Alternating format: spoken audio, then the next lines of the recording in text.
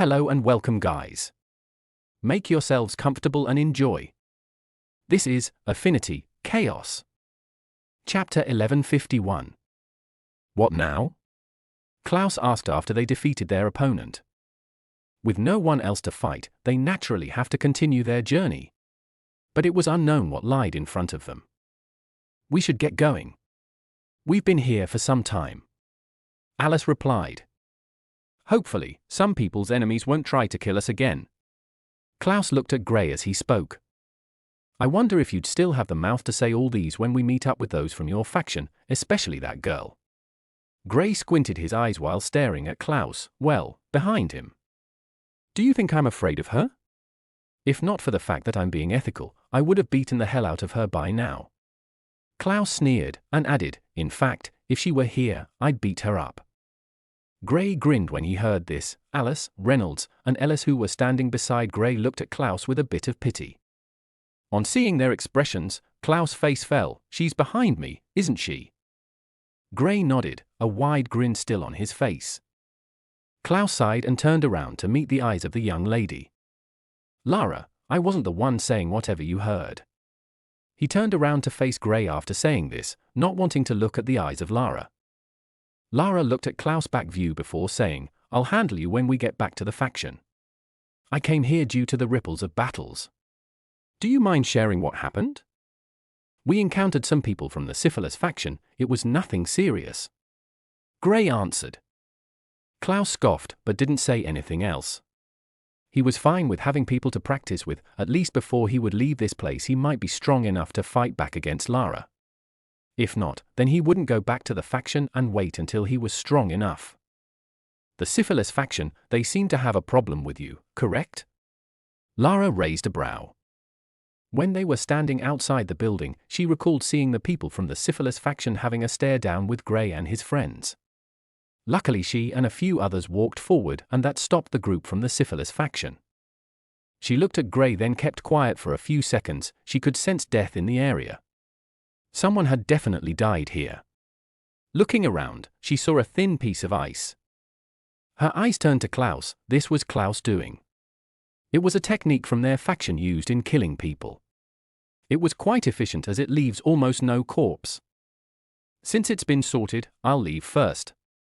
Lara didn't stay longer, nor did she try to travel with the group. She was only familiar with Klaus, and she wasn't really in good terms with Klaus. Her figure soon disappeared and Klaus heaved a sigh of relief.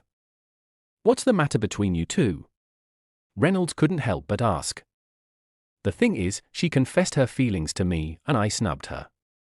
Klaus gave a cheeky laugh. To his surprise, the other were laughing. He was a bit confused and couldn't help but say, I'm only bullshitting. He paused, and seeing their expressions, he couldn't help but frown. She's behind me again, right? They nodded, with Gray and Reynolds bursting out in laughter. What's with you and appearing behind me? Klaus turned around in annoyance. His facial expression changed when he realized he was only talking to thin air. There was no one behind him. F***CKU, Gray. He cursed, knowing it was Gray's idea to mess with him. The group laughed as they continued their journey further into the place. On another location, the old man looked at the screen in front of him and the group advancing. He couldn't help but shake his head. It's all up to fate now. If they still aren't able to inherit it before these monsters gets there, then there's nothing I can do. He muttered before shutting his eyes. In the space Gray and his friends were located. Deep in the place, a large building could be seen standing tall. It was the only building in the area. A group of people could be seen walking out of the building, showing signs of frustration. Doesn't this mean only she will get the inheritance? A young man asked, annoyed. The old man could give just one person access to the array while the others have to go through the challenge. The faction leader picked his daughter. We'll have to deal with that. Another person said. From the symbol in these people's clothes, it was easy to guess that they were from the Heavenly Fate faction. When they entered this place the first time, they were able to speak with the projection of the old man. Surprisingly, they seemed to have some sort of connection to the Twilight faction, as a member of the faction was the one who started the Heavenly Fate faction. But this member was only a normal member and didn't have access to the top techniques of the Twilight faction. He was a genius in his own right and was able to create the powerful Heavenly Fate faction from scratch with the little he learned himself. The old man agreed to let them learn the core techniques of the Twilight faction, but given the rules of this place, he could only let one person enter. It's up to the person if they wanted to teach others. It's unfair. I'm better than her. I should have been the one there. The young man clenched his fists. It doesn't matter. Let's just guard this place and wait for her to completely accept the inheritance. Another person said. They couldn't hide the fact that they were annoyed with what was happening, but there was nothing they could do. The daughter of the faction leader was not ordinary, she had extraordinary talent and it was right for her to acquire these things. I'm going to try it out again. No matter what, I'll pass through it. The first young man went back into the building. The others looked at each other and decided to sit down outside. They weren't like the young man who didn't know when to give up. Since entering this place, they've been trying to pass through the challenge, but the array was too intricate, and no matter how hard they tried, they couldn't get past it. The only fortunate thing was that it was pretty much harmless. A few thousand meters away from the group, Gray and his friends were casually strolling, talking and laughing. They were still moved when Void paused mid-flight. There's something up ahead. His ears perked up and his eyes glowed with a fascinating light. Gray and the others looked in front of them and couldn't see anything. What's that, Void? Gray asked. Void's knack for treasure was well known by the others except a few. I don't know what it is, but there's something good in front of us. I can feel it. Void started getting excited. Gray's eyes lit up. Void being this excited meant only one thing, a good treasure. Void had very high standards when it came to treasures. Well, unless they are shiny, then he didn't have any problems with picking useless things. But on occasions like this, he always tends to find unimaginable treasures. The group started to follow Void's lead as they headed towards the building they couldn't see. As they got close to the place, the visage of the incomparably huge building started to show. Not just that, but a group of 6 walked over. You're not welcomed here, leave. One of the young men said as they blocked the path of Gray's group. People from Heavenly Fate? Kyle asked. He could see the symbol, but he wanted to be sure. The group of 6 nodded. Gray, there's something good inside. I'm going, we'll see later. Void's voice echoed in Gray's head and he vanished. With his small size, the group of 6 didn't even see him in the first place. Crap! Wait for me! Gray screamed out. He didn't want to miss out on this treasure. He didn't care about these people from the Heavenly Fate faction. After all, they were not the owners of this place. Gray took a step and the people from the Heavenly Fate faction frowned and one of them sent a warning strike. The strike hit the place Gray wanted to place his foot. He retracted it and looked at the faces of the people. They were all in the elemental venerable plane. The one with the lowest stage was in the 3rd stage, the others were already in the mid-stages of the elemental venerable plane. Don't take another step. A young man in the 6th stage of the elemental venerable plane said in a cold voice. There's something there I need. I don't have any time to talk to you. Gray was direct. Kyle couldn't help but walk closer to Gray and whisper, offending the Heavenly Fate faction for a treasure isn't wise. Since they are here means it was their target. Chapter 1152. Gray took a glance at Kyle, not responding to what he was saying. Are you moving or not? He looked at the young man from the Heavenly Fate faction coldly. I'd listen to your friend if I were you. The young man said. He had already sensed Gray's cultivation realm and knew he was stronger, so he didn't feel bothered. The only person he felt threatened by was Ellis, but Ellis wasn't making any moves, and from how Gray was the one standing in front of the group, he presumed he was the leader of the group. Are you moving? I'll not ask again. Gray asked once again, his aura incomparably calm. If not for the fact that they knew he was an elementalist, they would have thought he was a normal person. The young man felt a bit threatened by Gray's somewhat calm manner after giving a threat. He looked at Gray and paused. After a while he said coolly, I don't want to make an enemy of you. This place is off limits to others. It will be wise if you try not to go in. Gray looked at him, not making any moves. He was caught between 2 choices. One, making an enemy of the Heavenly Fate faction, the other was to lose out on something Void tagged as great. If he didn't at least see it, he wouldn't be satisfied. I already have so many enemies, adding one more shouldn't be too big of a deal, he thought to himself. But then again, this would make it easier for him to die since the people trying to kill him would increase exponentially. One has to know that the Heavenly Fate faction are quite famous, and given them being tagged as the #1 light element faction, they had a good relationship with multiple top factions. The Dawson family and the Perman faction wouldn't be able to deal with so many enemies, at least not for a long period. He couldn't help but give a sigh while taking a look at the others beside him. If he walked in, he wouldn't be the only one affected by the conflict. The others who were innocent would also have to bear the brunt of this. Fine. Gray didn't stay there anymore, turning around to leave with the others. It's good that you listened, Kyle said. The others nodded as well, feeling a bit relieved. Of course, not all of them were bothered. Klaus had no issues with having any form of conflict with the Heavenly Fate faction, but he still liked the fact that Gray put them first and didn't try to have any problems with them. After the group moved some meters away, Gray stopped. I knew you were not going to give up on it, Klaus said. What? I just want to take a look, Gray replied with an innocent expression. What happens when they find you? Alice asked. They won't. Gray brought out a mask and wore it before changing his clothes. The others were stunned when they saw his clothes changing while he was still wearing it. This was one of the abilities of the armor he was wearing. After changing his attire, Gray's figure vanished from the spot. Is he always this troublesome? Ellis asked. Well, when he's not unknowingly offending empires, he's knowingly doing it, Klaus said. So in general, he has always been like this? Ellis asked. Klaus and the others nodded. Since Gray got into cultivation, his journey can't be called smooth. First off, he didn't have any elements from the start, then he got 2, then after going to the trial land, he got a treasure that made him the public enemy of the entire Azure continent. Even after coming to the Aurora continent, he had been offending one person or another. I guess such a genius can never have an easy run. Ellis sighed with a shake of his head. Yeah. The others nodded. No one could deny the fact that Gray was a genius amongst geniuses. Inside the building, Gray appeared close to Void and the bunny leader.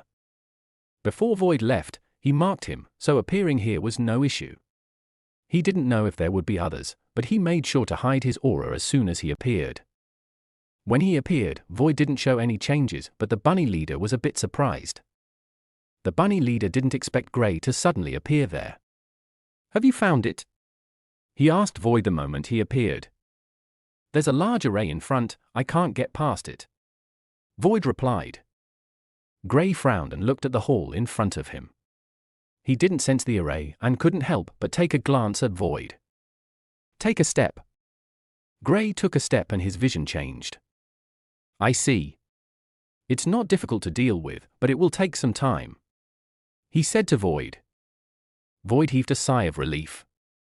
This was why he was waiting for Gray. Gray was a genius when it came to arrays, and Void knew of this. As long as it's an array, even the one he didn't know, he would think of a way to break through it. The bunny leader didn't think Gray would be able to break through it. But seeing Void's confidence, it felt a bit optimistic. Can they see us from outside? Gray asked. No, I think there's one guy inside. But he can't get through the array, Void replied. Gray looked at the array in front of him and couldn't help but take a deep breath. This array was more complex than any other array he had laid his eyes on. He knew it wouldn't be easy for him to break through it. He immediately got to work and started to feel the array out. The first thing he needed to do was to get accustomed to the array and know the ins and outs of it. Once he has done that, then handling it would be an easy thing for him. A few minutes went by without Gray talking to either Void nor the bunny leader. They were still trying to understand what was happening when Gray suddenly opened his eyes. I think I can break it, he muttered. He immediately got to work on the array, trying to break it with what he had learned on it. The little time he used wasn't enough and he failed. The trio was kicked out of the array and could only look at it from the side. Let's go again. I can get past it, Gray said and entered the array once again. He didn't feel too much pressure. When he was trying to get past it a few moments ago, he was able to get past the early stages of it and get to the middle stages, so he knew that he could get past it. Void and the bunny leader didn't know of this, but they followed him back into the place since they knew he was their only hope of entering it. The moment Gray entered the array, a young man appeared outside the array. It was the young man from the Heavenly Fate faction who was trying to get into the place. Damn it! I can't even get past it now. The young man was pissed. He had tried getting past this stage on a couple of occasions and had failed. Even till now, he was unable to get past it. He didn't want to try again since he knew no matter how much he tried, he wouldn't be able to get past it. With so many attempts, he had only gotten to the middle of it. How can an array be this difficult? He was upset. He could only give up and step outside the place, walking back to the group of 6 standing outside. When they saw his expression, they knew he had failed and couldn't help but shake their heads. Just give up. Hopefully the faction leader gives us a chance at them, the young man in the 6th stage said. The young man who just came out of the building snorted but didn't give them any reply. He sat down on the side. I'm not going to give up. I'll still try until she comes out. The others sighed. Since he wanted this, then they would let him do whatever he wished. This wasn't what they wanted in the first place. Although they wanted to go in, there was nothing they could do. While they were discussing the issue with the young man, Gray had been tossed out once again. This time he was able to advance further with cracking the array, but he was unable to get to the last part of it. Damn it! Void, it's not going to be easy. Are you sure it's worth it? He couldn't help but ask again. You wouldn't regret it, Void replied. Gray gritted his teeth. The complexity of the array was far greater than he imagined. Chapter 1153. Phew. Gray breathed a sigh of relief. He took a glance at Void, who was standing on his shoulder, and said, "See, done." Void didn't say anything as he looked at the building. It took a little longer than he thought, but he couldn't complain since without Gray there was no way he would have been able to enter this place. The bunny leader was amazed at Gray's unique abilities. The fact that Gray could break through this array showed how proficient he was with arrays. This wasn't an easy array to break, but Gray managed to do it, which came as a shock to it. It had been traveling with Gray for a while now, but it still isn't aware of Gray's depth. It's like whenever he thinks he knows Gray, Gray would do something that goes above its expectations. Come on, someone is taking something of yours, Void said. Something of mine? Gray looked at him, a bit confused. Yes, something of yours. Gray didn't dally any longer and walked past the hall, entering a passageway. He looked at it for some time before sensing where what Void was talking about was located. Well, it wasn't really hard to find given the fact that there was a room exuding brilliant light. If there was any treasure in this place, it was definitely in there. Gray carefully walked over, and when he got to the door, he slowly opened it halfway and took a peek inside. Inside the room, a young lady could be seen sitting down on a futon, absorbing a glowing orb that was floating in front of her. That's definitely something nice. It looks like an inheritance, he thought to himself. He felt his shoulder become lighter. Both Void and the bunny leader were nowhere to be seen. He looked inside the room and didn't catch a glimpse of either of them. This meant they had most likely gone to another room. This place is more important to me. I'll take this and leave, he thought to himself. Whatever Void and the bunny leader were doing was none of his concern for now. Maybe when he was done with taking this he would meet up with them. While looking at the young lady, he couldn't help but recall the last time he saw a scene like this. I wonder if he's living peacefully in the Azure continent? The person he recalled was the first genius he encountered during his cultivation journey. When he went for his first test and didn't have any affinity with any element, he wasn't the star at that day. There was a young man who took the spotlight. Jonas Giles, the fire elementalist with purple grade. At first, it looked like they were going to be rivals since they both joined rival academies and everything, but by the time they encountered each other, he was already leagues above Jonas. While in the trial land, he encountered Jonas obtaining an inheritance, just like this young lady, but he didn't try to snatch the opportunity due to the fact that they were acquainted and he was the only one he knew from Red City who was actually strong, other than his parents. This case, however, is completely different from that one. First off, he didn't know who this young lady was, and he needed to grow as fast as he could. The more things he could get from places like this, the better it was for him. An entire race, which was stronger than the human race, wanted him dead. He was enemies with over 3 top factions and families. If he were to add the enemies of his father to it, then the list just grows longer. For now, his father and a few people could still hold up the sky for him, but it wouldn't be enough in a few years' time. So he wanted to make sure he depended on himself. He had been like this since the Azure continent, and he would like to continue in that manner.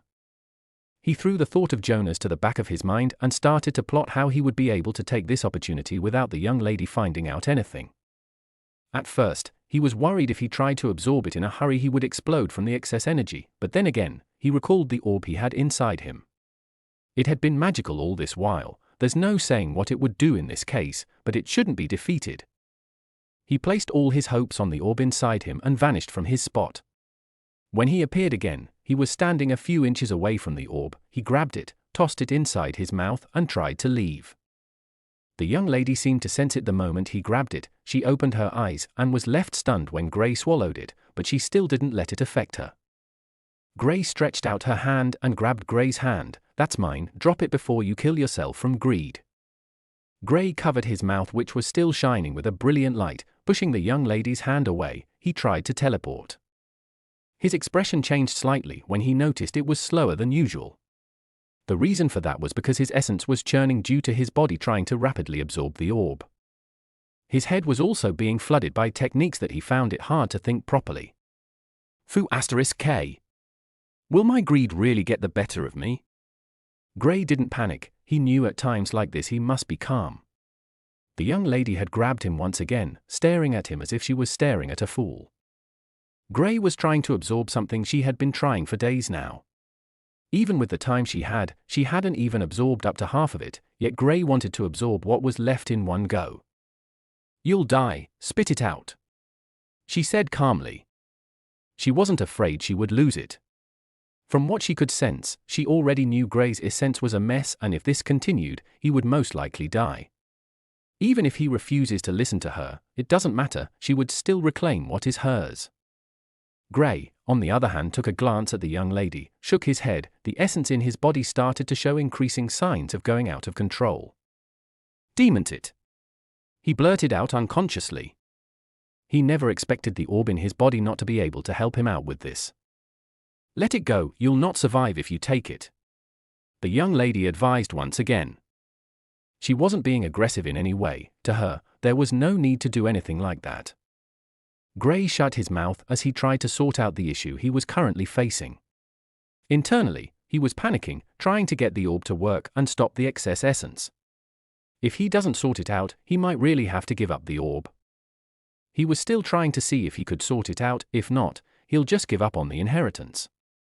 Although he wanted to grow strong as soon as he could, he didn't want to die doing that. While Gray was somewhat fighting for his life, the projection of the old man had his mouth wide open. "What the hell is wrong with that kid?" he couldn't help but ask after some time. He had been watching every step Gray had taken since he entered that area. Of course, he didn't try to stop him anymore since his previous attempts had failed. But never would he have thought that Gray would actually swallow the orb the moment he saw it. He didn't know if Gray was being overwhelmed by greed or if he was genuinely stupid. From a distance, anyone could sense just how high the essence in that orb was. Yet Gray, someone the old man rated frighteningly high, didn't seem to sense it. It was absurd just thinking about it. A few seconds later, the old man's expression changed slightly. "Huh? How come he's still alive?" Although he could see that Gray was not doing fine, but given how things were, he was supposed to be dead, not feeling some sort of discomfort. One has to know that the young lady had been inside trying to absorb this thing since they located the building. The reason they couldn't enter the last time was because the old man could not completely break the rules, so some people had to at least get through some stages first.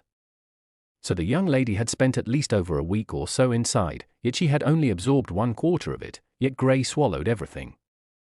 The young lady even had a higher cultivation base than Gray. What's really happening with that kid? Chapter 1154. While the old man and the young lady were stunned at Gray's stunning ability to actually survive the effects of the orb without exploding, Gray was fighting for his life. Even though he looked calm on the outside, he knew for a fact he might actually die. He was already caught in a predicament: either give up on it or try to hold on for as long as he could.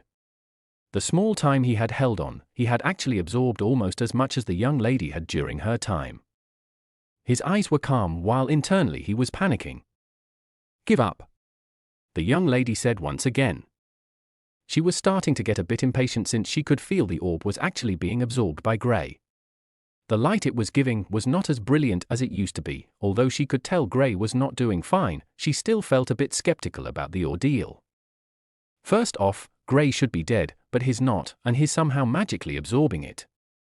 Second, in the short time of a minute or so, Gray had absorbed a large amount of it. If things continued in this manner, Gray might not die and she'll watch him absorb it within the next 5 minutes. "I'll attack you if you don't give up now," she warned. Seeing that Gray was showing no signs of wanting to give up, she attacked. A light beam shot at Gray. Gray tried to manipulate his elements so he could block the attack. Unfortunately, there was no way for him to do that.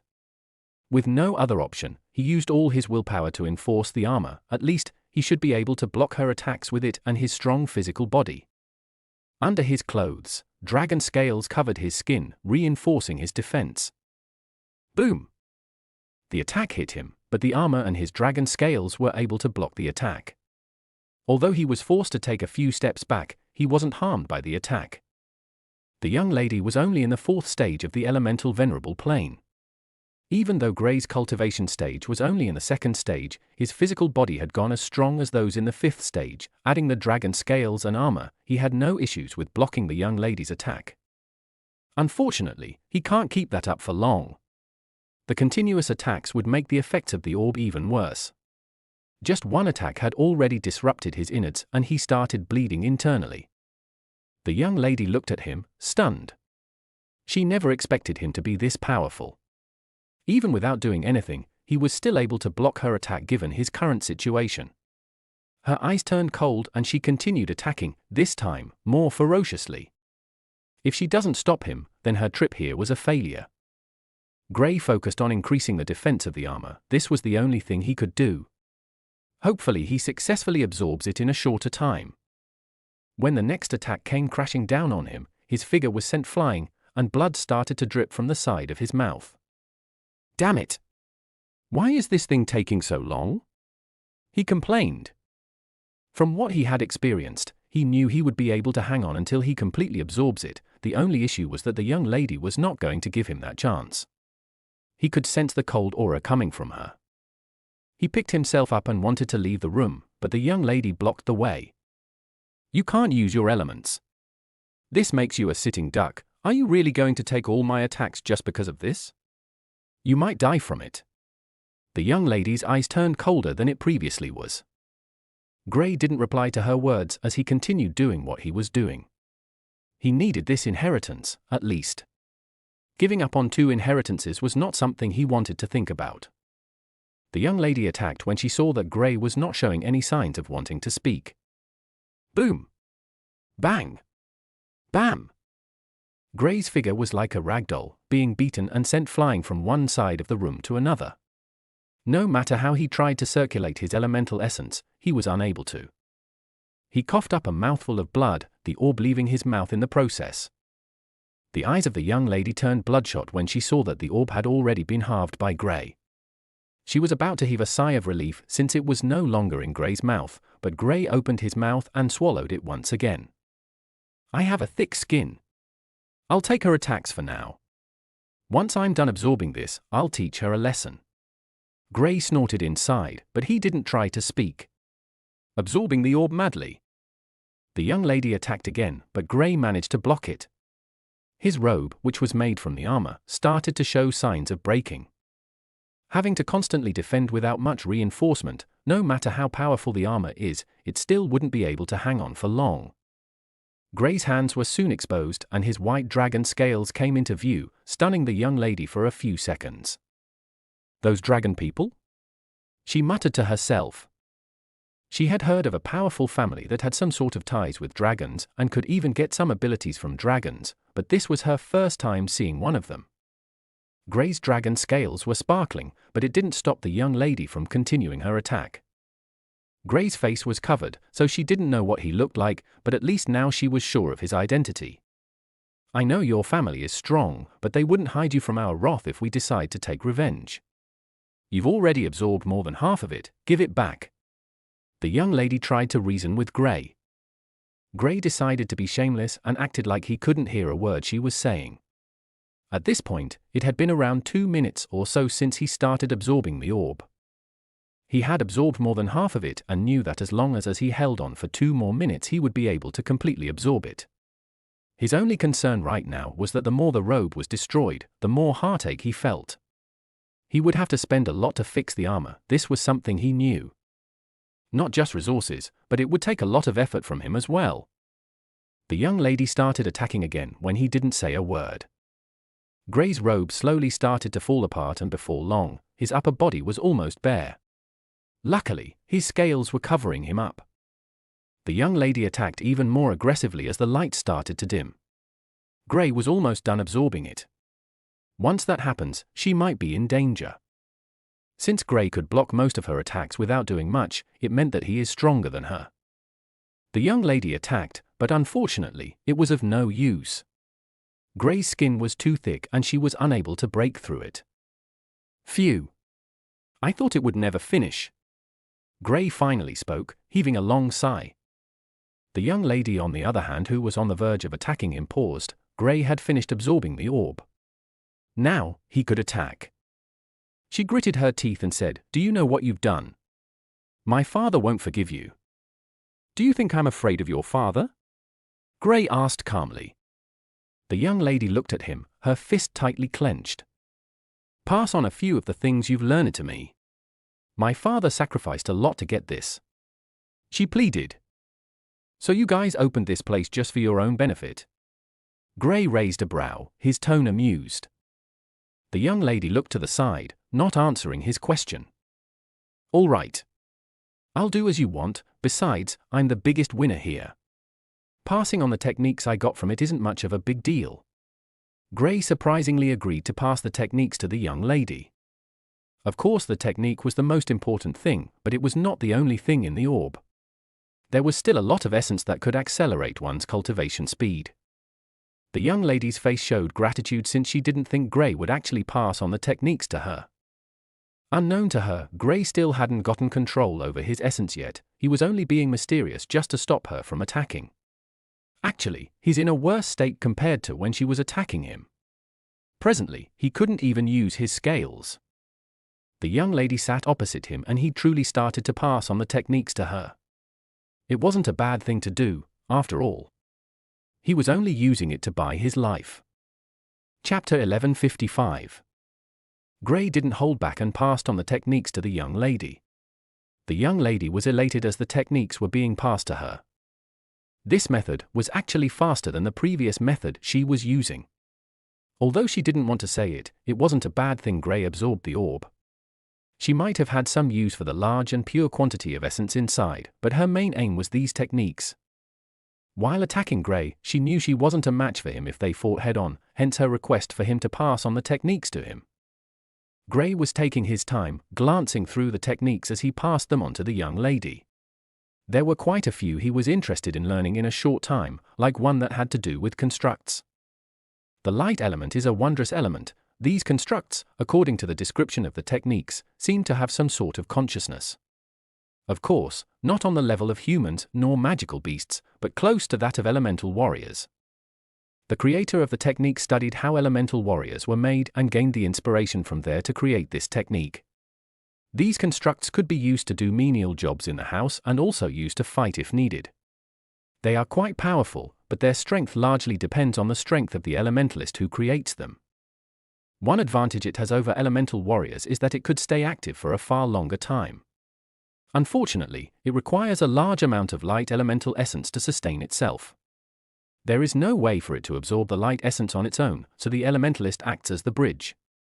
A reserve for elemental essence can be created inside the construct. This way, the elementalists would not have to constantly feed it. There were a few more attacking techniques amongst them. 30 minutes later. That's all, I'm leaving now. Gray still had his mask on. Although his clothes were partially destroyed, he made sure to always keep his face hidden. He already had enough enemies, adding the Heavenly Fate faction to it wouldn't be a good thing for him.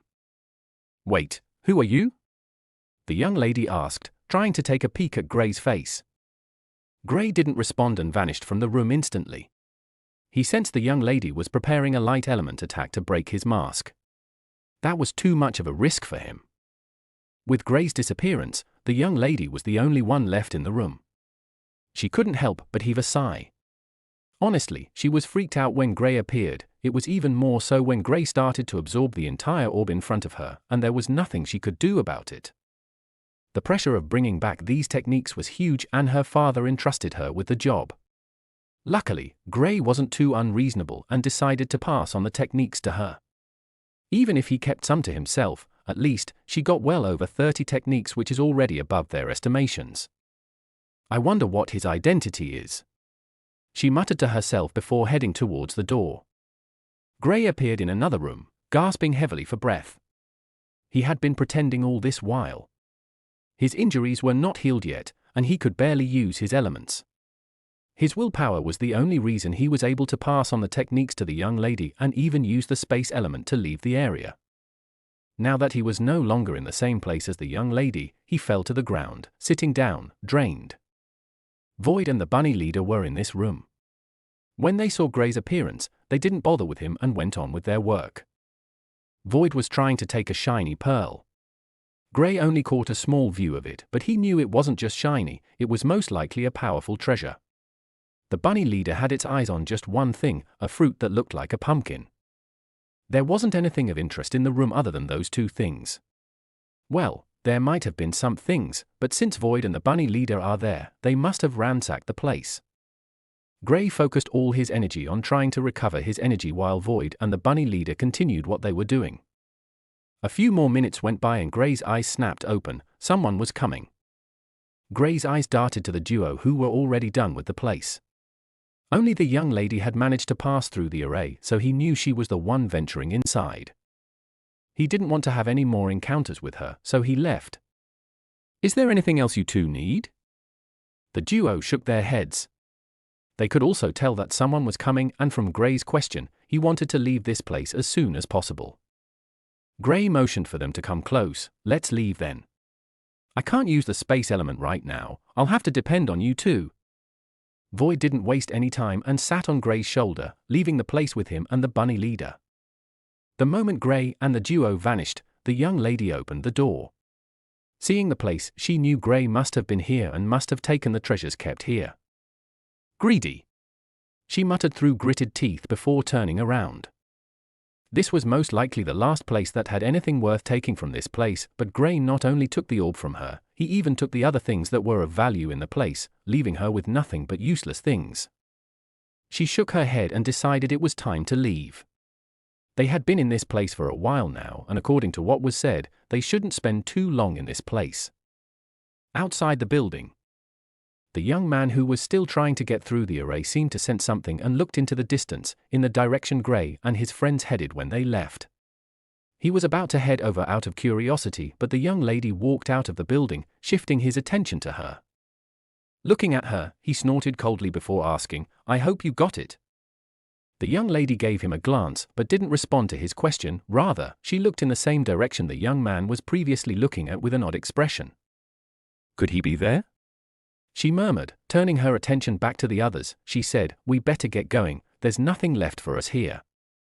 We brought people from all over the world to this place, yet we aren't even as fortunate as them to gain any reward." The young man from before commented coldly.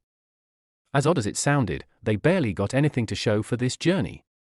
In fact, if not for the techniques the young lady acquired, this would have been a terrible expedition for them and a great loss for the faction, since they lost a few young geniuses while coming here. "We had a mission, since it has been achieved, we should leave."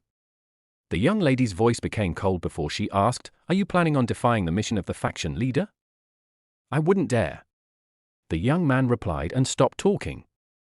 Even though his frustration was evident on his face, he knew better than to speak against the leader of the Heavenly Fate faction. The group from the Heavenly Fate faction left after this.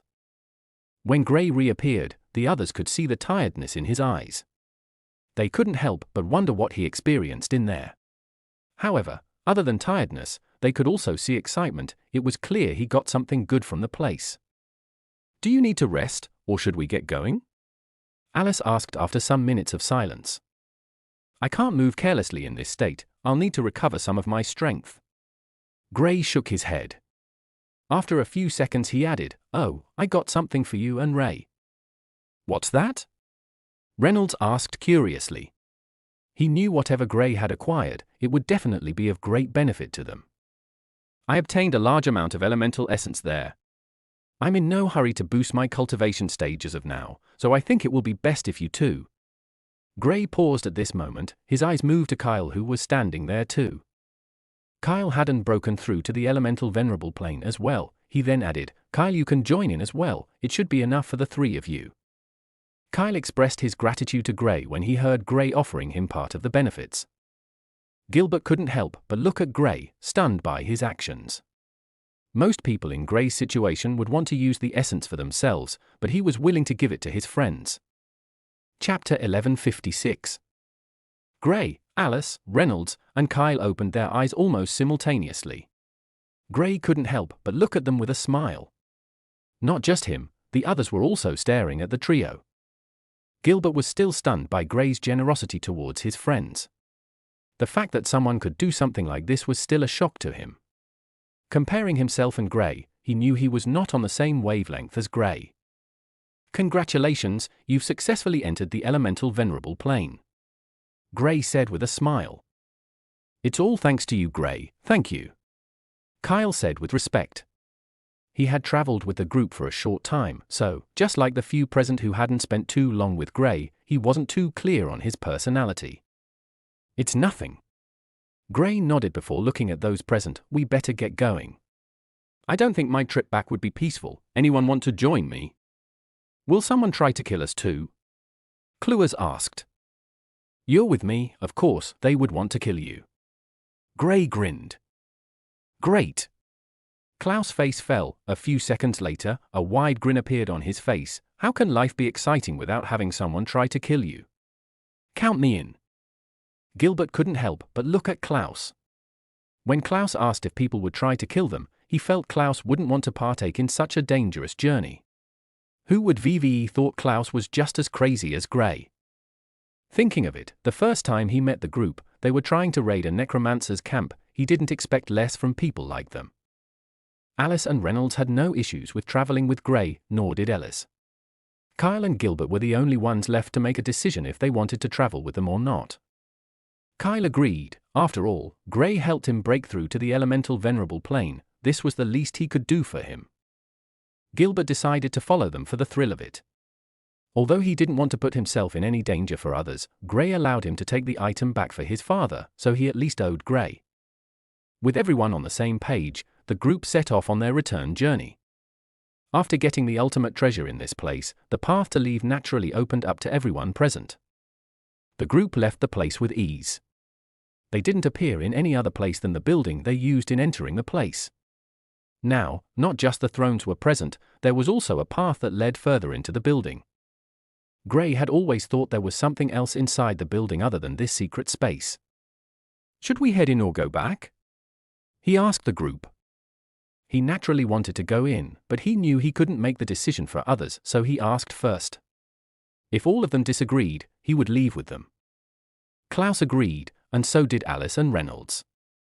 Gray didn't bother about Void and the bunny leader since they would go wherever he went.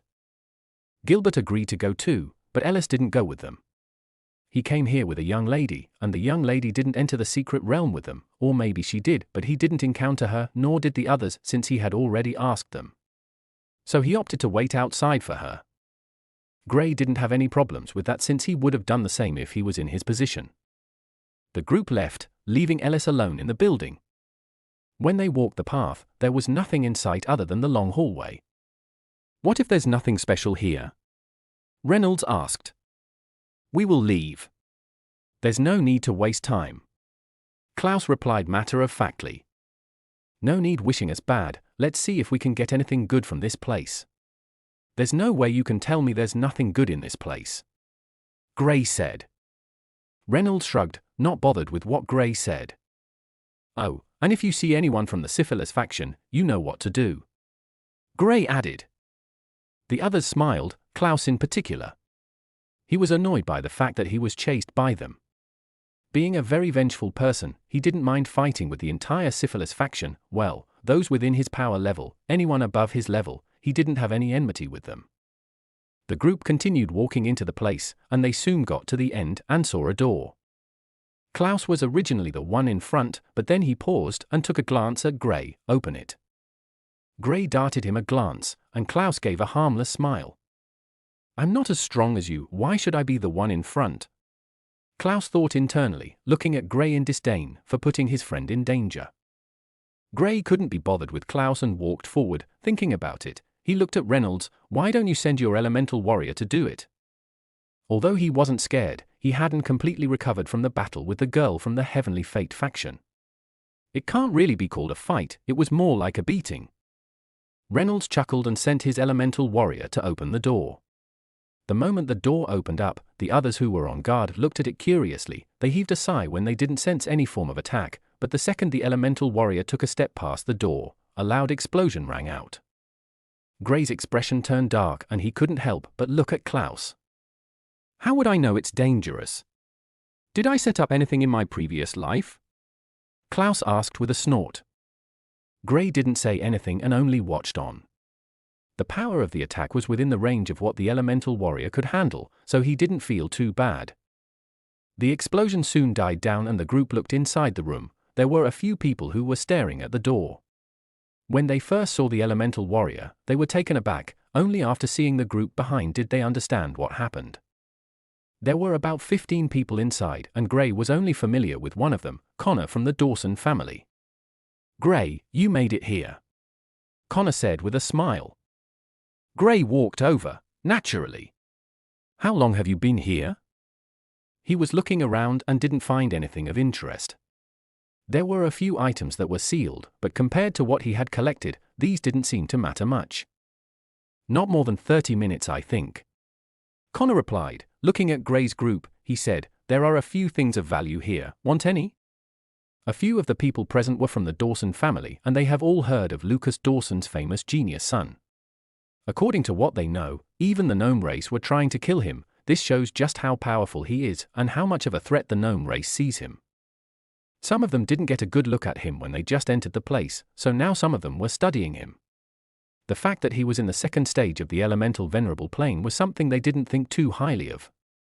If Gray had been in the 4th or 5th stage, they would have respected him, but they were basically in the same stage. Why would they show a large respect for someone in the same stage? If not for the fact that he was the son of the legendary Lucas Dawson, they would have even spared him a glance. Gray didn't bother with them and focused his attention on the things around. He looked at those behind him and none of them was showing any interest in any of the things.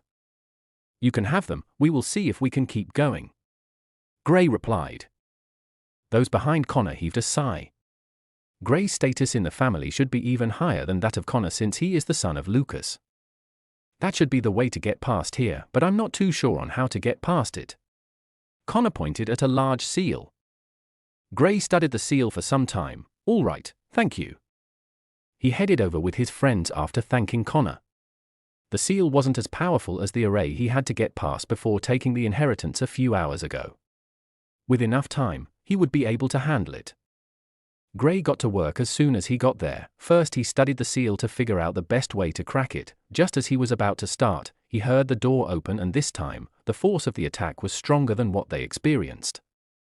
The person behind the door managed to block the attack and appeared before Gray. It was none other than the young lady from the Nether faction. I see, he muttered.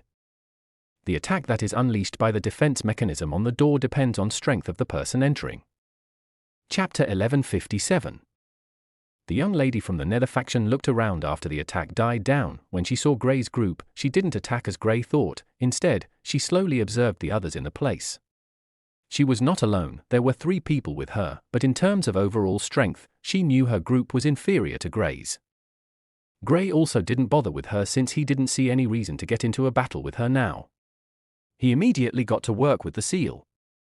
The seal would close automatically after creating an opening, so Gray wasn't bothered that others would benefit from his hard work. Before long, he cracked it, opening it for his group. He turned to Connor. "Are you coming?" Connor thought about it. He could sense that something was going on with Gray and the group of 4 who just entered the place. He looked at the others from the Dawson family and they all showed excited expressions. Since that place was sealed off, it meant it had things that were superior to the ones that were in this place. Connor nodded after seeing how eager the others were to get in. The son of the current family head was not present. If not, he might not have agreed to getting Gray's help. The group from the Dawson family stepped in. Gray threw a glance at the young lady before walking past the seal. The moment Gray walked past, one of the people Gray met there moved with lightning speed, trying to get into the small opening that was left since the opening was closing. Just when he was about to step in, a pale blue fireball exploded in front of his face, pushing him back. "Ah!" the young man yelled, not expecting an attack to suddenly come. He was hit unprepared. The young lady from the Nether faction heaved a sigh of relief. She was very familiar with those pale blue flames of Gray. "A cunning fellow, it's best we don't have any more encounters with him," she muttered. Unlike most of the people she had crossed paths with, Gray didn't rely on his superior abilities. He has a variety of ways to sort out each problem and he seems to almost always come out on top. This was a figure she would rather not make an enemy of since Gray held back from attacking her, then she would stop attacking him. Gray and his group appeared in another hallway, and unlike the previous one, there were multiple doors this time. Everyone headed to try out different doors, hoping they could find something good. Gray took Void and the bunny leader and walked further into the hallway. The duo were great with treasures, so he was sure the best things would be located by the duo. And his instincts weren't wrong. After walking past about 30 doors, Void and the bunny leader showed some reactions and darted for a brownish door that the wood seems to be decaying. When Gray got there, he was shocked by the state of the door. It was the only one in this condition, the others were in great condition. The decay power of the darkness element. He muttered after touching the door. He could sense that there used to be a seal on it, but it had been corroded to the extent of not being able to function any longer. Gray opened the door and stepped in. The first thing he saw were 2 dried-up corpses on the ground. "Stay sharp, there might be danger up ahead," he warned Void and the bunny leader.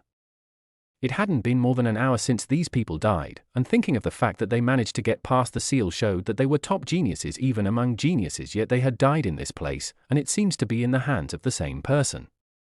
The room was quite large and there was another door on the side. Gray looked around but didn't find anything of value. The person who killed them must have taken the things. They turned their attention to the other door, which was in the same condition as the one they used in entering this place. He didn't speak much, preparing himself for a potentially dangerous battle forthcoming. When he opened the door, he saw a familiar figure. It was a little girl who was surrounded by 5 people in black cloaks. He recalled seeing this girl while they were in the secret realm, but at that time she was leaving the stage he appeared in. "I thought you would never come." The little girl giggled when she saw Gray. "Necromancer?" Gray asked a straightforward question. "What do you think?" the girl asked. "You're here for me?" Gray asked another question. The girl's reply was the same as the first time. "What do you think?" Gray didn't ask any more questions and studied the figures covered in cloaks standing around the girl. They were standing in a particularly odd formation which made Gray a bit apprehensive. "Kill him," the little girl said casually. The 5 figures covered in cloaks didn't say anything and attacked Gray immediately. Gray was already prepared for an attack from them. Sensing their cultivation stages, he heaved a sigh of relief. They were all in the 3rd stage of the elemental venerable plane.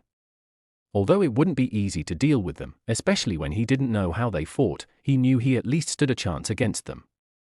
The 5 cloaked figures surrounded Gray and all sent out black palms. When Gray sensed the threat of the astonishing level of decay in their palms, he was slightly frightened. He knew not to allow these palms to touch him. Even if he had increased the usage of his light element, it would be had to fend off against all 5 of them at the same time. His armor had slightly recovered thanks to him feeding it with some of the essence he got from the orb. Using the armor and his dragon scales, he blocked the palms. He held onto one of the palms and dragged the person close to him, releasing a punch on the chest of the figure. The figure was sent flying, disrupting the formation of the group. Gray noticed the cultivation stage of each of them dropped by a stage, going to the second stage of the elemental venerable plane. No wonder. Such a nice array. He couldn't help but praise. Being an array fanatic, he was intrigued at how they managed to do this. He knew of arrays that could increase the power of an individual if multiple people use it, but he wasn't too familiar with one that would collectively increase the strength of everyone on the formation. The girl looked on with intrigue, not showing any signs of being worried. Void, keep an eye on her. Gray didn't allow Void to fight now. He was hoping to keep him a secret weapon that would help him in case things went south. Given how calm the girl was, he knew she wasn't afraid in the least bit. The other 4 figures didn't bother about the one sent flying. They each started to attack with the darkness element. Gray blocked the attacks, but was pushed back. When he saw that the cloaked figure he sent flying was heading back to the formation, he vanished and appeared close to the figure, striking out another powerful punch. The figure didn't take the blow without doing anything like the last time. Seeing the fist coming, the figure raised an arm and blocked the fist. Gray imbued the fire element in his fist, so when the blow connected, the cloak on the figure's arm caught fire and Gray saw a black hand beneath the burnt cloak. "What are you?" Gray couldn't help but ask. The hand was stronger than that of a normal elementalist, and it made Gray think otherwise. However, compared to the usual puppets he fought against, there wasn't any form of darkness controlling them. Gray had tried to break the connection of the girl and these puppets. He originally felt they were puppets after confirming the girl was a necromancer, but he was disappointed when he couldn't. He tried to look into the face of the figure, but the cloak covered it completely and all he could see was unending darkness. He opened his mouth and spat out a stream of fire. Since he was the same height as the figure, he aimed it at the face. The figure tried to retreat, but Gray held on and didn't let go. The flames destroyed the cloak covering the figure's face, and Gray was met with something he had never seen before. He didn't know if the person was alive or dead, but all he could see was a hairless black face with glowing golden eyes that looked like golden flames. Chapter 1158. This is different from the previous ones. Are they alive? Gray turned his attention to the girl, holding the figure by the throat and lifting it up. He was able to easily block it from using any form of elemental attack, and he had superior physical strength. The figure struggled but couldn't escape from Gray's grasp.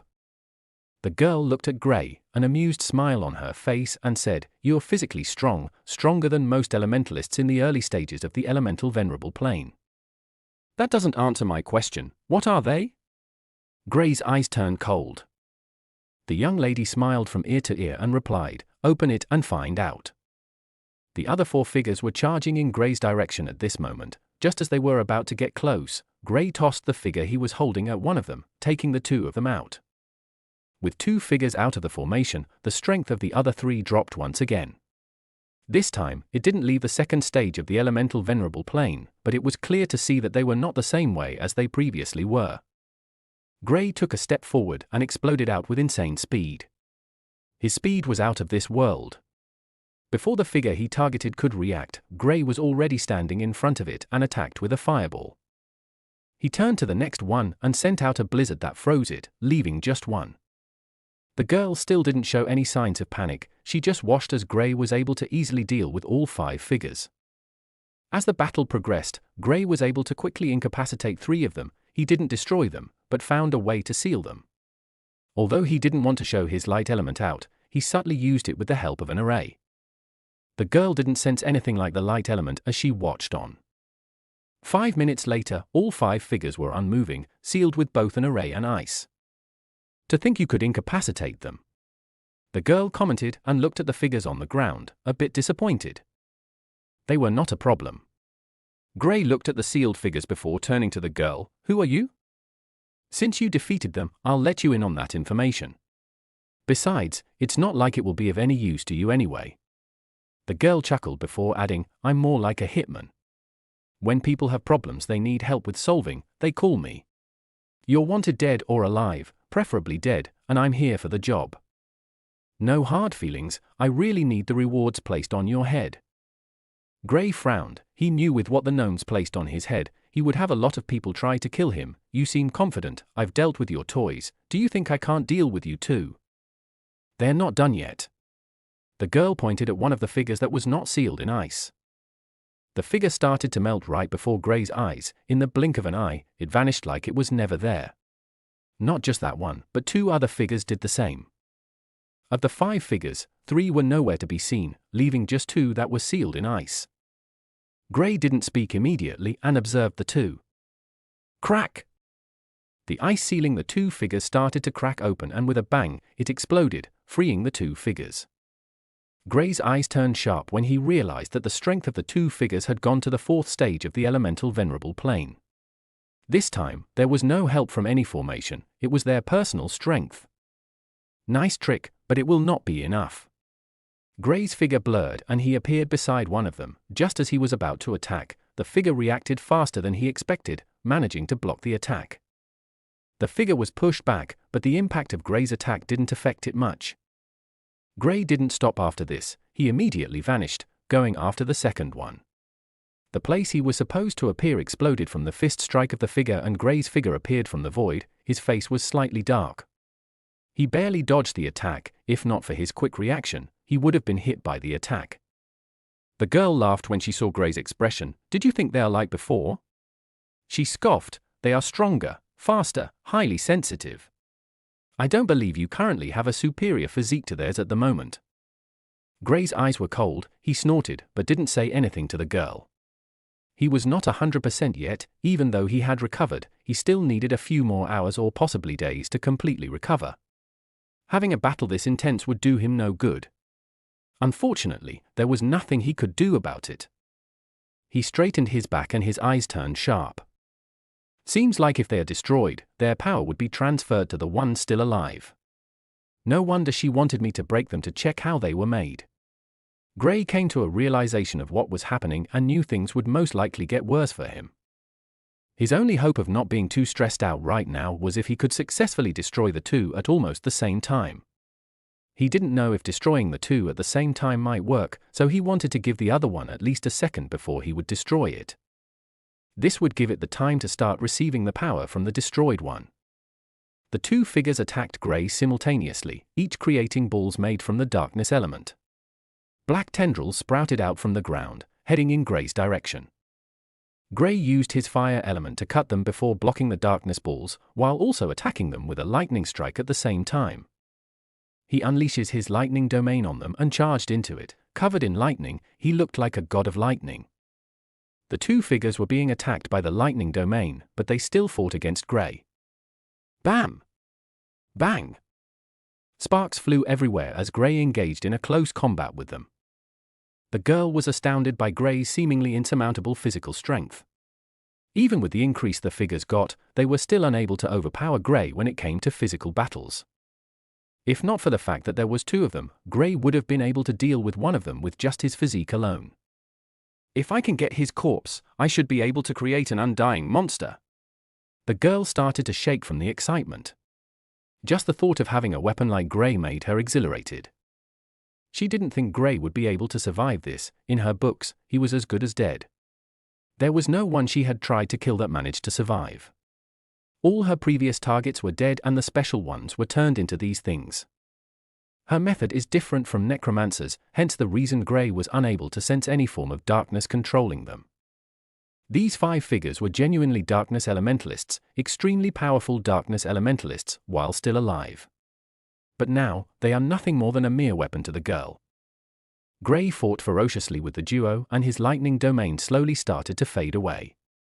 Maintaining it for too long is not something he could do at the moment, and he also wanted to switch. The figures were still fighting when a bone-chilling cold spread across the place. After Gray's trip in the secret realm, his ice ability had increased by a lot. Adding his freezing flame to it, it was a powerful combination. Ice started to show signs on the body of the 2 figures, but they used the darkness element to stop it. Gray switched to the water element, making it harder for the duo to fight against the cold. Their bodies started to freeze at a quicker pace. The girl saw this from the outside and frowned, but she didn't make any movements. She stayed in the same position, watching on. Gray drew close to one of them, and just as he was about to punch it, the freezing cold got stronger there, and the figure started to freeze up faster. The other figure was heading in the direction Gray was, hoping to stop Gray. It was just about to attack when the flames in its eyes died out. It was almost instantaneous.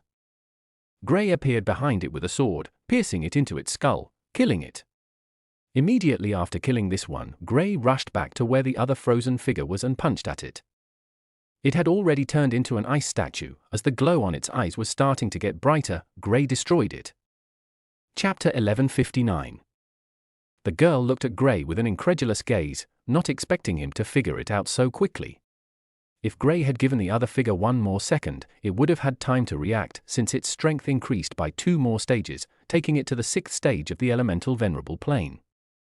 No matter how powerful Gray was, there was no way he would be able to deal with a 6th stage elemental venerable unscathed. From Gray's current appearance, it was easy to see that he was a bit stressed from the battle, but he was able to win in the end, which was all that mattered. "What will you do now?" Gray turned to the girl with a calm expression. "You don't think they were my only toys, do you?"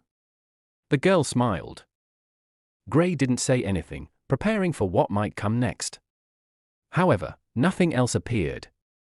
He couldn't help but look at the girl, foreboding something stronger was going to appear. The girl laughed when she saw Gray's expectant gaze. "Ha ha, actually, those are my strongest toys, but not my strongest form of attack. I was only buying time to absorb the power back." The girl, who didn't seem to have any aura of an elementalist, suddenly exploded. She was quite small, not up to 4 feet tall, yet her small body suddenly seemed to amass unimaginable strength, shocking Gray. Gray never expected the little girl would be the one to get all the strength after the toys were broken. With what he had experienced from destroying them, they seemed to be able to increase the strength of the next user by at least 1 stage or more. If the little girl's strength went above the 6th stage, Gray would be in a whole lot of trouble. Fighting against someone like this wouldn't have put any pressure on him previously, but that was because he still had access to the fusion state. Now, he couldn't use the fusion state. Although he had learned more powerful attacks, he was still not on the level when he could climb 5 stages. "Void, get ready to join the fight." He didn't dare to overestimate himself, he knew his limits. Void nodded, prepared to fight. Compared to Gray, he was a bit stronger. Well, not entirely, but he could fight against Gray on his own. The bunny leader wasn't invited to this battle. First off, it didn't like fighting and relied heavily on those around him. Not just that, but it was still in the early stages of the 7th rank, unlike Void, who had gotten to the mid stages. The aura of the little girl got to the 6th stage, and just as it was about to go past the 6th stage, Gray noticed she stopped it. Only then did he recall about the restrictions in this place. As long as the little girl got past the 6th stage, then she would be attacked by the huge array in this place. "I see, you can't go past the 6th stage," he commented. "It doesn't matter, I can still deal with you in this state, it's nothing much," the girl replied nonchalantly. Gray smiled but didn't say anything else. The little girl was pretty confident in her abilities, and he knew he couldn't underestimate her. The moment the girl said this, she made her move. Her body was covered with a tornado, and a powerful gust appeared in the room. Even though the room was quite big, the gust seemed to be able to destroy everything present. The destructive wind came with powerful wind blades that flew everywhere, cutting down everything in their path. Gray created an ice dome, protecting himself from the wind blades. The ice dome soon started to show signs of cracks.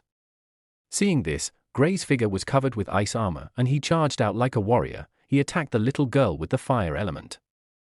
The little girl stretched her hand, and a powerful breeze blew the fire attack away. It crashed into the wall, leaving only a mark on it. Gray tried to use the space element to attack her, but the little girl sensed it and moved from the location, dodging the spatial slash. The little girl opened her arm and a black orb floated out. It shot at Gray with shocking speed. Gray reacted abruptly, blocking it with an ice wall, but the wall couldn't stand the attack and crumbled to the ground. But it managed to stop it for a second, giving Gray the opportunity he needed to escape with the space element. When he appeared, the girl attacked once again. This time, she sent out an arrow made with the light element. The speed of this attack was far more than what Gray could handle at the moment. He fortified all his defenses and took the attack. Boom! Gray's figure was sent flying by the impact of the attack. He was stunned that the girl had both the light and darkness elements. It was a rare combination. Seeing Gray's look, the girl smiled with a proud expression. I can use as many as 5 elements. I heard you also have a good variety as well. Gray didn't say anything. He had used 4 elements already, and to be honest, he wasn't too confident in defeating this girl. If he showed more elements, he might be in trouble. At most, he can still show his earth element, but that was the most he could do. He looked at the girl with a serious expression and muttered to himself with a sigh, this will be tough. The girl seemed to hear it and burst out laughing. Her cute voice didn't seem as pleasant as it was supposed to sound since she was trying to kill Gray. A large wind blade struck Gray's position, but he managed to dodge it by a hair's breadth, attacking with the fusion orb. He didn't have the time to tweak it. The normal fusion orb was quite powerful. The girl, who had always had a calm expression all this while, couldn't help but take another glance at Gray. She threw another black orb made from the darkness element at it. The two collided and a powerful explosion rang out, rocking the room. Gray and the girl stood on opposite sides, looking at each other. They protected themselves from the impact of the explosion, else they would have been injured from it. What secrets does your body hold? That attack is not something I've seen before. The girl's eyes narrowed to a slit as she asked. Gray couldn't be bothered to answer her. He was thinking of ways to either defeat her or call for help. Ellis was in the 5th stage of the elemental venerable plane. With his help, he had confidence in defeating the girl. The young lady saw Gray's eyes and knew he was most likely thinking of a way to get help. You can get any help here. I've sealed up the place. For some reason, I was 100% certain you would come here. The girl attacked again after saying this. Gray didn't hold back and attacked immediately as well. The duo started exchanging attacks. This time, they were more ferocious. It was almost as if both had come to terms that only one of them could leave this place alive. A few minutes went by in a flash. On one side, there was a small figure who was overwhelming a figure bigger than her. Gray's figure was sent flying on so many occasions he lost count. The armor was starting to show signs of falling apart. Gray was slightly bleeding, but his eyes were still fierce. The girl was only slightly better than Gray, but she was still bleeding, and a slash could be seen in her left shoulder, running down to her lower back.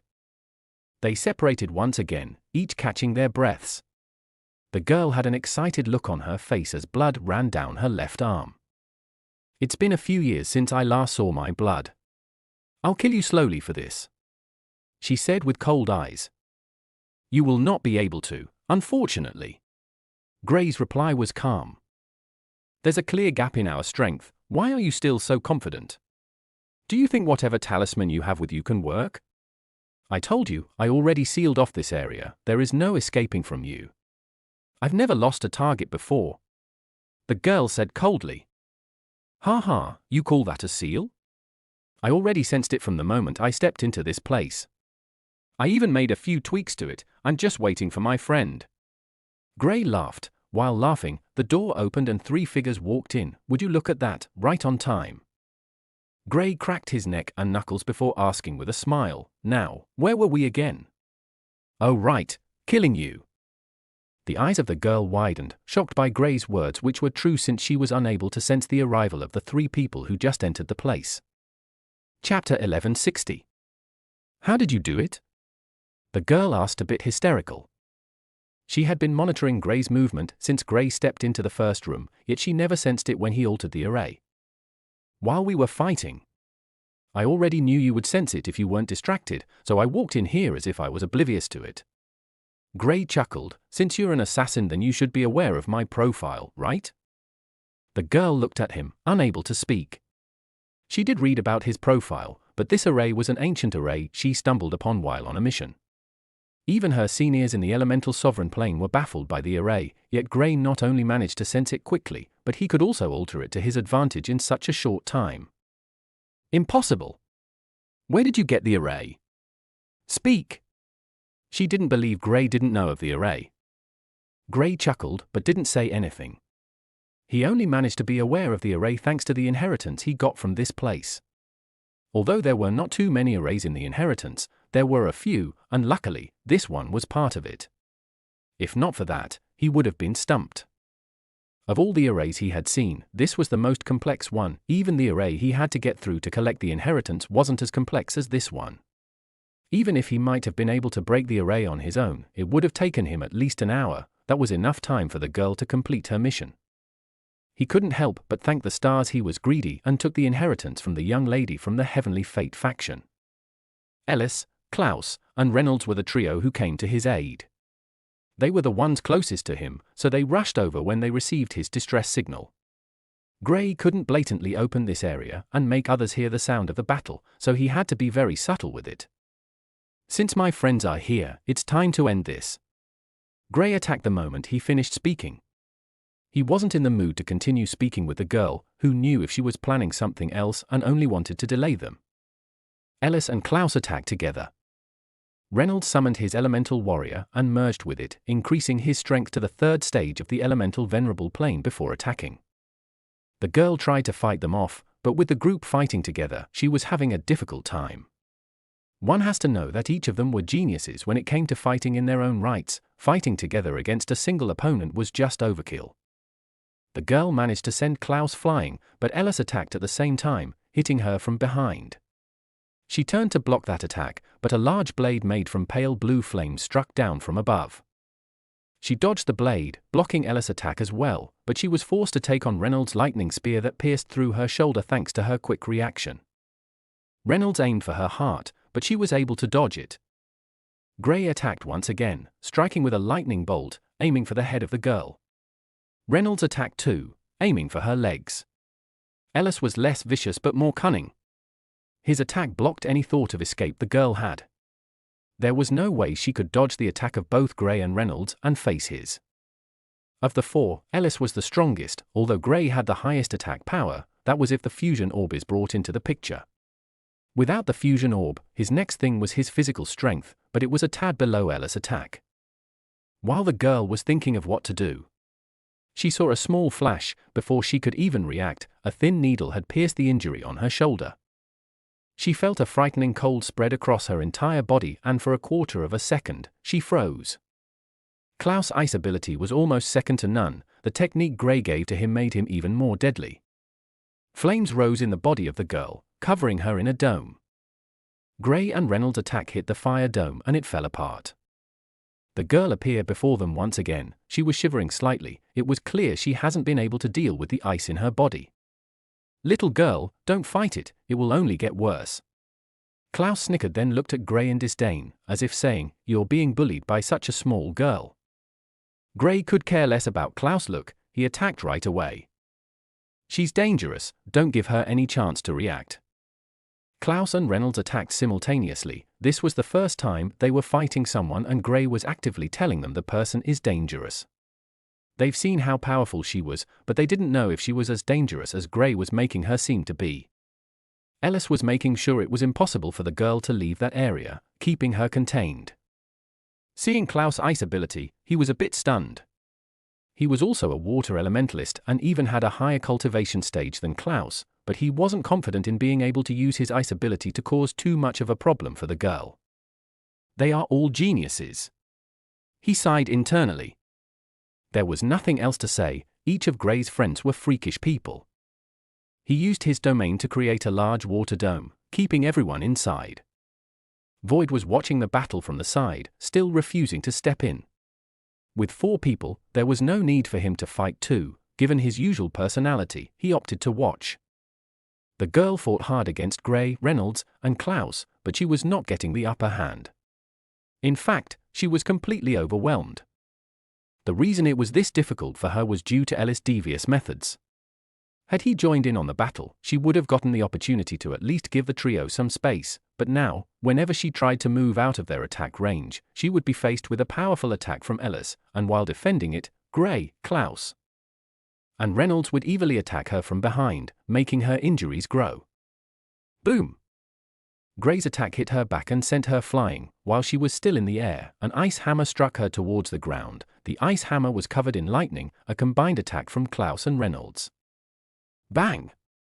She slammed into the ground, spitting out a mouthful of blood. Her body was riddled with injuries at this time, her eyes red. "Aren't you people ashamed?" attacking a small girl. She couldn't help but scream. We are a bunch of shameless guys, using our superior numbers to beat you up. What can you do about it? Klaus said shamelessly. Gray looked at this side, trying to remove himself from what Klaus said. What are you doing? Weren't you the one who called us over? You even wanted everyone to come. Klaus looked at Gray in contempt. Gray shrugged. He looked at the girl with an indifferent eye. I don't allow people who want to kill me to live. Although it seems cruel, it's the reality of things. Since you want to kill me, then you should be prepared to die too. The girl looked at Gray with her red eyes. To be honest, she didn't want to die, she wasn't prepared for that yet. I'm the one who kills people, not the other way around. She muttered. Sorry, sweetheart, but life doesn't always go as we plan it. Klaus attacked, even before Gray did. The girl was already almost unable to put up any form of defense against them. Just as Klaus' attack was about to hit her, her figure blinked and she vanished. F***CK. She said she had 5 elements. Gray exclaimed. The girl was using only 3 elements while fighting with him. Only after the others came did she add the fire element to it. He never thought the last element was the space element. They suddenly heard a scream from the void and the girl appeared once again, spitting out more blood. Her left arm and leg was completely gone and blood were dripping from them. Good job, Void. Gray said as Void came out from the same spatial tunnel the girl came out from. Void, who hadn't made a move all this while, was the one who reacted first, not only stopping the girl from leaving, but fatally injuring her as well. The girl looked at the small black cat in shock. If you had done your research, you would have known I have a very powerful cat with me, a space elementalist cat. Your lack of research is the cause of your death. Gray said calmly. Chapter 1161. You are hot in the market. Even if I fail, someone will still kill you. The girl said with blood dripping from her mouth. I'll scale through, just like I've done today. Gray replied calmly and ended the girl. There was no remorse in his eyes. Hot guy, guess there will be more people who will be trying to kill you.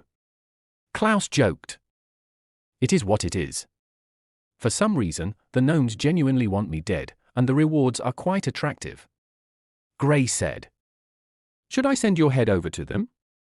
I mean, it would be better if you let your friends get the reward instead of others. Klaus grinned. Given your attitude, the chances of you dying bio from me should be higher. You make far more enemies than I do. Gray retorted. Yes, but they are all within my level. You don't see me offending an entire race that almost wiped out the human race. Klaus said. Reynolds and Ellis nodded in agreement to what Klaus said. Gray was most likely the only one who could make an enemy of such strong people. Klaus might be annoying, but he had always chosen his enemies carefully. He might become enemies with people stronger for the pressure, but not people that could easily overwhelm him. Why are you acting like I did it on purpose? Gray complained. You made camp outside the portal that sends them in, almost killed one of the princes, and stopped them from sending in young geniuses because you had killed too many of them. If I were in their position, I would have threatened to start another invasion unless you were produced. Klaus' words immediately shut Gray up. Okay, I agree that I was a little impulsive. Gray agreed with Klaus' words, but then added, they were hunting us, it was only right I did the same. They are the stronger of the two races, they naturally feel we shouldn't be able to compete with them, much less bully them to such an extent. You provoked them with your actions, and seeing how talented you were, they took you as a threat. Ellis commented on the conversation. Gray and the others knew he was correct. I was too impulsive. Gray couldn't help but sigh. He didn't think much about this when he was attacking them at the time, he only didn't want them to bully humans anymore, and given his past experiences with them, he hated them. When the opportunity presented itself, he attacked them, making them hide. At the time, it was quite an impressive feat to be honest, and he was quite excited given the battles he had. There's no use regretting it now, what's done is done. Gray shrugged it off in a casual manner.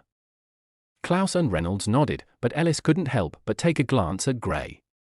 The fact that Gray was acting like it was ordinary was out of this world, anyone else would have been frightened, but the only thing Gray said was that he was too impulsive. He's a different breed. That was the only thought in his head. The four of them left the place. Gray didn't forget to take the storage ring in the girl's hand. He knew that she must have taken the good things here. Even though they might not be of much use to him, it wasn't a bad thing to have them. When they came out, the others were heading towards their direction.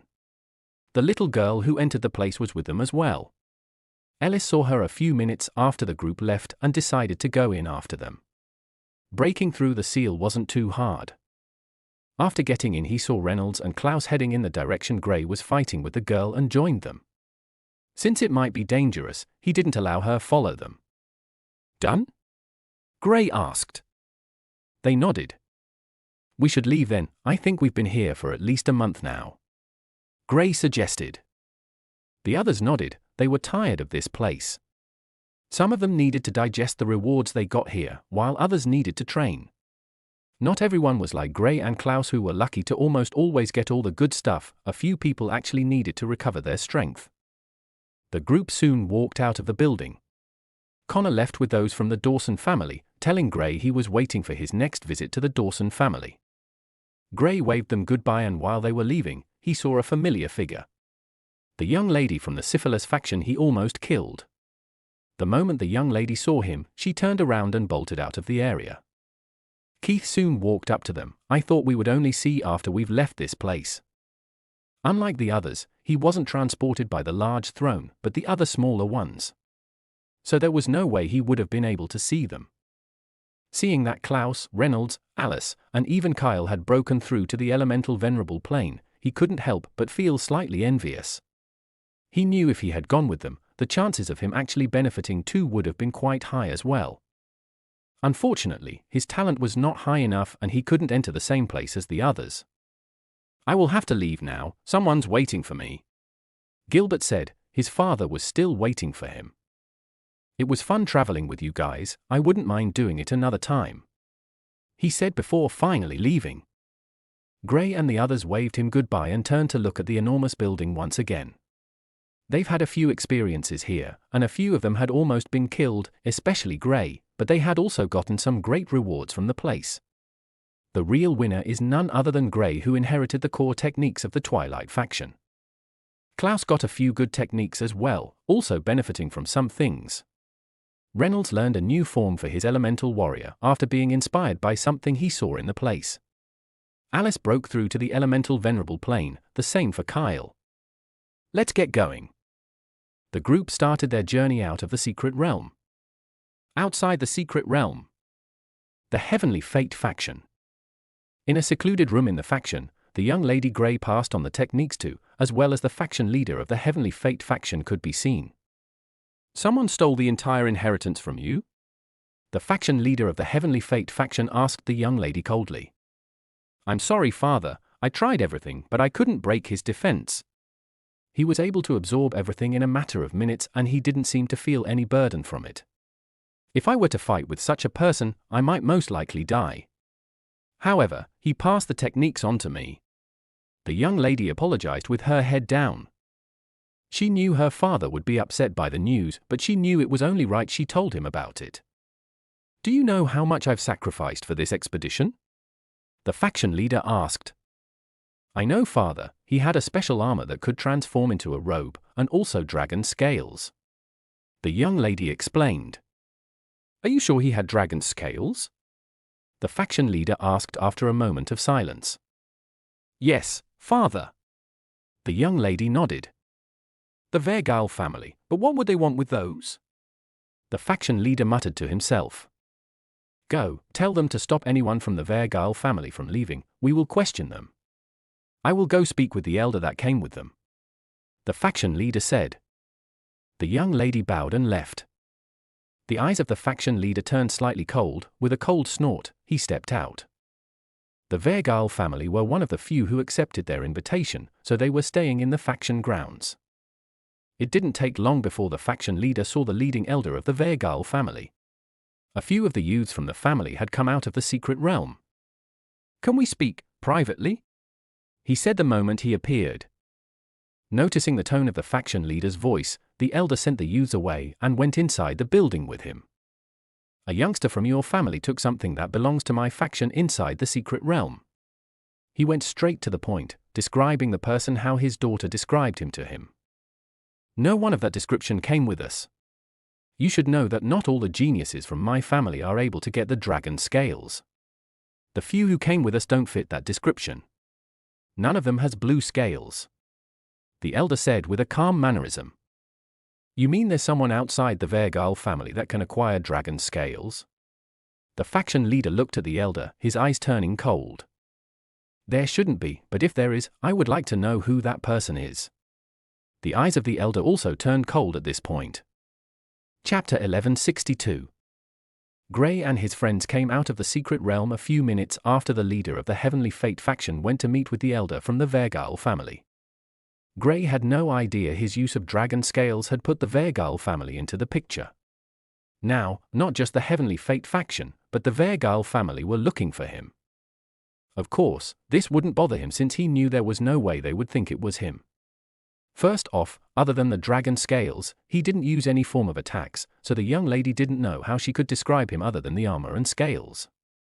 The armor was something he didn't have prior to entering the place. This made him even more confident that he wouldn't be captured by others. When they came out, he noticed the strange mood around those from the Vergal family. They seemed to be somewhat annoyed because they were being held back by those from the Heavenly Fate faction. What's happening with them? Klaus pointed the strange situation out. Nothing we should involve ourselves in. We better get going. Ellis suggested. He had some experience with the Vergal family and knew it was best to stay out of their way. Gray agreed with him and they soon left the area. Keith went over to meet up with those from the Permanent faction. He came with them and it was only right he went back with them. When the elders from the Permanent faction saw the few people that returned, they couldn't help but shiver at the thought of the danger within the secret realm. It was only after they heard from Keith how the Syphilis faction went on a killing spree on them due to looking for Gray did they understand why the death rate was that high. A few of the elders looked at Gray. They didn't know what to feel about him. However, when they looked at the side of the Syphilis faction and noticed of over 50 people that went in, only around 8 people made it out, they couldn't help but clean their eyes. Keith told them of Gray's act of hunting those from the Syphilis faction and killing them with ease.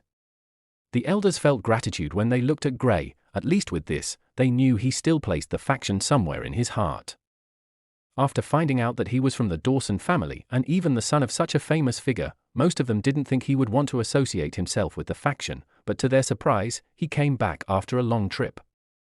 Although he left soon after, he fought for the faction when the people were being slaughtered. Although some might say he was the cause, technically, the Syphilis faction had always tried to kill those from the Permanent faction with any opportunity they could find. Gray and his friends went back to the place they gathered when they first arrived. Why don't we go for a short stroll before everyone goes back to their factions? Reynolds suggested. That's the best thing I've heard you say for a while. Klaus chuckled and said. Reynolds smiled and replied, thanks. He suddenly paused after speaking. He looked at Klaus who had burst out laughing, along with the others. Embarrassed, he yelled angrily, chasing after the already running Klaus who was about to exit the tavern. What the hell? Come here, I'll kill. 5 months went by in a flash. The entire Aurora continent seemed to enter a state of quietness. It was like after the last expedition to the Twilight faction, there was a moment of break. Gray and his friends went back to their separate factions. Contrary to what most from the Dawson family felt, Gray didn't go back with them. Rather, he went back with the Perman faction. Ellis continued his exploration of the continent. He originally came out to train, alongside the young lady with him. Since Gray and the others were going into secluded cultivation, he followed his initial plans. The Perman faction. Gray was in his building when he heard a knock. He opened his eyes and left his place of cultivation, walking over to the door. When he opened it, he realized it was someone from the faction's mission hall. That time again? He asked. The young lady could only give a wry smile and nod. Although the Grand Elder from the family food Gray came from wasn't openly causing trouble for him, he had made sure Gray went for more missions compared to others. There had been multiple times during the history of the faction when missions were assigned to a specific individual, so it wasn't the first time something like this was happening, but it has been the most frequent in a year. Gray sighed, let's get this over with. He came out with the young lady and headed to the Elder's area. Apparently, missions of this level are not dropped in the mission hall, rather, it is a personal request from a top individual in the faction. The moment Gray and the young lady appeared, the elder motioned for the young lady to leave and tossed a scroll at Gray. "Gray, you're here. Here's the mission, I want it completed within a week," the elder said. Gray took the scroll and left. When he got to his place, he sighed. He had broken to the third stage of the elemental venerable plane. Due to spending too much time on missions, he hadn't been able to advance much. Even with the new techniques he got from the place, he had only been able to learn a few new techniques. After accessing all the options with him, he learned the techniques he felt were better. Since his return, Keith, who didn't benefit too much from the last expedition they went together, had been out of the faction for a long period. He headed to his building, but he hadn't still returned. Void and the bunny leader sat excitedly on his shoulders. They hadn't seen anything interesting to do for almost a month now. When Gray left the place of cultivation and went out, they knew he must have been assigned a mission. "I'm tired of these things. I'll be leaving soon." He couldn't help but complain when he walked outside the faction. "What's the plan this time?" Void couldn't help but ask what the mission was. "I don't know what populates that area yet, I'll have to go out first," Gray replied. "All right," Void said. Gray and the others left the place and headed for the forest around them. The faction is covered by a large area of mass, and it was filled with magical beasts, and whenever most of the top dangerous missions were assigned to the people from your faction, Gray has no way of finding out the mission he was assigned was dangerous.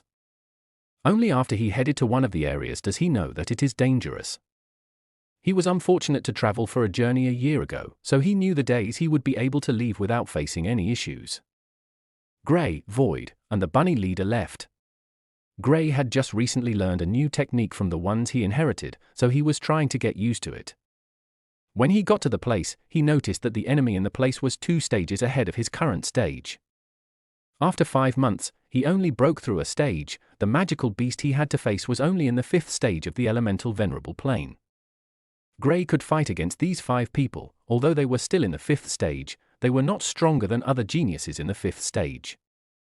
He was able to learn all the new techniques he had in mind with them, while also getting used to his new strength. In a matter of days, he was already accustomed to going with his seniors on a mission. He was still in the 3rd stage when he went with his seniors in a mission that was in the 6th stage. He tried to trick a group into making his missions easier. Since that group wasn't a top group, they tried to always make sure he was assigned a mission that it was among the top factions. Gray would have to go with only 2 people that were in the 5th stage. This was a mission that was regular to his seniors. On this mission, Gray was shocked when he noticed that the people waiting for the mission were not the last ones. He knew this mission was not going to be like the last one. He looked at the others that were looking at the mission. "Do you think it will be easy?" someone from his regular group for missions asked. "Not entirely. This mission will be harder than the last," someone said. Chapter 1163. Gray watched this group of new people. Although he wasn't too social, even with the last group of people he usually travels with, he had gotten used to going on the missions with them. He couldn't help but give a sigh and accept his fate. These people were only a stage above the people he usually travels with.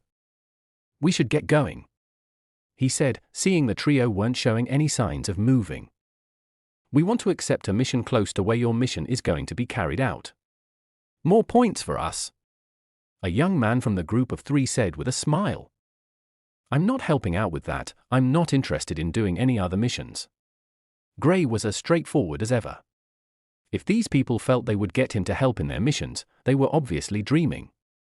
He had zero interest in the mission he was assigned, much less that of others. The only reason he wanted to go with them was because it would make his mission easier, and it wasn't like he was hoarding the rewards since he would be sharing it equally with them. The others nodded. Everyone knew of Gray's personality, so none of them took offense from what he said. Gray was pleased with how they took the situation and left with them. Just like most of the missions the Grand Elder had assigned for him, this one was still in the forest surrounding the faction. However, they would have to venture deep into the forest. Gray knew for a fact that the deeper he goes into the forest, the more danger he would come across. When the group got to the edge of the forest, Gray told them of the mission. "Our mission is to bring back the core and corpse of a 3-headed deer. He looked at the trio with him. When they heard him say three-headed deer, their expressions changed slightly. These were incredibly rare beasts, encountering one was purely by chance, yet they were sent to go and search for it. These beasts don't like socializing with other creatures, so they are usually solitary and keep a very large territory. They are extremely territorial and will fight to the death in most cases if they feel someone or something is trespassing on their territory. As they grow older, they seem to develop a hatred for humans and would occasionally kill them whenever they cross paths. Gray didn't care about these things. All that mattered to him was completing the mission within the space of a week. Locating the beast was the hardest part, but there had been sightings of the beasts from those who had ventured into the forest for a mission in the past few months. Our first target is the western part. That is the part that has the most sightings of them. If we're lucky, we might complete the mission within a day or two. Gray gave them a briefing on what he had found about locating the beast. The trio nodded and the group walked into the forest.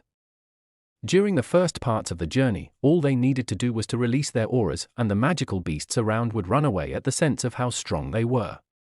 But the deeper they went, the stronger the magical beasts. Before long, they had gotten to the point where there were occasional rank 7 magical beasts. These beasts were in the same plane as them, although they might have a higher cultivation stage. These beasts are not scared to cross blows with them. A beast soon attacked them. This beast was in the mid-stages of rank 7. Gray and the trio worked together and quickly killed it. After killing it, they kept the corpse. Seeing that they were staring at him, Gray let them take the corpse. There were other things he was more concerned about.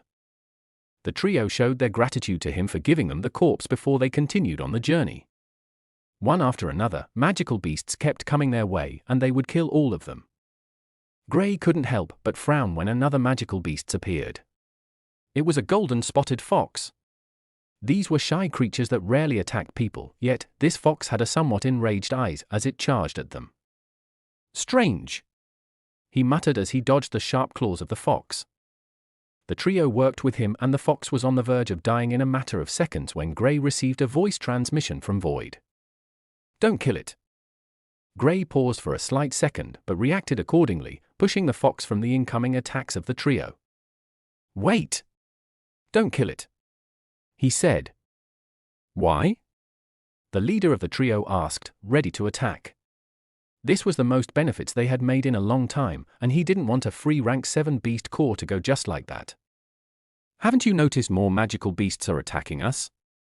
I frequented these areas during the past months, and although there are rank 7 magical beasts all around, they rarely attack people in this manner. I know most of the routes, so I'm sure we're not in any of these beasts' territory, yet they keep attacking." Gray explained in a calm manner. He wasn't in a hurry. The fox tried to attack, but it was put down with a casual wave of his hand. The fox was already severely injured. It was no match for Gray's physical strength. Gray's cultivation isn't the only thing that had advanced these past months. His physical strength had also gone from being level with the explosive strength of someone in the 5th stage of the elemental venerable plane to someone in the 6th stage, edging closer to the 7th stage. This fox only recently broke through to the mid-stage of rank 7. It was no match for him, physically. The trio looked at how easy it was for Gray to push the fox away, but they still thought about his words. They were also quite shocked by how often they were being attacked, but due to how many free high-level cores they were gaining, they weren't thinking about it. In most cases, beasts tend to act like this when there's something good in the area. One of the trio said, licking his lips. Whenever natural treasures are born into the world, especially in forests like these, magical beasts would swarm the area. In these times, people would encounter more magical beasts when exploring that area of the forest during the time the treasure is about to be born. Yes, but don't put your hopes in getting it. There are rank 8 magical beasts in this forest. I will not want to encounter any one of them just because I was clouded by greed. Gray's words killed the thoughts in the heads of the trio. The 4 of us should be able to deal with a rank right magical beast. The youngest of the trio suggested. Gray chuckled but didn't reply. There was no use in reasoning with someone who could bring up such a suggestion.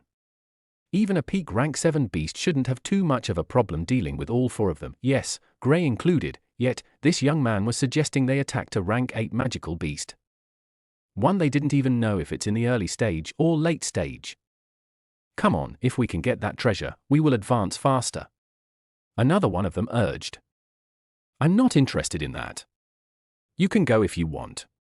Gray replied as he started to go through the map of the forest he had created in his head. At present, his plan is to avoid the area where the treasure should be born. This thing will definitely attract three-headed deers to the area. This will make your mission easier. Think about it, such a treasure would attract all the magical beasts in the area, right? The leader of the trio said, stopping Gray's thoughts. Yes, even if we're not going there for the treasure, we can just wait there and a three-headed deer would come to us. Gray couldn't refute their words. Although he wanted to avoid that place, he also knew that with such a treasure, a three-headed deer will surely appear there, so long as it's in this forest. Seeing Gray's expression, the trio knew that they had been able to convince Gray. Just to be clear, if an opportunity presents itself for any of us to take the treasure, first to get it, own it. The leader of the trio said. Gray nodded, not even bothered about it. Why would he want something a rank 8 magical beast has set its sights on? He didn't try to stop these guys from daydreaming. Fools were allowed to dream. The trio all had plans of getting the treasure. Gray, on the other hand, just wanted to complete his mission and continue his training. Chapter 1164. Gray naturally knew the plans of the trio, but he felt they should get the picture since he had already made it clear to them that other than the mission, he wasn't going to involve himself in anything else. As long as whatever they had plans of doing was not in line with the mission he had in mind, then he was not interested. It didn't take long to track the place the treasure was going to be born. All they had to do was to go to the area with a higher concentration of magical beasts and they would be able to get the general knowledge of the place. A few days passed while they were waiting for the treasure to be born before the three-headed deer appeared. The one that showed its face was shockingly in rank 8. Gray wasn't stupid enough to try to fight the beast. He still had around 3 days before the deadline for the mission. As long as he was able to complete it, even if it was a day after the deadline, he should be able to maneuver past it. The Grand Elder was trying to be fair with his acts of trying to get Gray killed, so he would be able to deal with him being a day late. One of the trio couldn't help but ask, "There the beast is, why don't we take it down?" "You believe we are enough to take down a rank 8 magical beast?" Gray took a glance at the young man. The young man nodded in reply to Gray's question. Gray took a peek at the others and saw their reactions. He chuckled internally and said, the mission required a rank 7 magical beast, not a rank 8 one. The young man looked at Gray, a bit displeased by his words. He looked at the others and seeing their reaction, he knew he might have overestimated their capabilities. With a snort, he looked away. Gray couldn't help but sigh. This is why I like the old group, they already know what to do. He said to Void. This guy wouldn't last long if left alone. Void evaluated the young man who was trying to get them to attack the three-headed deer. Only a fool would believe people in the mid-stages of the elemental venerable plane would think that only 4 people would be able to defeat a beast in the 8th rank. Even if all 4 of them had Gray's abilities, they would barely stand a chance against it. The group waited another day, and Gray was slowly starting to feel like they might not be able to see a three-headed deer here. He was already having the thought of suggesting they leave, but he halted the thought and decided to wait till nightfall. If a three-headed deer doesn't appear in the night, he would leave the next morning. Later that night, Gray was watching most of the beasts coming into the area. He sent Void and the bunny leader to different positions since he wouldn't be able to get a complete view of all the beasts that were coming into the area. The trio that came with him were also stationed in different places. He was about to give up when one of the trio, the young man who was originally trying to get him to attack the rank 8 three-headed deer, appeared. I saw one entering the area. It's in the mid-stages of rank 7, well within your abilities. He reported. All right. Gray called over the others, as well as Void and the bunny leader. They came up with a tactic to attack it. One has to know that this is an area completely filled with magical beasts. As long as the slightest ripples of a battle spread out, they would attract so many magical beasts that it would be difficult for them to escape, much less completing the mission. By the time they completed the plan, a few more minutes had gone by. Gray didn't trust the young man, so he decided to send Void ahead to check out if the beast was as the young man said. Sending Void ahead of them wasn't only to check if the beast was within their power, but to also set up some array points. Void was somewhat proficient in arrays. Although he rarely tried it out, Gray occasionally teaches him a thing or two. All he had to do now was to set up the preliminary array for Gray. That way, once Gray appears, all he needed to do was to set up the main array in the middle and enclose this area from others. Gray soon got the word from Void that the young man's words were accurate and he had set up the array, awaiting their arrival. Void had no issues with fighting against the three-headed deer on his own. He was also in the mid-stages of rank 7, and he had a superior bloodline. His superior bloodline, however, is the reason he can't fight against it. Once the rank 8 magical beasts in the area sense it, they would want to devour him. His bloodline might be higher than theirs, and he might have some certain advantages over them, but he can't cover the sheer advantage they had over him when it came to their cultivation stage. Gray and the others appeared in the cave where the three-headed deer was residing, and the moment they appeared, Gray instantly made the last symbols, setting up the array. The symbol he created silently flew into the sky and merged with 5 other dim lights that had been positioned in different locations. The trio looked at Gray, amazed by his efficiency. They thought it would take a while before he completed the array, but he completed it almost immediately they arrived, which came as a shock to them. Get to work. It can't keep the ripples from the rank 8 three-headed deer, it will only delay it. We have to take it down as soon as possible. Gray urged them when he saw them standing in the same place. They nodded and quickly surrounded the place. Gray was going to be the main attacker, he would also be the one that would enter the cave to fight against the deer, the others would wait outside and attack when the deer comes out of the cave. Inside the cave. The cave was quite large, and it was also quite deep. Gray rushed inside, Void and the bunny leader were by his side. He has already activated his dragon scales at this time. His body was giving off a faint golden glow. This was one of the new light element techniques he learned from those techniques. It helps with almost instant healing him whenever he gets hurt. It was a good skill to have when fighting with the physical body. Against a magical beast, he would almost always want to use his physical strength to overpower it. After walking for a few minutes, Gray saw the three-headed deer lying on the ground, seemingly resting. Gray was a master at masking his aura. There was no way a rank 7 magical beast would be able to sense him, except a select few. A one-shot sneak attack? Void asked. Gray nodded. This was the plan. The reason he didn't take the others with him was because they might not be able to hide their aura as well as he could. I'll use my bloodline to intimidate it, while you attack from behind. Void said. Gray nodded and went to the side. Just as he was about to attack, he saw a smaller three-headed deer. He systematically froze, unsure of what to do.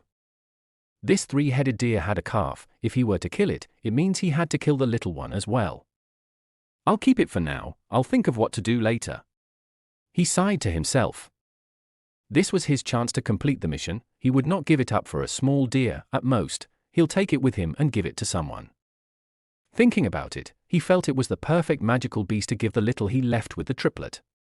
Her brother was still in a coma. Since leaving, he hadn't been able to check up on them. Gray positioned himself behind the deer.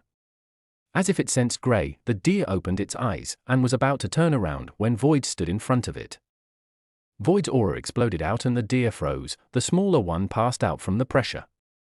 The deer was still trying to hold on when a large spear made of the space element pierced through its head, killing it in an instant.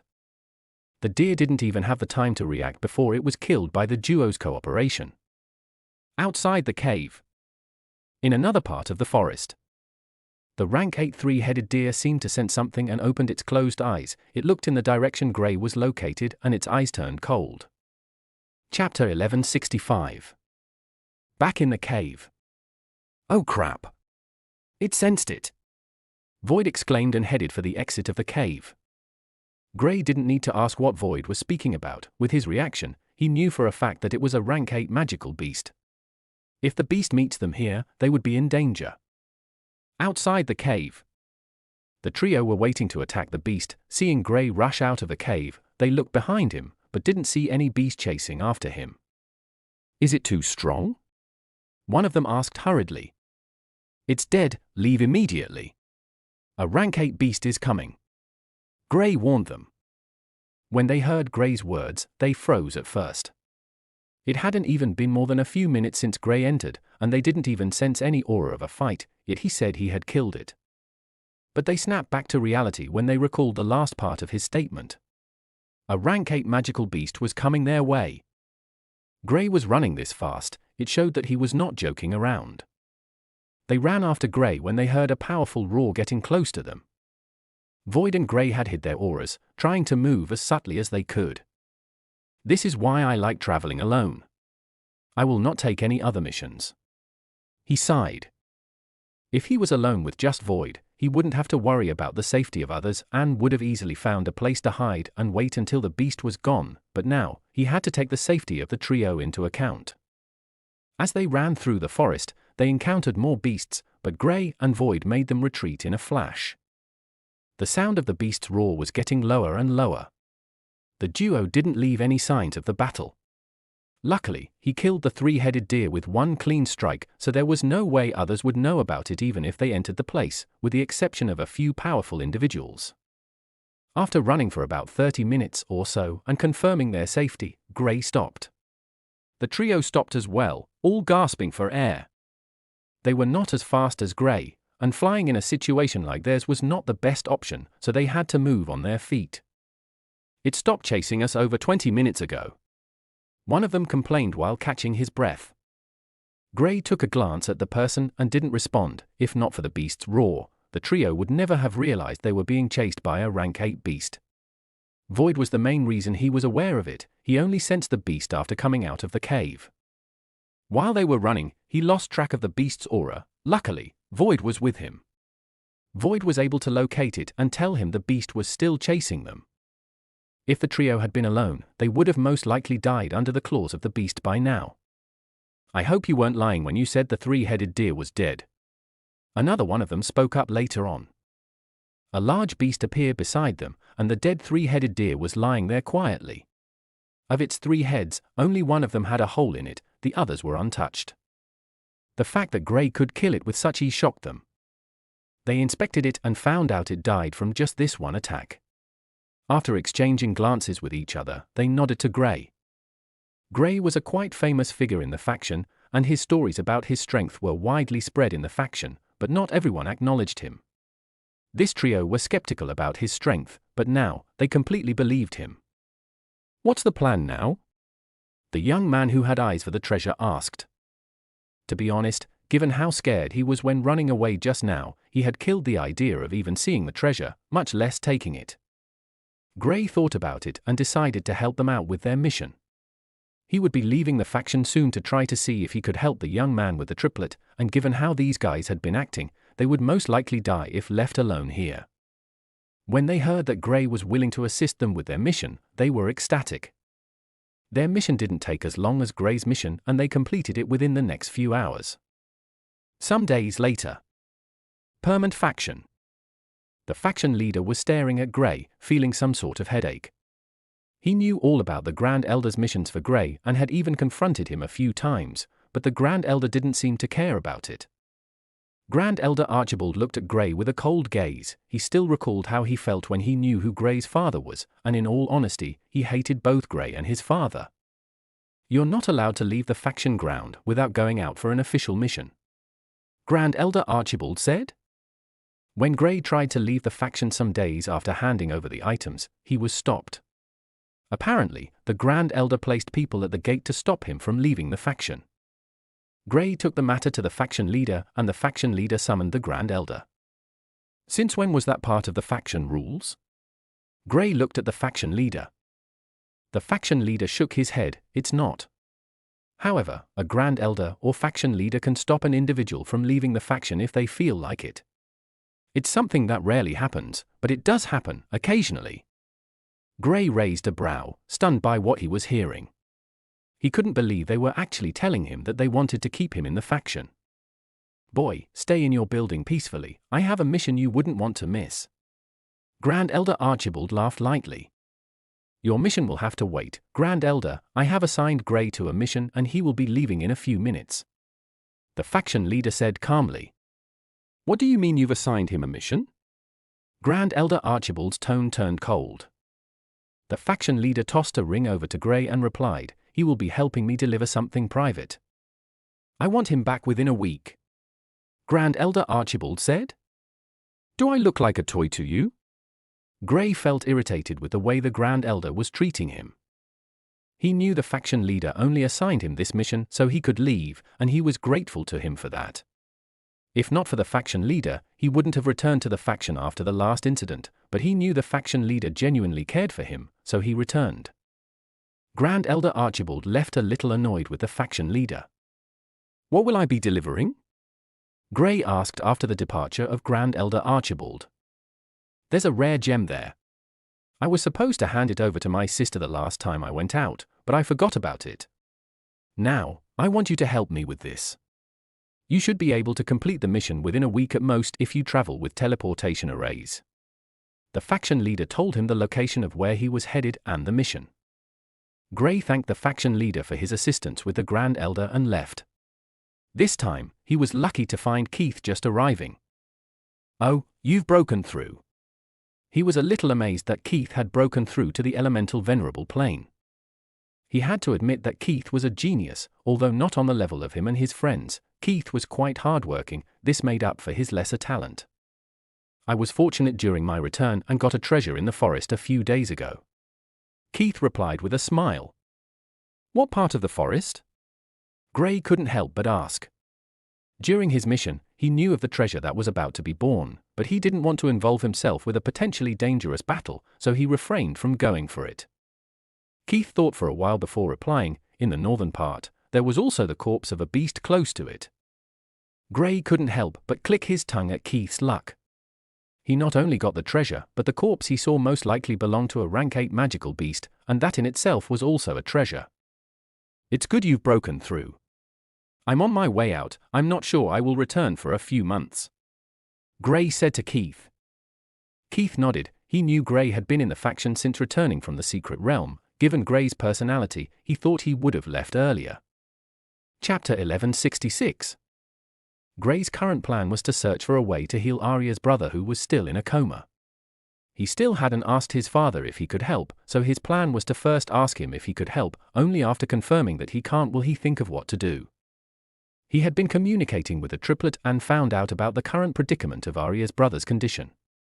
He recalled the last time he went there and had to fight a group of people using evil methods to increase their cultivation stage. He promised to go back when he got help, but he still haven't been able to ask his father for help, and he had been very busy with increasing his strength and keeping himself alive. His grandfather also promised him an opportunity when he returned, but he hadn't gone since leaving. Since he had gotten to the 3rd stage of the elemental venerable plane, he shouldn't have too many problems with whatever opportunity his grandfather wanted to offer him. Just like most of the time he's on a long journey, Gray disguised himself and seemingly disappeared from the world. During his journey, there were a few times he sensed the aura of necromancers and even gnomes, but he didn't try to have any contact with them. He knew doing so would not be good for him given the fact that he was being hunted down by them. It had been 3 weeks since he left the faction and he opted to travel on his own instead of using teleportation arrays. Although that would make his journey faster, he enjoyed traveling by foot more. 2 more weeks went by and he finally got to the place the faction leader sent him to. It was a small town that didn't have any great sights. It was like most small towns. Locating the faction leader's sister was quite easy as well. Before leaving, he got a good description from the faction leader and also a way to communicate with her. He got to a small house that was isolated from the rest of the town, and before he even knocked, the door opened and a lady who looked to be in her mid-30s walked out. You must be Gray, my brother has spoken a lot about you. The lady said the moment she walked out. She had golden long hair, a soft-looking face, pearly blue eyes, and was just around 5 feet 7 inches. She looked nothing like the faction leader. Gray bowed to show his respect and she waved for him to get back up. I was just about to head out to pick someone up. Want to come with me? The lady asked with a soft smile. Gray paused, unsure of what to answer. His original plan was to drop the item and leave immediately. Don't worry, it's just around the corner, the lady said when she saw him hesitating. Gray nodded after giving it careful thoughts. Although he was wary of her, he didn't want her to view him in a bad light. Besides, he would most likely rarely see her after this. Seeing Gray nod, she took a step forward, grabbed him and they disappeared. Gray was stunned when he realized what was happening. The lady didn't use the space element, rather, she used the light element. He had always known that the speed of the light element was second only to the space element when it came to covering long distances, but for short distances, it was second to none. The place they appeared was around 3 to 4 kilometers away from the town. And with the speed of the lady, they appeared there within 2 seconds. Gray couldn't help but be shocked. Seeing Gray's expression, the lady chuckled. "You don't have to be shocked, you have the space element, which is quite superior to almost all the elements. Of course, each element has their own advantages, but the space element truly is domineering." She didn't hide her admiration for the space element. Gray didn't say much and only looked around. They were on a hilltop, and he could vaguely hear the sounds of people arguing. "What are we doing here?" he asked again. "Like I said, I came to pick up someone." The lady headed down the mountain. Gray followed her, not asking any more questions. He was quite curious why she decided to take him along. As they got closer to the ground, the voices got louder. Before long, he could see silhouettes of multiple people. There were around 10 people present, and they surrounded a figure. When Gray got closer, he got a better view of the person that was surrounded. It was a young lady who looked almost identical to the faction leader's sister, but younger, around Gray's age range or so. "That's my unruly daughter," the lady said when she saw Gray looking at the young lady. "Oh." Gray nodded and watched the scene. Apparently, these people wanted to rob the young lady. "Why don't you listen to me and drop everything you have, including your clothes?" one of the men surrounding her said with a lewd smile. "Yes, drop your clothes first, we'll take the rest later on," another one of the men said. Hearing what they were saying, the young lady spat on the ground in disgust. "You think you can do anything to me? Leave if you know what is good for you," she warned. "Ha ha, the little lady is threatening us.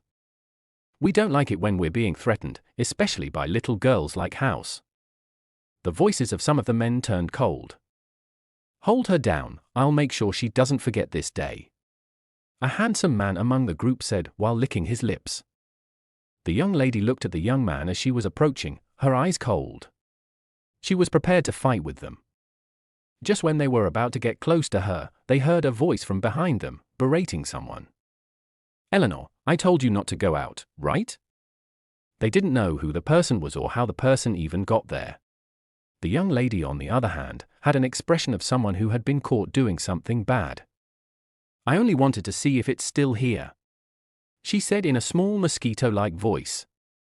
"I'll punish you after dealing with these miscreants," the voice of the lady said again. The group of 10 turned around and saw 2 figures, Gray and the lady. They had walked within a few meters of them without any of them even sensing it. One has to know that a few of them were in the elemental venerable plane. Even among them, 2 had managed to get to the 4th stage of the elemental venerable plane. The lady took a glance at Gray. She had hidden her aura, and since she was well stronger than these people, there was no way they would be able to sense her aura. Gray, on the other hand, was only in the 3rd stage of the elemental venerable plane, yet they were unable to sense him too. "Looks like brother wasn't wrong, this kid is special." She thought about it for a while and asked, "Do you think you can handle them on your own?" Gray looked at the group. They wouldn't be too much trouble to him, especially given their numbers. "No problem," he replied, and his figure flashed. The next second, he was standing on the spot the young lady was previously standing on, while the young lady was standing in the place he was standing, next to her mother. As Gray appeared on the spot, his aura exploded out and an orb appeared. It was a fusion orb that had more space elemental essence inside of it.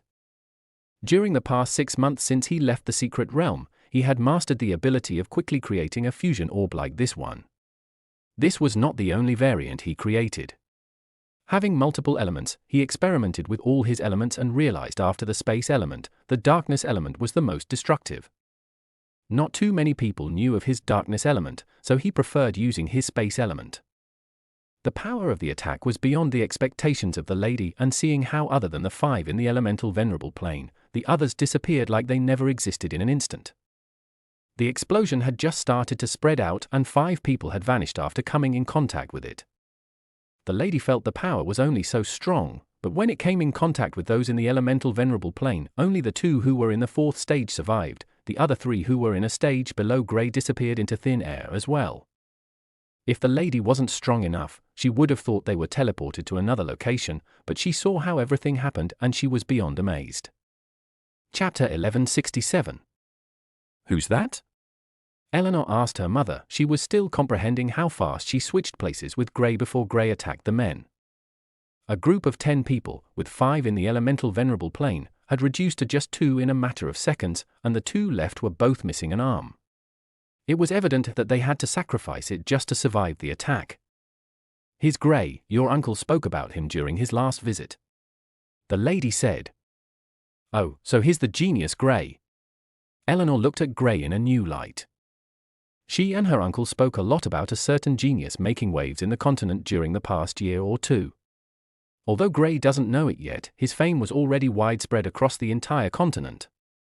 For even the gnome race to give out the kill order and offer such great things as reward for an individual in the younger generation, it was evident how talented the person was.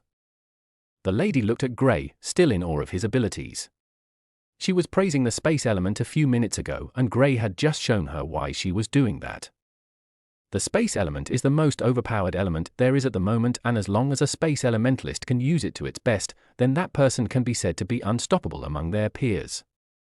Taking a look at how Gray not only got Eleanor out of danger but also took out 8 people in one fluid sequence, it was obvious this wasn't the first time he was doing something like this. The 2 people left from the group of 10 looked at Gray, frightened. They were literally shaking from fear. Each of them lost one arm, and they didn't even understand how it happened. What was worse was that it was like the arm was never there. They lost it without being able to fight back. Who are you?" the young man who seemed to be the leader of the group asked with a shaky voice. "I'm Gray, you?" Gray replied casually. The young man wanted to speak, but he froze from fear when he heard what the lady said. "There's no use knowing who they are, just kill them and be done with it." No, you can't kill me.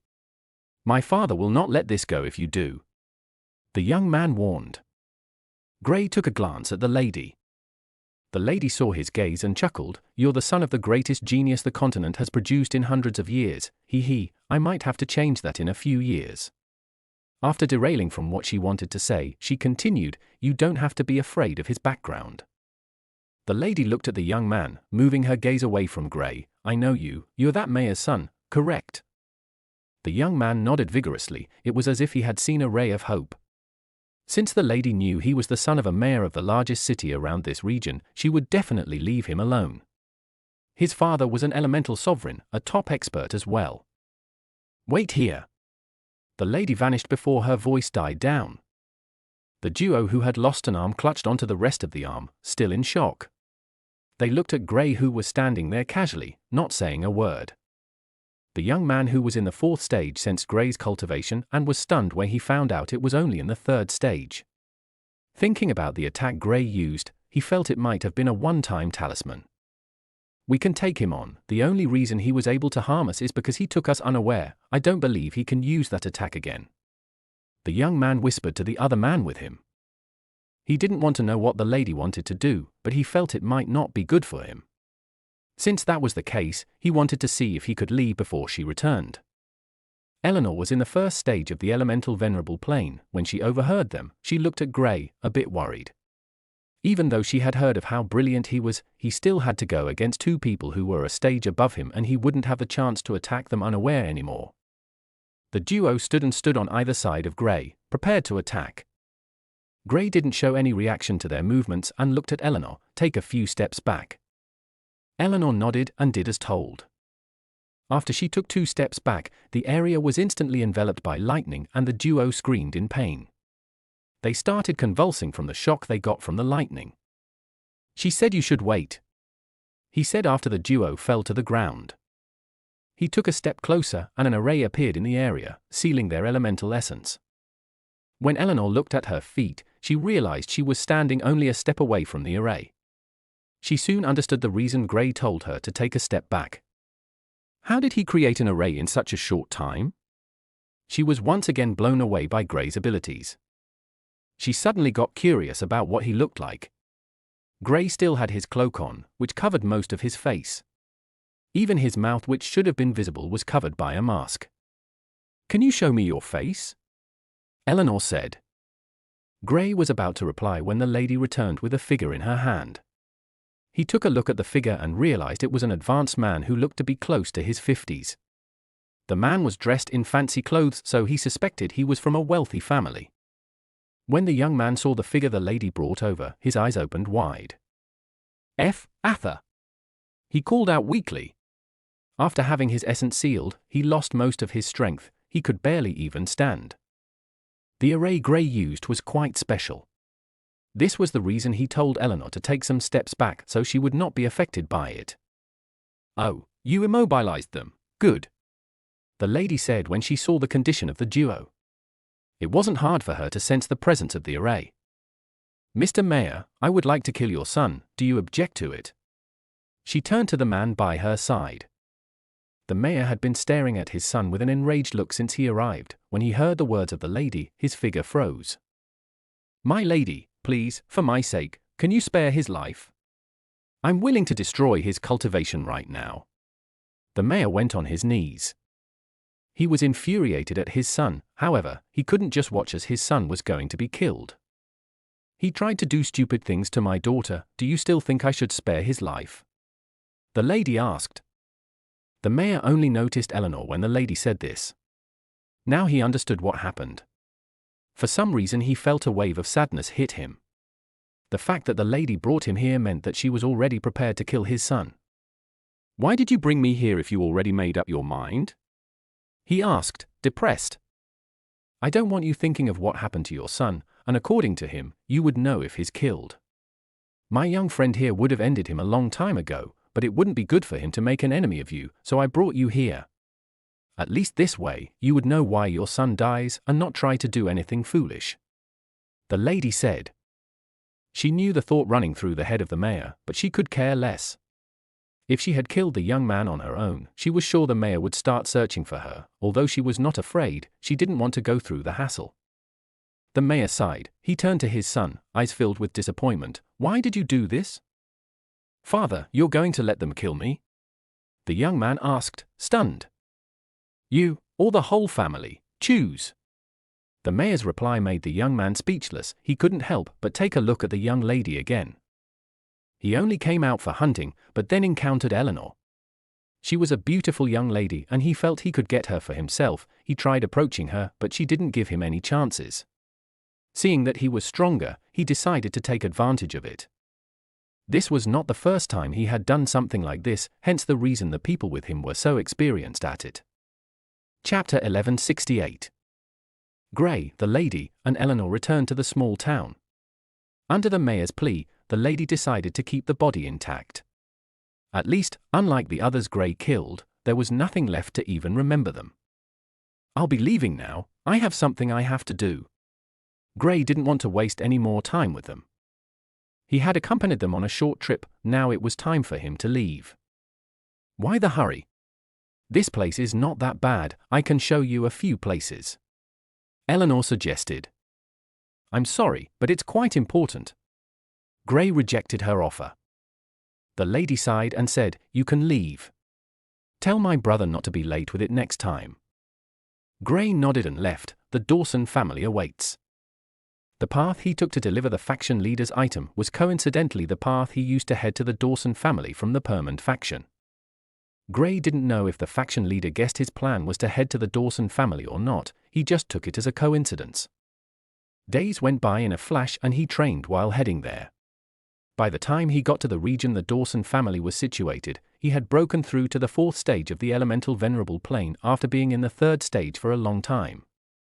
It couldn't be said that he was stuck in the 3rd stage, but given his usual cultivation speed, it did feel like he spent a great deal of time in the 3rd stage. One of the things about Gray was his shocking speed in advancing in stages. A typical elemental venerable should spend around a year or so in each stage. Geniuses advance in a shorter time, spending around 6 to 8 months in each stage.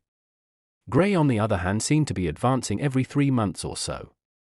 This time when Gray got to the gate of the Dawson Manor, he wasn't stopped by the guards there. Rather, they bowed and opened the gate for him.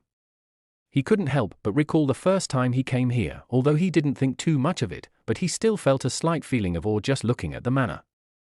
The manor is not the biggest he had seen, but there was a certain majestic feeling it gave. Void soon appeared on his shoulder, looking around with shining eyes. The bunny leader appeared on Gray's other shoulder. "Don't even think about taking anything," Gray warned. "What do you mean?" "It's from your family, which is basically the same as mine.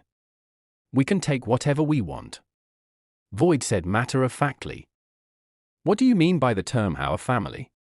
Gray raised a brow. Even if he was from the Dawson family, he couldn't really say he had fully accepted being part of the family. Gray and Void were conversing as he walked further into the compound. It didn't take long before Gray saw a familiar face. It wasn't Connor, rather, it was the son of the present family head. The first time Gray visited the Dawson manor, he was warned to abolish the Dawson name by this young man. He never thought he would find out that he was related to him. The son of the family head looked at Gray coldly. Gray had his mask off and his cloak wasn't covering his face, so the young man recognized him with a glance. It was quite hard to forget Gray's face, even though he only saw it for a short time. "Brother, you're here." He smiled and made a motion of wanting to hug Gray. Gray saw his smile, took a step back and stretched out his hand for a handshake. Unlike these people, he had always been bland, never wanting to feign ignorance in things like this unless he wanted to mess with people. The first thing he saw in the eyes of the young man was killing intent. The only thing was that the intent only flashed through and didn't linger in his eyes. With Gray's superb intuition, there was no way he would not be able to sense it when someone has malicious intentions towards him. The young man gave an awkward smile and shook Gray's hand. While holding his hand, a few of those from the younger generation who were walking past stopped and looked at them. They could somewhat sense the tension between the duo. One is the son of the current head of the family, while the other is the son of the greatest talent the family had ever produced, and who was also supposed to be the family head but refused. From the personality of the young man, they had always felt a conflict might arise between the duo, and this encounter has proved to them that their thoughts were right. "Gray, you're here." Connor's voice came from the background, easing the tension. Gray naturally wasn't feeling anything. He only shook the hand of the young man. He didn't care about anything else. The young man let go of Gray when he heard Connor's voice. Before leaving he said, "Welcome to the family. When I come back, I'll take you on tour around." "Thank you for your kind offer, but I wouldn't be staying long," Gray replied while walking in Connor's direction. The young man smirked but didn't say anything else. "Aunt Martha has been waiting for you," Connor said when Gray got close to him. Seeing the two magical beasts on Gray's shoulder, most of the youths were staring at him oddly. They felt maybe he liked cute little beasts just because he looked handsome. Void was a cute little beast with his pure black fur and small size. The bunny leader was also the same, small, white, cute. Other than the mischief in its eyes, it would have been far cuter than Void. Of course, it doesn't change the fact that it was still cuter than Void. After all, it's fluffy. Gray didn't care about the looks he was getting. He continued conversing with Connor. "You've broken through to the second stage, nice. I can't be mentioned in the same breath as you. I can't even sense your current cultivation stage," Connor replied. Gray recalled he was hiding his cultivation stage, so he released it and Connor sensed it. "The fourth stage, you're advancing too fast." Connor could only sigh. "I only broke through a few days ago," Gray said. The duo continued speaking, and before Gray knew it, he had walked deeper into the family compound and to an ordinary-looking building. "That's your parents' house. Uncle isn't around now, but Aunt Martha should be inside." Connor led him into the place and the visage of Martha coming from one of the rooms appeared before their eyes. "Gray, you came," she said softly. "Yes, Mom." Gray's reply was just as soft.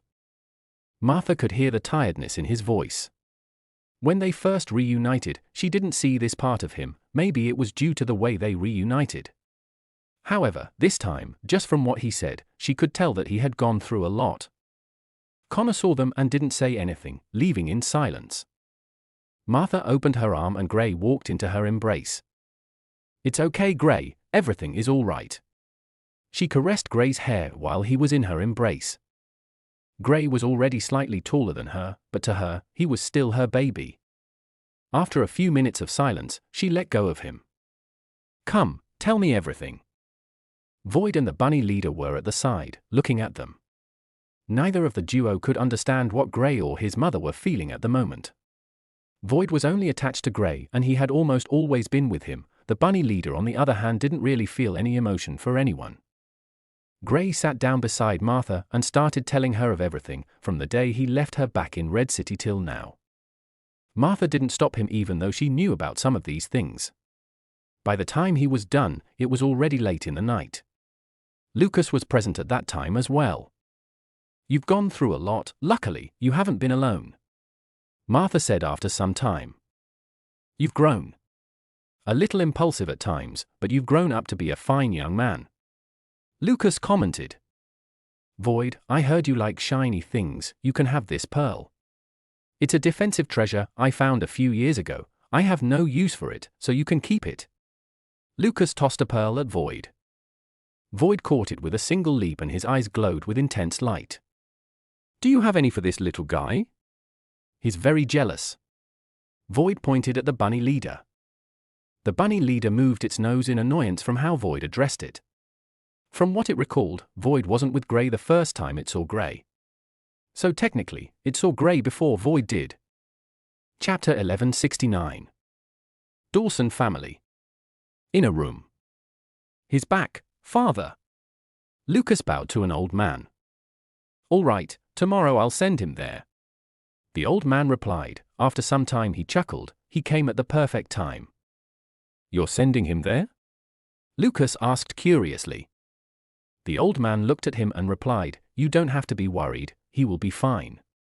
I'm quite curious how well he will perform. It's a shame I won't be able to see him," he added. Lucas sighed. "He has been through a lot. Let him stay a week before you send him there. He's being hunted. You should already know how dangerous it would be for him in a few years' time. The faster he gets stronger, the better for him." The old man wasn't moved by Lucas' statement. Lucas dropped his head and said, "Father, a week." "Fine, he's your son." The old man finally agreed with Lucas. Lucas heaved a sigh before leaving the room. Sentiments will take him nowhere. The boy needs to grow. Every day is important for his growth. The old man muttered to himself after Lucas left. If not for the fact that Lucas was already stronger than he was, he would have gone ahead and sent Gray to the place he wanted to send him to tonight. However, there was no one in the manor that could get close to Lucas' building without him knowing, much less take Gray from his watch. Gray stayed with his parents for the entire week, not even training. He enjoyed the time he spent with them, and he was able to connect with his father. He didn't forget to ask about the opportunity his grandfather wanted to give to him. Lucas couldn't help but shake his head when he saw how eager Gray was to take the opportunity. He knew this was the way Gray grew this strong over the years. After Gray's repeated inquiry, he told him he would leave in a few days. The days went by in a blink of an eye and it was finally time for Gray to leave. "Oh, Dad, I forgot to ask." Gray brought up the issue of Arya's brother to Lucas before leaving. He had been too preoccupied with hanging out with them that he even forgot about the second reason he came to the Dawson family. Lucas listened to him and furrowed his brows. "It will be difficult. When you return, I'll accompany you there and see if there's anything I can do.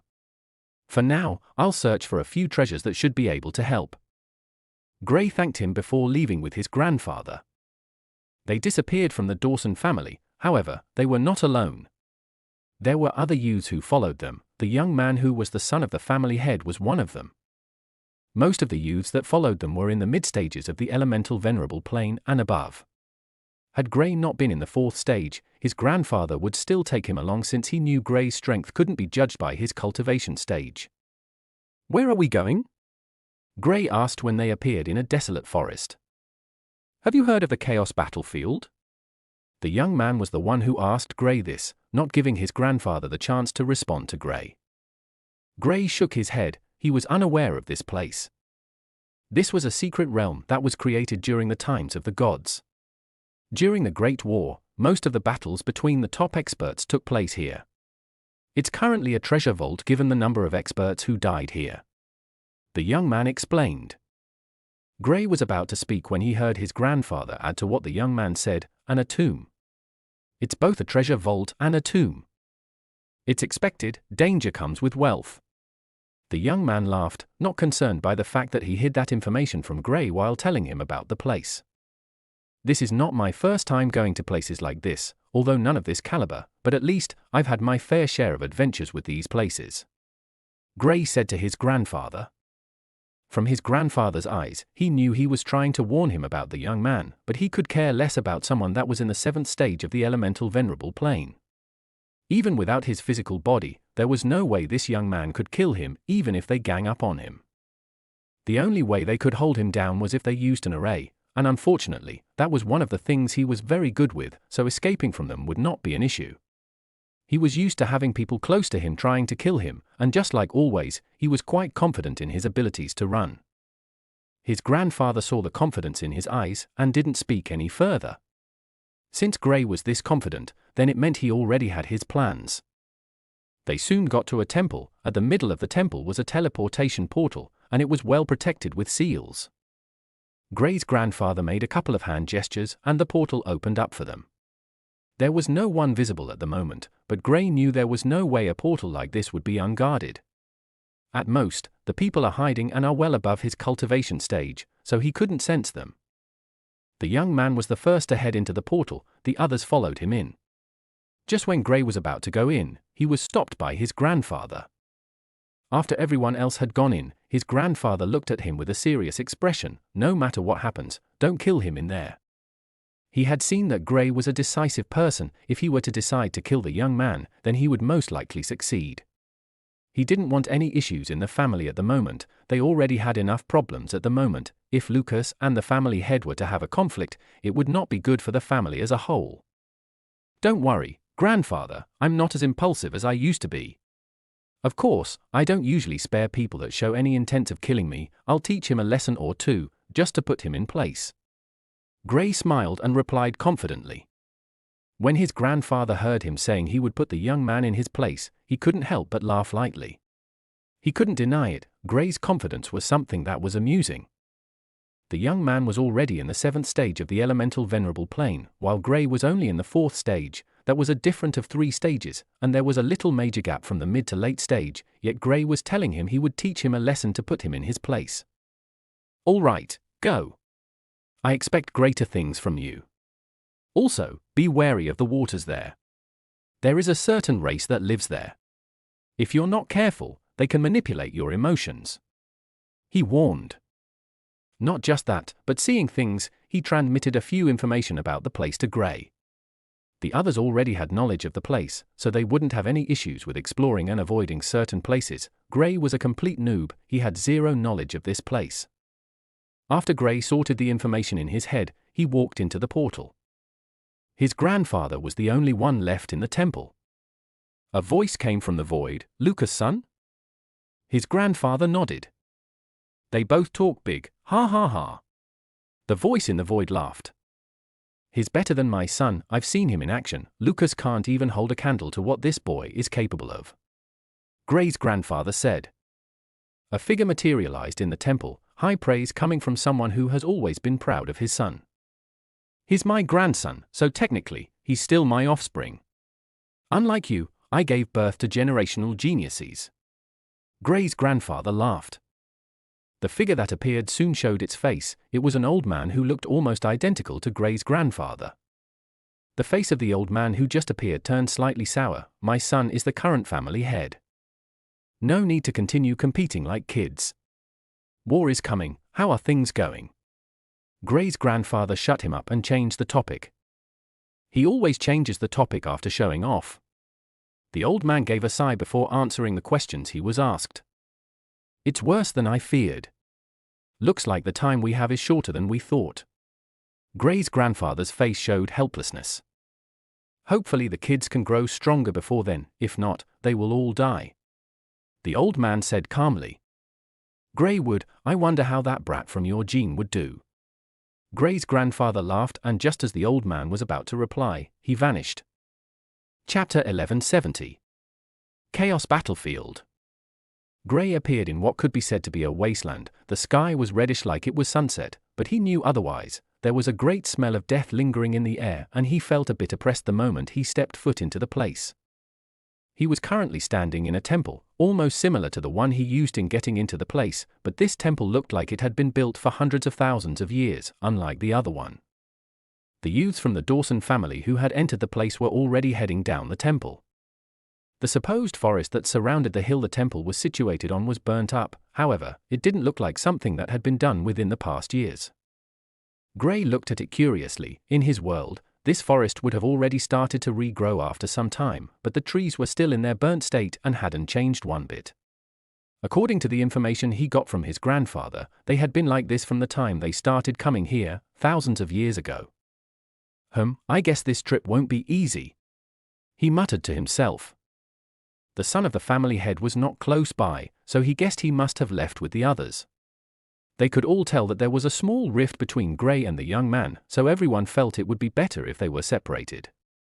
Gray's grandfather felt the same way too. Void and the bunny leader appeared and looked around. The bunny leader looked at the place with a long and desolate look. It seemed to be lost in thought as it saw the place. "Let's go, there are a lot of places I would like to see. This world is such a big place and I have so little time." Gray started to descend the mountain. The bunny leader was snapped back to reality when Gray moved, and its eyes shone with brilliance. The climb down was easy. He tried flying and noticed it was possible.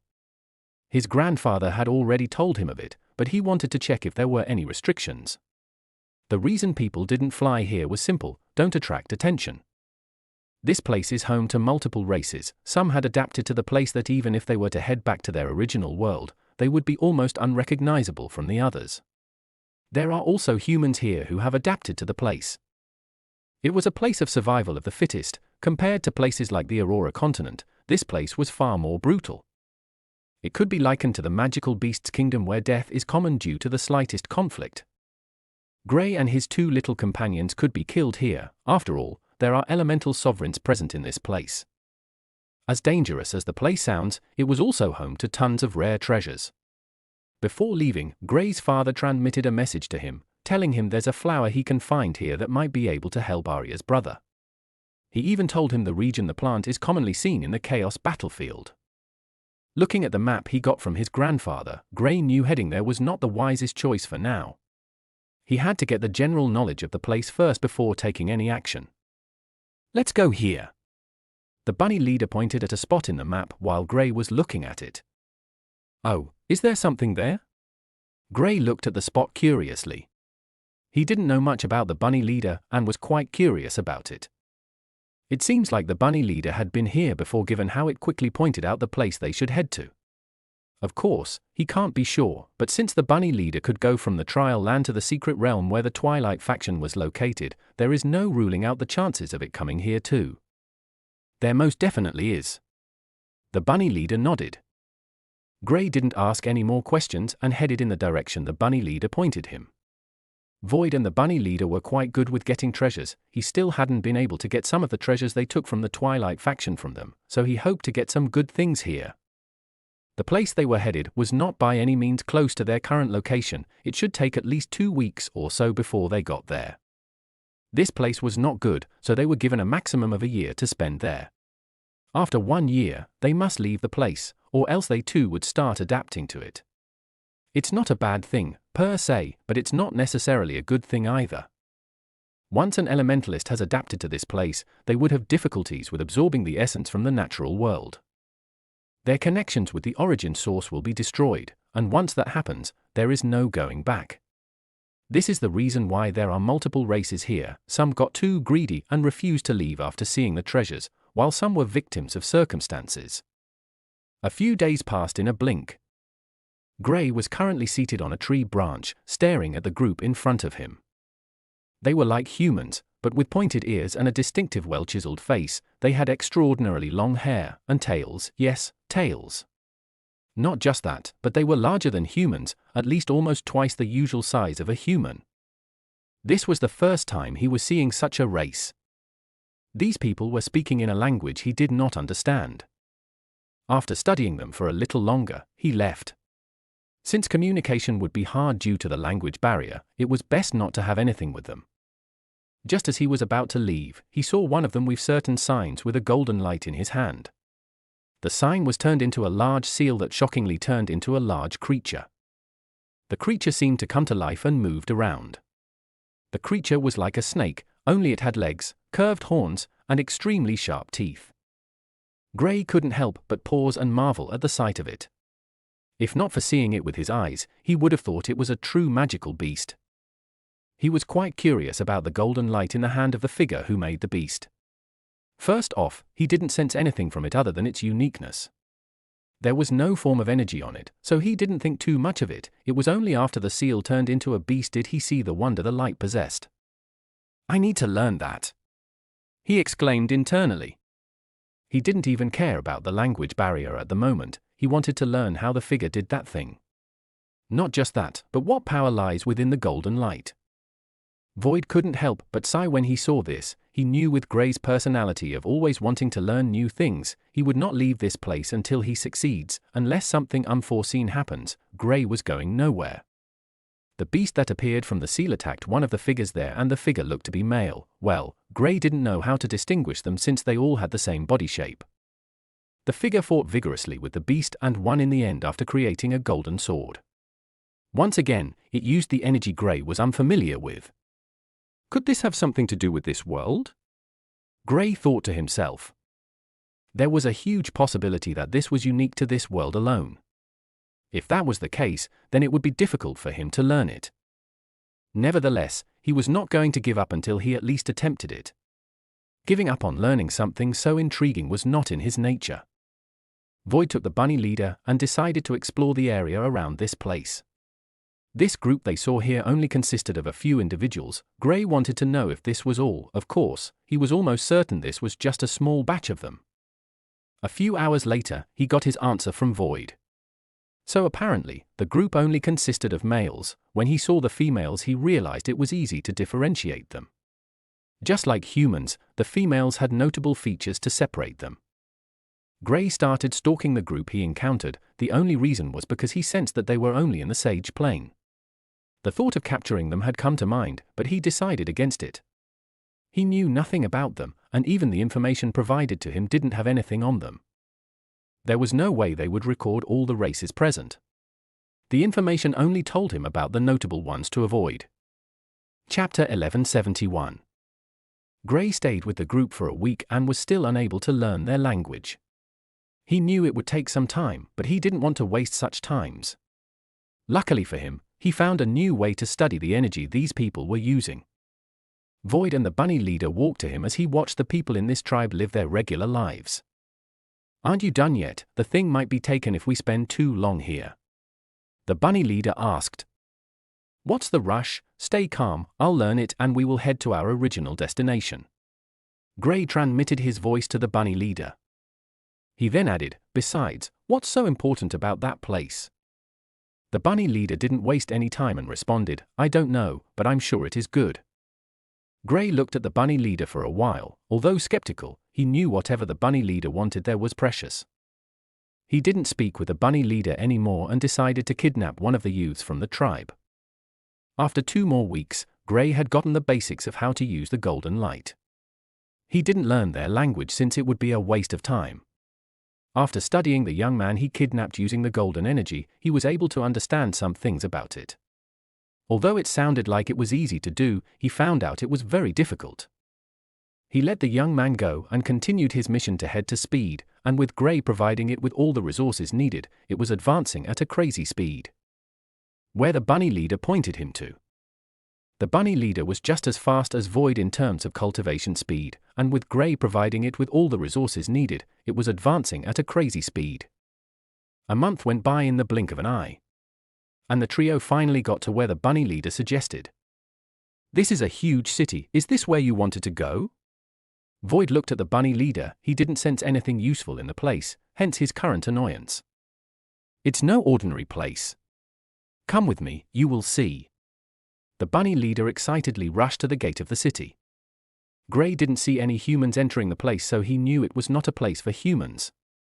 The people there, well, not really people, they were all beasts, magical beasts.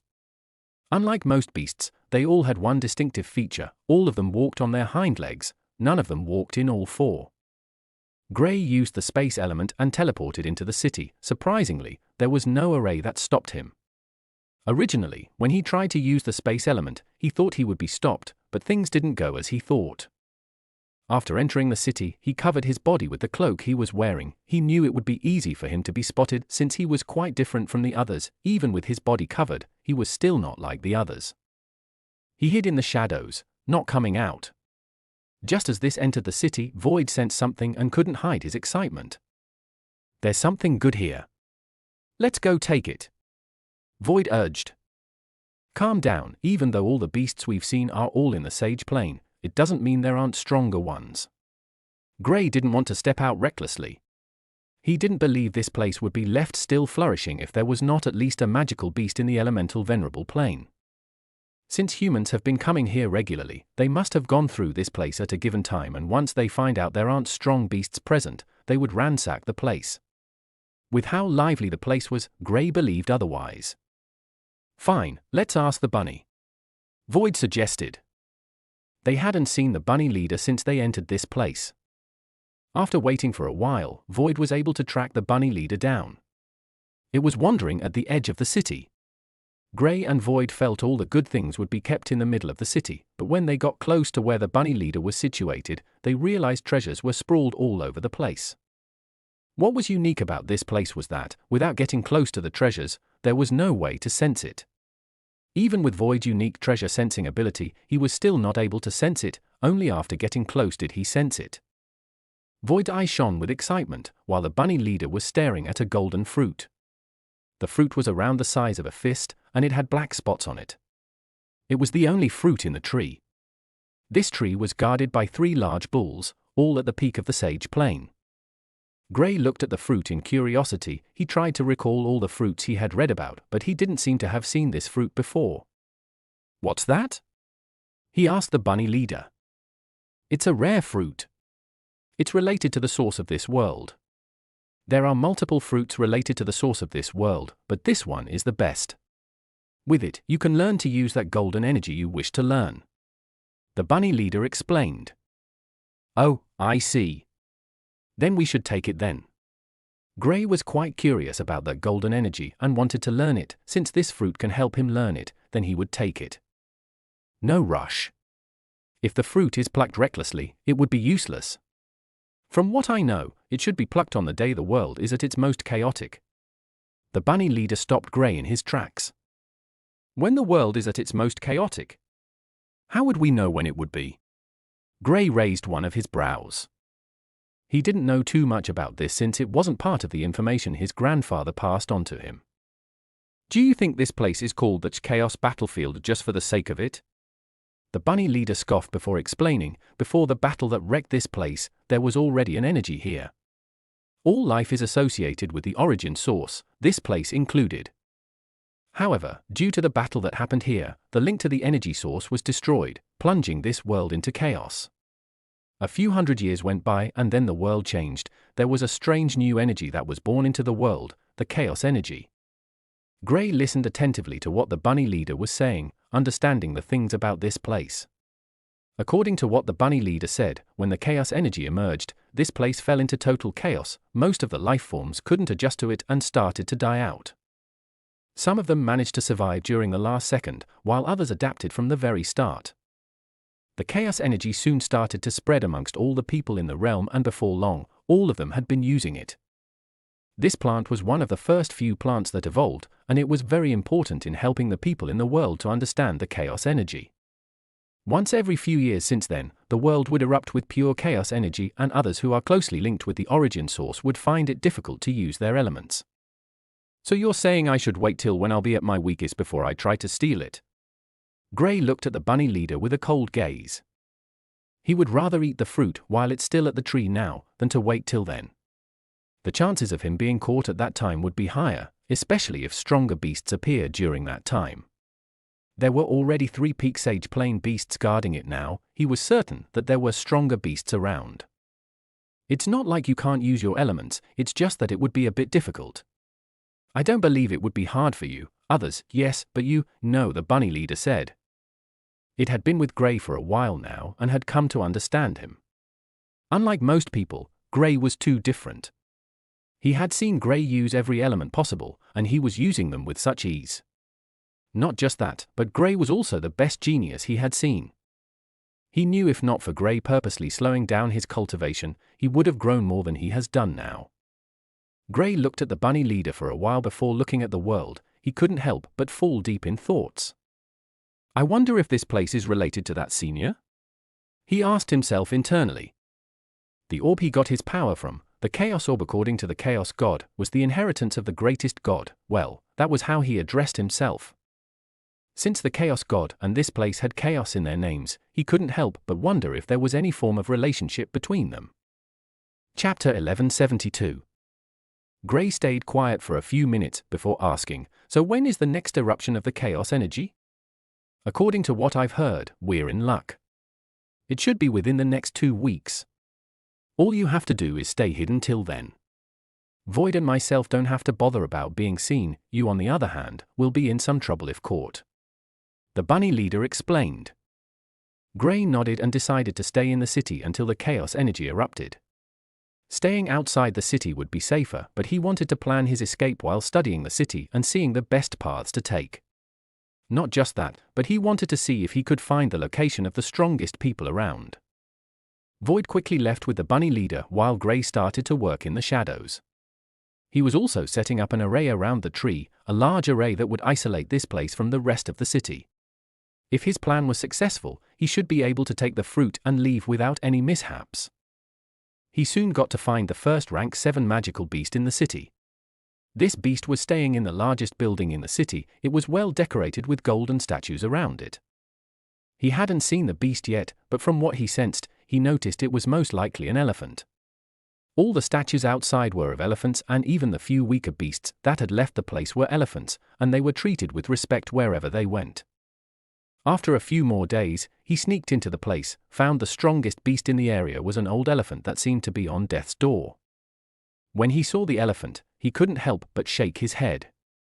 The elephant was in the early stages of the 7th rank, and even with its long lifespan, seems to be coming to the end of its life. Gray didn't bother with it. He wandered around the building in search of anything that might be valuable to him. He saw a few things, which he marked and left. His main objective is getting the fruit. If by any chance his presence was found out by the elephant, it might increase the security around the city and might even call others over for help. Over the next few days, all Gray was seeing was a large influx of beasts coming to the area. And they seemed to be preparing for an occasion. He later found out that one of the elephants is getting married. Gray didn't bother with them and went on with his plans. He only felt annoyed when he found out that the occasion was going to be held at the spot where the golden fruit was located. Not just that, but he had sensed the presence of 2 more rank 7 magical beasts, both on the same stage as the elephant residing in the city. The city, which was originally filled with activities, was quiet in some areas as almost all the residents had moved to the side where the ceremony would be held. Today was the day, and from the reddish sky, one could see what looked like a broken vein. Gray, Void, and the bunny leader were hiding at the side, looking at the place with a cold gaze. What now? Void asked. We're taking it, even if 20 more rank 7 beasts come. Gray said resolutely. I know, I'm talking about cooking the big guy.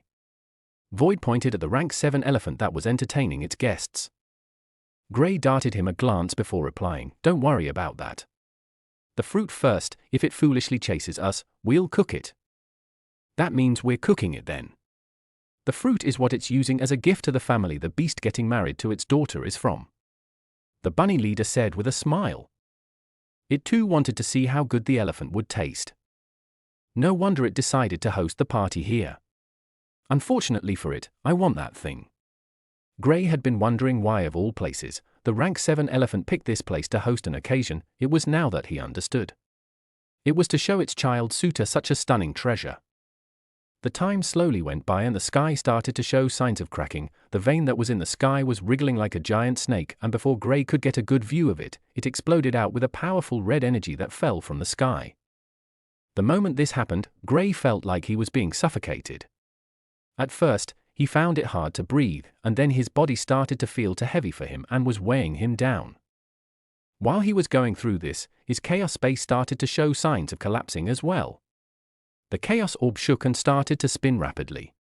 This time, it did something Gray never expected. The amount of chaos energy his body was absorbing started to increase. He could feel his body getting worse, but the chaos orb didn't seem to want to stop. Like a starving beast, it started to suck all of the chaos energy around Gray. It didn't stop there, it continued sucking all the energy around them. The commotion soon attracted the attention of everyone in that area. Gray tried to stop it, but he found out that the more he tried to stop it, the faster it started to absorb energy. In his chaos space. If Gray was inside, he would have been stunned beyond words. A massive change was taking place in the chaos space at the moment. It seemed to be creating something above the temple. A large red sun appeared in the sky above the temple, and all the energy that was being absorbed rushed to the red sun. Inside the sun, a rough, undiscerning shape could be seen. It appeared for only a second before disappearing. The sun started to grow larger and larger as Gray's body absorbed more chaos energy. In the outside world, Gray was unable to move his body. It felt like all the weight in the world had come crashing down on him, and he couldn't even raise a finger, much less leave this place. He was soon surrounded by the beasts in the area. However, none of them dared to get too close to him. Even though they had stayed in the world all their lives, this was the most chaos energy they had seen before. The area around Gray was currently a dangerous place to be. Even Void and the bunny leader had left there the moment Gray started to show signs of abnormalities. It's not that they didn't want to help, but getting close to Gray would only kill them, and do nothing else. The beasts from all over looked at Gray, not getting close to him, just watching in curiosity.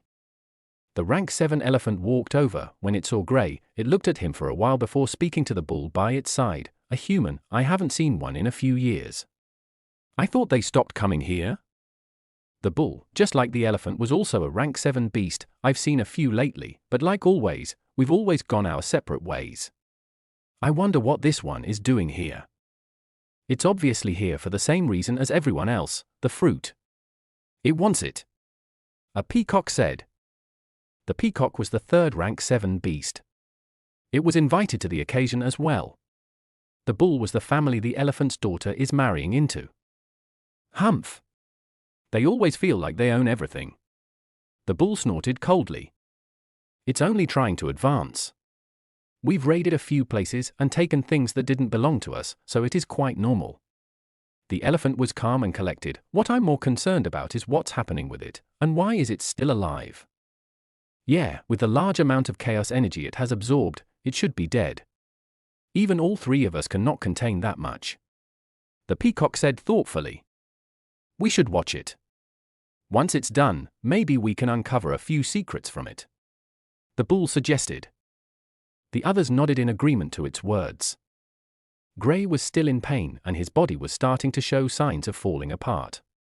He never expected something like this would happen to him. What was worse was that he was certain that the commotion it would cause would attract the attention of the beasts around. In his current state, he was unaware of what was happening around him. After enduring a few more minutes of pain, it slowly started to subside.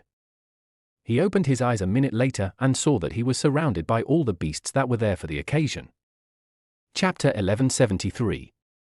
Oh, crap. Gray knew he was in for it this time. Seeing the gaze the beasts used to look at him, he knew they wanted to know what was in his body. I hate things I can't control. He felt genuinely annoyed with the orb, which was calm at the moment. As much as he liked the fact that the orb gave him the ability to use all elements, he also hated the fact that it seemed to be an entity of its own. With the occasional commotion it causes, he was sure it would put him in a whole lot of trouble sooner or later. He was already in some trouble. If not for the fact that his physical body was well above the strength of these beasts, he would have been very worried at the moment. Human, why are you here? The elephant was the one who stepped forward to interrogate him. Gray looked at the elephant and stood up. His body made cracking noises, and the pupils of the elephant constricted. It gathered with the other two in the 7th rank. Although it was small, they all sensed the immeasurable power that lay beneath Gray's small body. Even the elephant or bull didn't dare to believe they were stronger than Gray, physically. They were magical beasts that had grown with the help of the chaos energy here and therefore are stronger than regular magical beasts, yet they felt inferior to a human. No wonder his body was able to hold so much energy. The elephant muttered in enlightenment. The bull and the peacock all had serious expressions. Gray, seeing them, knew that they had sensed his strength. "I don't want any trouble, I just want to study that." He pointed at the golden fruit. "I told you it's here for the fruit, greedy filths." The peacock said coldly. "You might be powerful, human, but do you think you can come and request things?" The elephant asked, its expression also turning cold. "You have a point." Gray replied with a thoughtful expression. "However," he added, "I want it. Can I take it?" The bull was the first to lose its cool, and with a cold snort, it stamped on the ground and Gray's figure was sent into the air. The peacock took to the sky and its tail spread out, sharp wind arrows shot at Gray from it. The speed of the arrows was beyond Gray's imagination. Before he could react, the arrows were already in front of him. His armor sprang to action and blocked the attack, but he was pushed back. He quickly stabilized himself in mid-air, but the weak old elephant appeared in front of him. This time, it didn't look as weak as he thought it did the first time he saw it. The space around Gray and the elephant felt like it was under the control of the elephant. Gray felt his body being dragged down. While trying to fight against it, the elephant used its trunk to slam him from above. Boom! Gray crashed into the ground, creating a crater after destroying the building he fell on. The trio of the elephant, bull, and peacock stood in the air as they looked at the crater Gray crashed into. "Do you think it's dead?" the peacock asked. "I don't think that's going." The elephant was in the middle of its statement when a pale blue large fire blade slashed at them from the crater, which was still covered by dust. The elephant and the bull, who were both earth elementalists, worked together and blocked the attack, shielding the peacock behind them. The peacock sent more attacks at the crater. The elephant suddenly realized something and turned around. It saw Gray standing close to the golden fruit. "It's taking it away!" it yelled and rushed in the direction of the fruit. The others who were there for the ceremony had given them a good distance. When they first sensed the ripples from the battle, they knew staying close would only endanger them, so they all left, including those at the peak of the Sage Plain. A single attack from Gray could easily kill them. Gray, Void, and the bunny leader were staring at the fruit. "You're saying it will be enough for all three of us?" Gray turned to the bunny leader. "Not just three of us, but 4 or 5 more people. Don't underestimate the energy stored in this thing. It's more than 5 times the energy that almost tore you apart." The bunny leader warned Gray. It knew Gray might be having thoughts of wanting to absorb a lot of it, but it felt it was best to warn Gray beforehand. If Gray were to take too much, he might not get the chance to even convert it before he blew up from taking in too much. "All right, we better get going then." Gray didn't delay anymore and plucked the golden fruit from the tree. The moment he plucked it, he saw the tree dry up almost instantly and all its energy was transferred into the fruit. After the tree dried up, it slowly started to turn to ash. The elephant's eyes turned red from rage as it roared and rushed after Gray. It was too slow and Gray left with the fruit. If one looked at the place where the tree was previously standing, one would see a tiny sprout coming from the ground. This was what made this tree special. It only bears one fruit. After that fruit is plucked, it would die and a new tree would be born. This new tree would take hundreds of years and nourishment before it can produce another fruit. Gray naturally didn't know of this, and even if he knew, he would still take it. There was no way he was going to wait for hundreds of years for the next fruit when he could just take this one. Outside the city, Gray and the trio exchanged glances before masking their auras and disappearing into the city once again. They originally had a lot of things they wanted to take, but they didn't want to attract any attention since the fruit was more precious. Now that they'd gotten the fruit, it was time to get the other things they feel might be useful to them. Gray headed straight for the elephant's mansion, taking everything he wanted. Although it was a bad act, he didn't care too much about it. Besides, it wasn't like he was taking everything, he still left a lot of things for them. Void and the bunny leader, on the other hand, were not so subtle. They straight up emptied the places they had in mind and left. Later that day, the city fell into chaos due to the trio's stealing. The trio stood on top of a mountain, unbothered by the chaos that was going on. "How long will this last?" Gray could still feel his elemental essence was suppressed by the chaos energy that erupted earlier that day. What he noticed when fighting with the trio was that his attack power had reduced significantly. Luckily, he was able to use the space element to get the better of them. This was the main reason he didn't try to fight with them for long. Even with his physical body, he still felt some sort of suppression. Whenever the beasts attacked him, he would feel the suppression worsen. This made it difficult for him to dodge their attacks. At least 2 months or so. How do you think these people become like this? It was due to constant exposure to this energy. The bunny leader replied. I'm quite curious. Gray looked at the bunny leader seriously. How do you know all these? The bunny leader replied almost immediately, not hiding anything. I've been here before. I can easily travel through secret realms. Before I appeared in the place you first saw me, I stayed here for a few years. I know the main places to head when you need things. Gray already guessed this, but it was still amazing hearing it for himself. The bunny leader was definitely a tier above Void when it came to using the space element. Unfortunately, it hated fighting, and would rather have people do its dirty work. This was exactly the scenario that occurred when Gray first encountered the bunny leader. Since he had gotten the fruit, he decided to use it first. He had already gotten a little understanding after studying the young man he kidnapped using it repeatedly. Now, he wanted to see if he could use it. If he is successful, he wouldn't have to bother about being suppressed by the chaos energy since he too would be able to use it. However, before he consumed the fruit he asked, wouldn't this affect me when I go out? No, unlike these people who adapted to it, you got it instantaneously. There's a difference. The bunny leader explained. Chapter 1174. A week went by in the blink of an eye, and Gray, who had only broken through to the 4th stage of the elemental venerable plane not less than 2 months, was already in the 5th stage now, and this was with him trying to make sure he didn't break through too fast.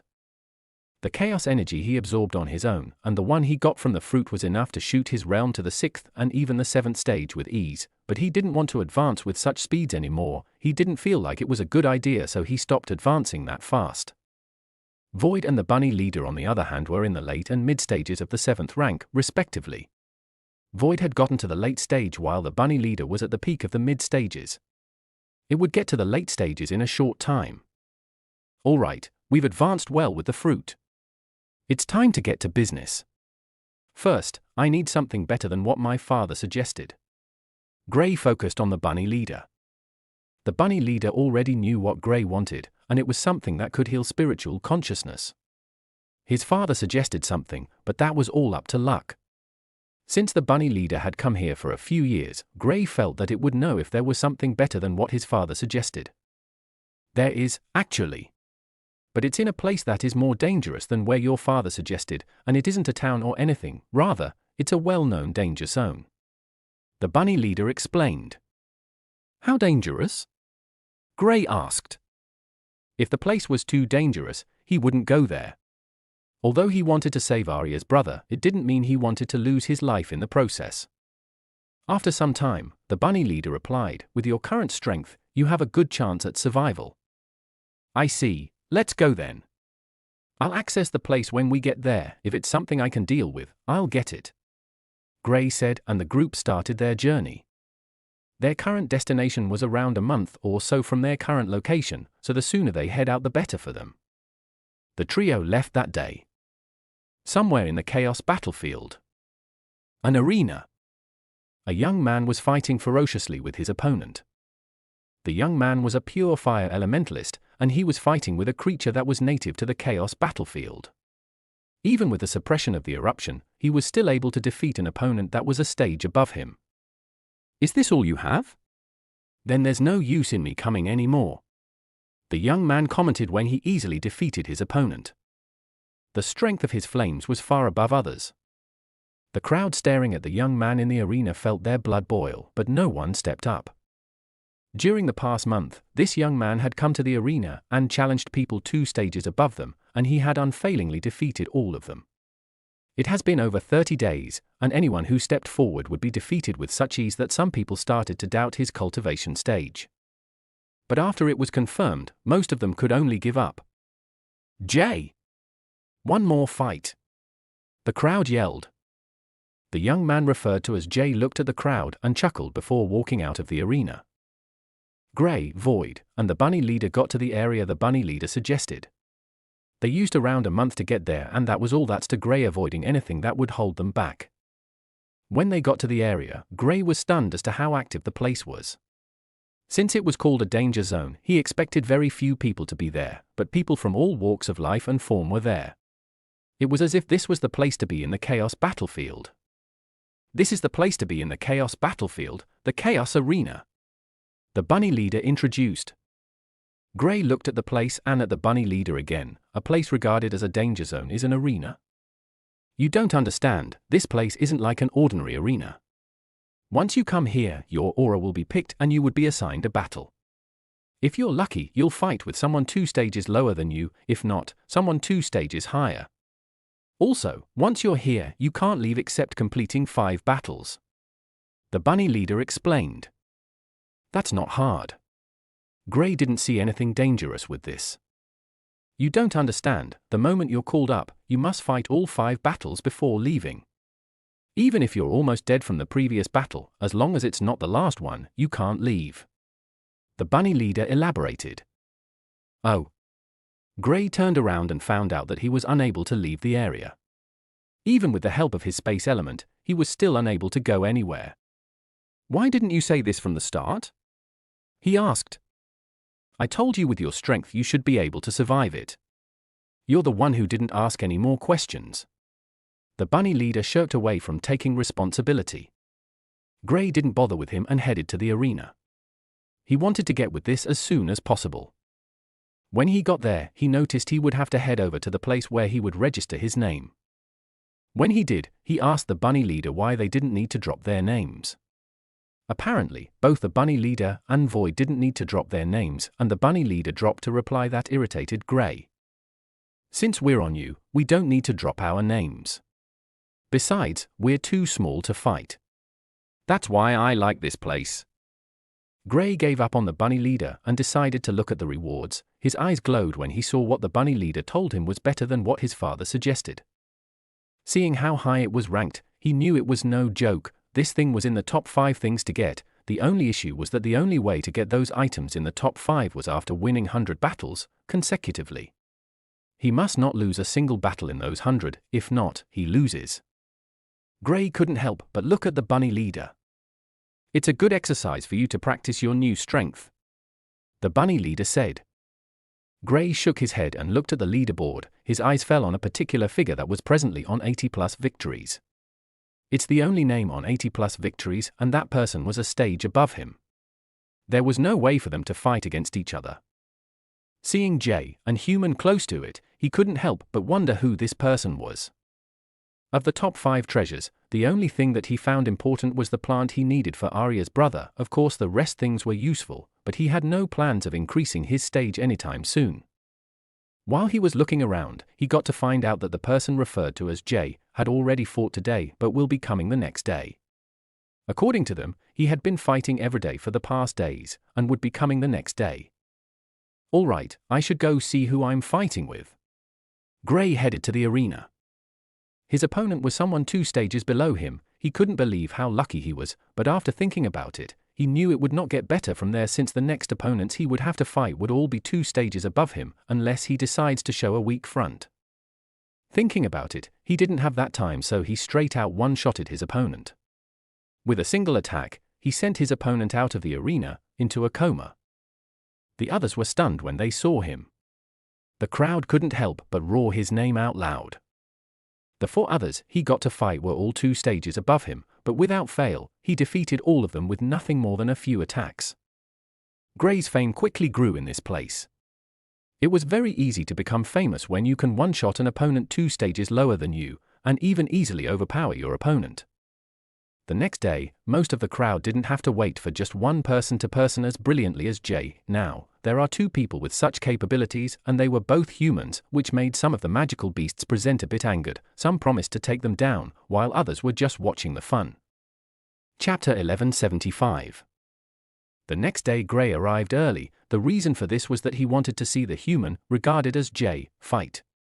According to what he heard, this person always fights very early and leaves as soon as he's done with his battles. When he arrived at the place, he looked at the arena and saw a shockingly familiar figure, a figure he never expected to even see in the Aurora continent, much less the Chaos battlefield. Jonas, he said to himself. Seeing his expression, the bunny leader and Void knew that he recognized the person fighting on the stage. Who's that? The bunny leader asked. He's Jonas, we are technically from the same city. Gray explained. Wow, one city producing two geniuses, even if he's not on your level, he's still well above others at his level. The bunny leader accessed Jonas as he watched him fight. Jonas could be classified as a tier above even Gray's friends when it came to fighting those in the same stage or above. Klaus, Reynolds, Alice, and even Ellis wouldn't have any issues with fighting those two stages above them. The only thing is that they wouldn't be able to dominate them as much as Jonas was doing right now. The bunny leader had seen them in action and knew they were special, but Jonas had something more, something that placed him above others, with the exception of Gray. Gray tilted his head and looked at the figure battling on stage. He was just as fierce as he used to be. He couldn't help but think of how their stories started. Both were from the small red city, each entering a top academy. However, one's path only climbed up while the other, although showing some prospects, stagnated due to making the wrong choices. However, Jonas' story changed after the trip to the trial land. He became reborn after receiving an inheritance from a top expert. Now, he was advancing at a massive speed. He was presently in the 6th stage of the elemental venerable plane. Gray already thought his speed was insane. Jonas seemed to be even faster than he was. Jonas quickly finished his battles, and as he was walking out, he seemed to look into the crowd, searching for something. He had seen Gray's name on the board, not just seen, but he had heard of the name. There was only one Gray he knew could cause such a commotion, and it was the same person that he knew from Red City. He didn't believe there would be another Gray that would be just as heaven-defying as the one from Red City. He had traveled and knew there were places far better than the Azure continent. Nevertheless, he had never seen anyone on par with that fellow, the one who wasn't able to awaken his element during his first test. He didn't see Gray's figure, but he decided to wait. Since Gray came here, he didn't believe he would leave immediately after completing the 5 battles. He would most likely want to get one of the top rewards, just like himself. Time passed and 2 hours later, the figure he was waiting for appeared. It was like a surreal dream when he saw Gray step onto the stage. Even with a mask on, he knew for a fact that the person standing there was the person he thought. Everything was confirmed when Gray was able to casually defeat his first opponent. However, his pupils showed some strange glow. He recalled Gray somehow miraculously got the fire element in the trial land, even though he was the one who got the inheritance. But he didn't think about it for too long at that time, since there was a chance that Gray might have gotten one too. However, Gray was currently using the space element as well. How's this possible? He didn't awaken any elements at first. Then later awakened two, managed to get the fire element from a top expert, and now the space element. Jonas felt his head ache. This was out of his expectations. But with all the things he had seen, he knew there was definitely a reason Gray was able to get all these. He had never heard of anyone getting another element after their original element was checked. Unless they could hide it from the rock. A thought suddenly struck him: if Gray could hide his element from the rock, maybe for fear of being hunted, then that should settle it. He recalled how Gray was hunted down just by getting a treasure from the trial land. Gray knew nothing about what he was thinking, nor did he care. He quickly made short work of his opponents before leaving the stage. He didn't know if Jonas was still around, and he didn't have the zeal to search for him. They aren't enemies, but they can't be called friends as well. When he stepped out, he saw Void, the bunny leader, and another silhouette waiting for him. "I knew it was you when I heard of your name," Jonas said when Gray stepped out. "It's been a while, Jonas." Gray stretched out his hand. Jonas shook his hand before they walked out of the place together. When the crowd saw them leaving together, and how they interacted, they knew they must know each other. Just thinking of the fact that two geniuses of this caliber are friends annoyed most of them. Gray didn't really care about all these. He followed Jonas back to where he was staying. After settling down, he asked, "How did you end up here?" "Well, it's a long story. Jonas offered Gray a cup of tea. Gray took it and nodded for him to go on with his story. It wasn't like he had anywhere to go, anyway. Jonas went on to tell him of how he was fortunate to leave the place thanks to a tear that appeared close to him. It was out of his control as he was drawn into the tear. Chapter 1176. Jonas stayed in the Azure continent and grew to the Sage Plain years after Gray and his friends left. He searched for them after getting to the Sage Plain, but he was unsuccessful. He became the youngest elementalist to get to the Sage Plain in the history of the Azure continent. For some reason, he knew Gray would have already achieved that feat, but since he was nowhere to be seen, he couldn't help but accept the title. During an exploration, he got sucked into a spatial tear, and then appeared in a strange new world. The elemental essence he sensed there was way above what he ever thought he would experience again. He only experienced such vast elemental essence in the trial land, but now, he was sensing it in an outside world. He didn't venture far before seeing people. Where he appeared was close to a small town. The strongest person in the town was at the peak of the Overlord Plain. He asked where he was and found out it was a strange place called the Aurora Continent. He asked about it and only got some information. But that was enough for him. All he wanted to do was to grow stronger, and in the Azure Continent, he is already feeling that he was getting to the end of his cultivation journey after getting to the second stage of the Sage Plain. It couldn't be helped, the lack of elemental essence there can't groom an elementalist to grow to the peak of the Sage Plain. So once an elementalist gets to the Sage Plain, their cultivation speed reduces tremendously and they start to feel like they can no longer break through.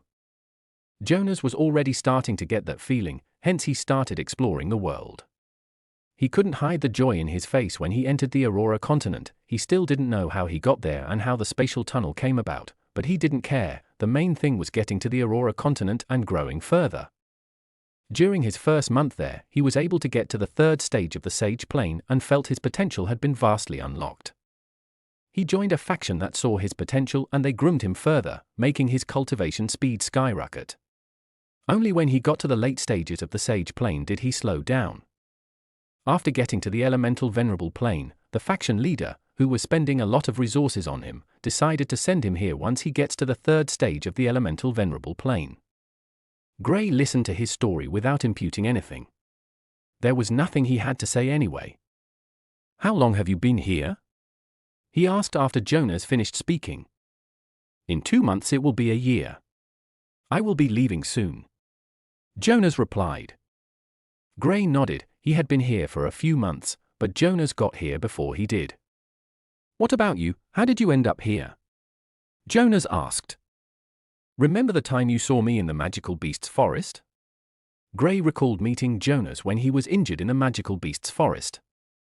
Jonas nodded. "I was able to see a teleportation array that sent me to the Aurora Continent around that time. The time I left for a while and returned to fight against the Empires, I had made a trip there first before returning to take my friends back." Gray didn't say too much, but Jonas understood the meaning of his words. Gray found a way to go to a better place and wanted to take his friends with him. However, there was some issues, so he sorted it out first. Jonas looked at Gray. He couldn't help but give a wry smile. When Gray was declared a fugitive across all continent, he could barely believe that the same person that came from the same city as himself was garnering this much attention from everyone. Not just that, but this person was seen as a threat by all 4 empires at that time and they wanted him gone. If it were now, a single snap of Gray's finger would kill all of them. He was an elemental venerable, a level those in the Azure continent knew nothing about. He might even be regarded as a god if he went back now. "Wait, you're Gray Dawson?" He suddenly recalled something and asked hurriedly. "Yes." Gray nodded. Jonas burst out laughing after getting the confirmation from Gray. Even now, Gray was still wanted by factions stronger than him, yet, he was still thriving. "Will this end in the same manner?" he thought to himself. "You know about the kill order on your head from the gnomes?" he asked curiously. Gray nodded. "You have a way of making powerful enemies." Jonas gave a soft chuckle. "They wanted to kill me, I killed them, now they're just acting in the manner people with a weak mindset act, using their connections." Gray shrugged. Seeing how carefree Gray was, Jonas shook his head to himself. "I guess you're already used to being in such a situation."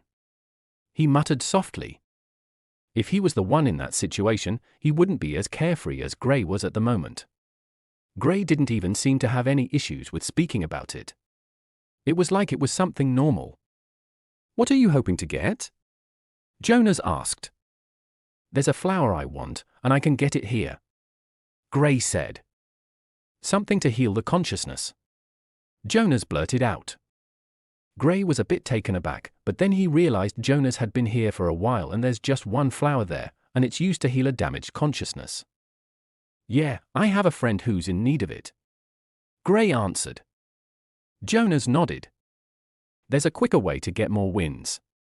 It's a bit rare, but at times people do agree to it," Jonas said after some time. "Oh, what's that?" Gray's interest was piqued. "Betting," Jonas replied. Chapter 1177. The rules are simple. You bet with the current number of wins you have.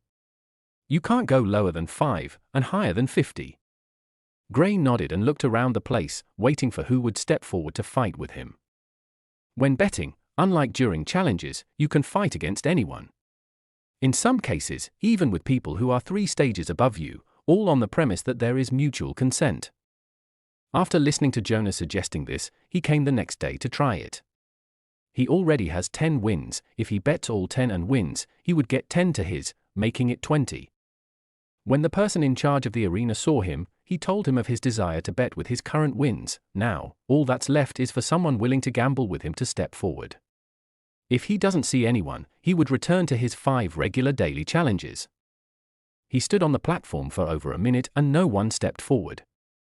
When he was about to give up, a petite figure walked to the arena. "I'll take that 10 wins off of you," the petite figure said with a soft chuckle. It was a young lady who looked quite thin, but Gray didn't think much of it since there were multiple races here and he had seen a group that had the same features as the young lady. "Since I'm 3 stages above you, I'll offer double what you wagered," the young lady said. Gray turned to the man in charge, who nodded to what he wanted to confirm. The man was also from one of the races in this place. The young lady chuckled softly as she accessed Gray. "Why don't you take off your mask?" "I'm sorry, I have a bad scar," Gray replied calmly. The young lady didn't push any further and waited for the start of the battle. Everyone looked on with interest. Jonas also wanted to see just how far this young lady would be able to push the seemingly invincible Gray. The man in charge of the arena called for the battle to start. The young lady's figure faded off the arena, leaving Gray alone. "Be careful, she's from a race that excels in illusions. They use mists to create things that will confuse you." The bunny leader transmitted its voice to Gray. Gray was alerted and increased his guard. He even set up his new light element technique of instant healing whenever injured. If he were to be caught unaware and unable to block the attack, he would use this to heal himself and start his fight with the young lady. When the young lady appeared again, she laughed and waved her hands at Gray. A thin thread shot at Gray. Gray covered his body with flames, not letting the thread touch him. However, the thread passed through the flames, grabbing his hand. He saw the thread tug, and subconsciously, he took a step forward, leaving the protection of his flames. The young lady appeared by his side and threw a punch. Gray's figure was forced a few steps back. Gray touched his right arm, which he used to block the punch, and sensed that it was cold. His eyes glowed with a blue light and he looked at the young lady. This was an attack he hadn't used for a long time, and there were even occasions when he forgets that he has it, but whenever he faced tough opponents, who are aware of some of his abilities, he would use this to catch them unaware. The young lady looked away the moment she saw his eyes. On the sitting area, Jonas looked at the duo standing on the platform, a strange look in his eyes. Since the start of the battle, the young lady had been standing in one place, and so has Gray. He suddenly saw Gray move forward as if he was being tugged, and then he moved to the side, while in a blocking pose. He looked at the young lady and after digging through his memories, he recalled the race she was from. They were people who excelled in using mental attacks and illusions. He never thought Gray would encounter such a tough opponent during his first battle. What was worse was that the young lady had a higher cultivation stage. Even with Gray's unique abilities, he didn't think Gray would be able to easily deal with her. His expression changed when he saw Gray's eyes glow. Not just him, but everyone else. They never thought that Gray was also proficient in mental attacks as well. With this, he would be able to fend off the mental attacks of the young lady. On the arena, the eyes of the young lady glowed with dark blue light and turned to Gray. She looked at Gray, surprised before saying, "You can also use mental attacks." Gray looked at her and then at his arm, which he couldn't feel the cold sensation from before anymore, and nodded. His eyes stayed glowing as he rushed after her. When he was attacked by the punch, he knew that there was something wrong with the attack, and recalling the words of the bunny leader, he acted quickly. The young lady chuckled and said, "It's still not going to change your fate." After she finished saying this, mist started to spread on the platform. Gray halted in his tracks and blue flames rose from where he was standing and started to spread everywhere, fighting against the mist. He didn't want to allow the young lady to do as she pleased. His attack power was strong, just on par with the young lady's. She was in the 8th stage of the elemental venerable plane, yet she couldn't overpower Gray, who was still in the 5th stage. The mist tried to push forward, but Gray's flames stood strong, fending it off. An ice rain started to fall. The ices were all in the shape of sharp needles. Gray created an earth screen above him, blocking all the needles that were falling toward him. Chapter 1178. While blocking the needles, Gray attacked with the earth element, slamming a large hammer at the young lady. The hammer hit the young lady, but just as it was about to hit her, her body turned to water, and the water splashed across the platform. Gray looked around, trying to sense her current location. He turned around hastily and blocked the large ice spear that was about to be impaled into his back. The spear was unable to touch him, but he was forced a few steps back. He looked at the spear, and the figure that was previously standing behind it had turned into water once again, disappearing from his view. Gray's expression turned serious and the area around him was enveloped with flames, hot flames. He heard a scream from a region and attacked that area. While attacking, he felt a chill run down his spine, and his figure blinked, disappearing from where he was standing. A large ice spike rose from the ground, almost piercing him between his nether region. Luckily, he managed to react quickly. The laughter of the young lady reverberated across the platform. This time, they were not fighting a mental battle, so everyone could properly see them. Just like Gray, most of the people were still searching for the young lady. After being attacked, Gray couldn't stop the young lady from creating mist across the platform. Even though he was trying to use his fire domain to block it, he was still not able to remove it. Jonas, who was watching, gave a wry smile after seeing Gray's domain and muttered, as expected. He too had already awakened his fire domain, but compared to Gray's blue flames, he was a bit envious. One has to know that special flames in some cases give unique abilities. Taking the cold flames Gray got later on, for example, he managed to get a mental attack in the process. Back in the arena, Gray looked at the spike that sprouted out of the ground and gulped down, a bit fearful of what might have happened if he didn't sense it quickly. The young lady only screamed to draw his attention just so she could attack him. And she was almost successful too. He calmed down and settled his mind. The only way to fight against such an opponent is by being calm, or by setting the entire platform on fire. Gray stamped on the ground and the earth started to show signs of turning into lava. Not just that, but the heat around the place shot up. Even those that were in the stands felt the uncomfortable heat and started to retreat back. The man in charge of the platform couldn't help but give them some space. He was only at the peak of the elemental venerable plane. Although he could handle the heat, he didn't want to stress himself. Besides, there's a certain thing about Gray's attacks that scare him deep down. The arena transformed. From a stage, it turned into a pool of lava. A certain part showed signs of cooling off, the part where the young lady appeared. "Oh, I thought you wouldn't come out." Gray chuckled and his figure vanished. It was his turn to haunt the young lady. Unlike her, he was a space elementalist. He didn't need to turn into water. All he had to do was disappear and appear. He appeared close to the young lady and attacked with the fire element. The hotness of the fire was above what it used to be. The young lady dodged it, and the sound of water touching fire gave off steam as she stepped on the lava outside the cooled area where she was originally standing. Gray didn't stop there. He attacked once again.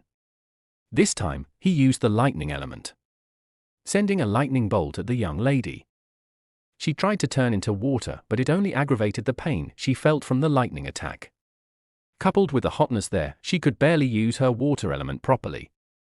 Gray turned to battle around with a single move, putting himself in a more favorable position.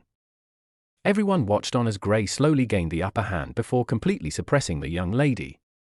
Jonas was a bit disappointed since he didn't get to see Gray put in too much effort.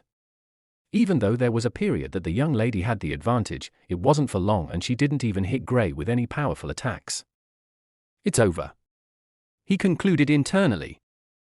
And before long, the pain shriek of the young lady reverberated everywhere, along with the voice of the man in charge calling for the end of the battle. It was not a battle to the death.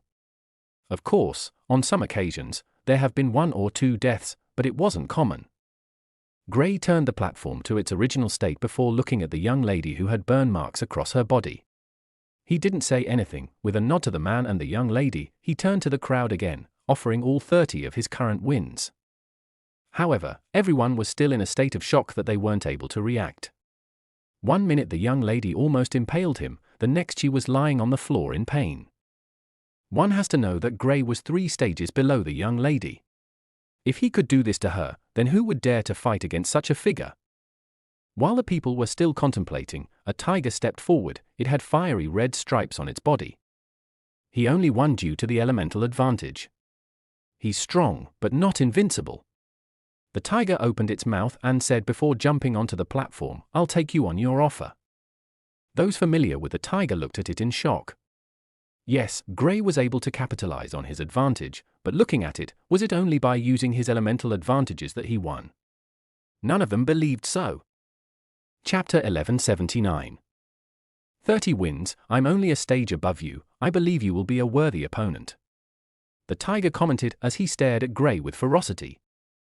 Gray looked at him and nodded. He was currently having 30 wins thanks to the young lady from the previous battle. Now all he needed was 70 more. If he wins this battle, he would get 30 more, taking his total to 60. He couldn't help but thank Jonas internally. If he had known of this from the start, he wouldn't have wasted his time staying till the next day.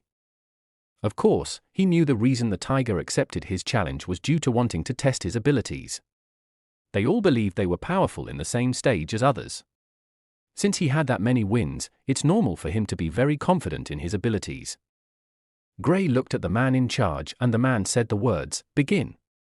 The tiger exploded out with terrifying speed, rushing at Gray in all 4. It stretched out its claws which were covered in flames, and slashed them at Gray.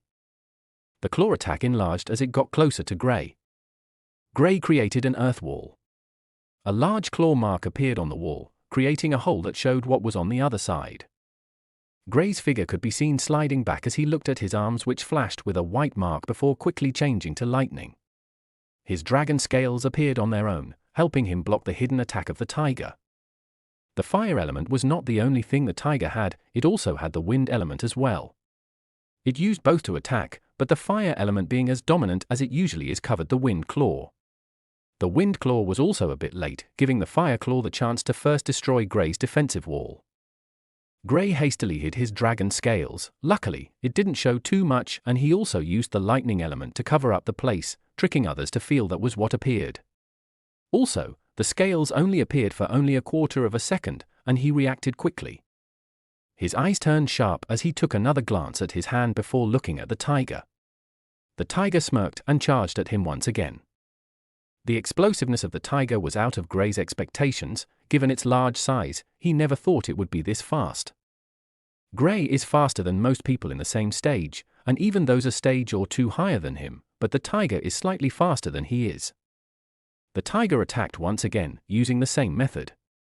The fire element first breaks his defense, then the wind element, which moves in an almost untraceable manner. Even when prepared for the attack, Gray still found it difficult to track it and was once again forced back. He was not hurt by it this time, but he was still not able to deal with it easily. You have quite a strong body. I want to see how long it can sustain the impact of the attacks. The tiger laughed and attacked again. Yes, Gray was blocking each attack, but his body was still suffering from the impact of the attack, hence being pushed back. Contrary to the tiger's thought process though, Gray's physical body was far stronger than what it thought. So no matter how much it attacks, it wouldn't really be able to do much harm to him as long as he blocked it.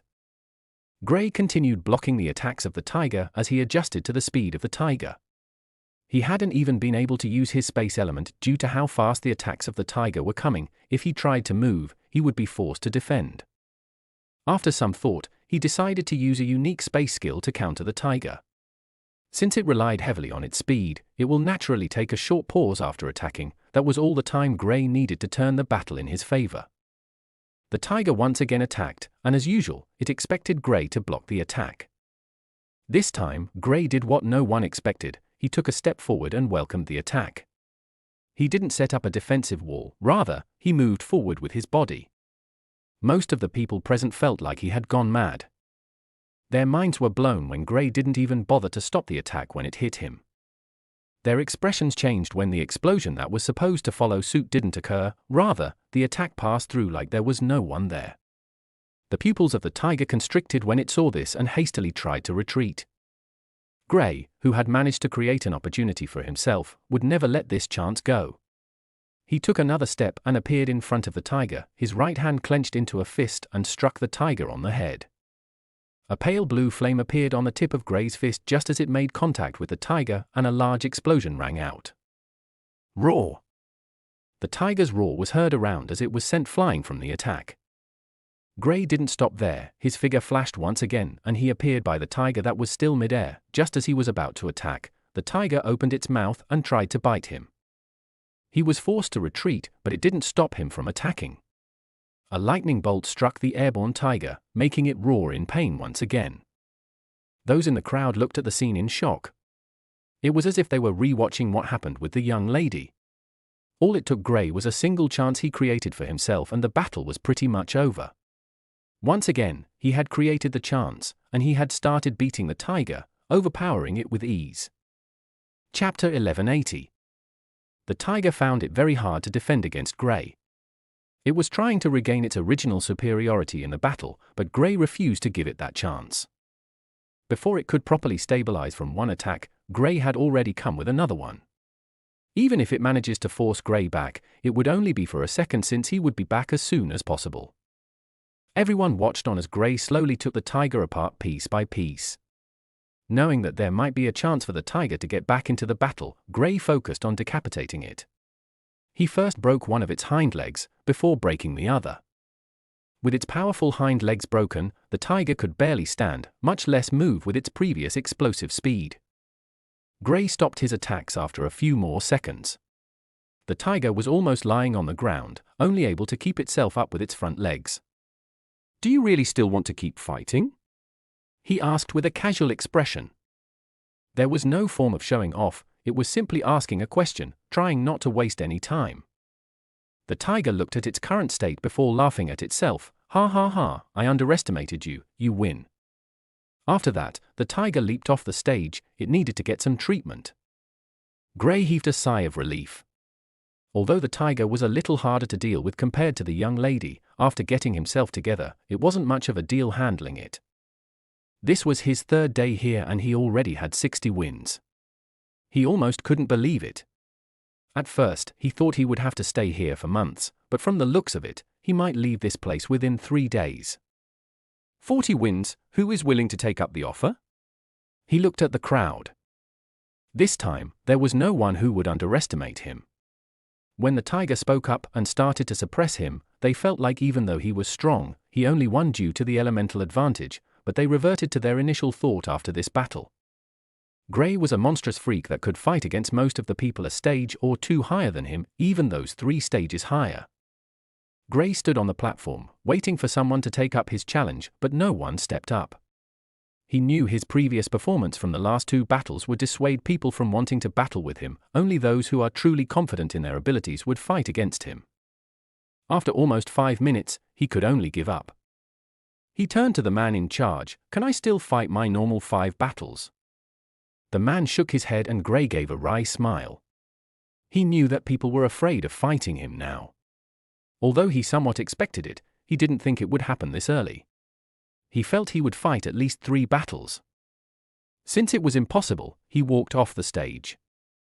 Jonas looked at him as he walked close to him. "You've grown too strong." I'm afraid no one would want to fight with you unless they want to test their abilities against yours. I don't see what they're afraid of.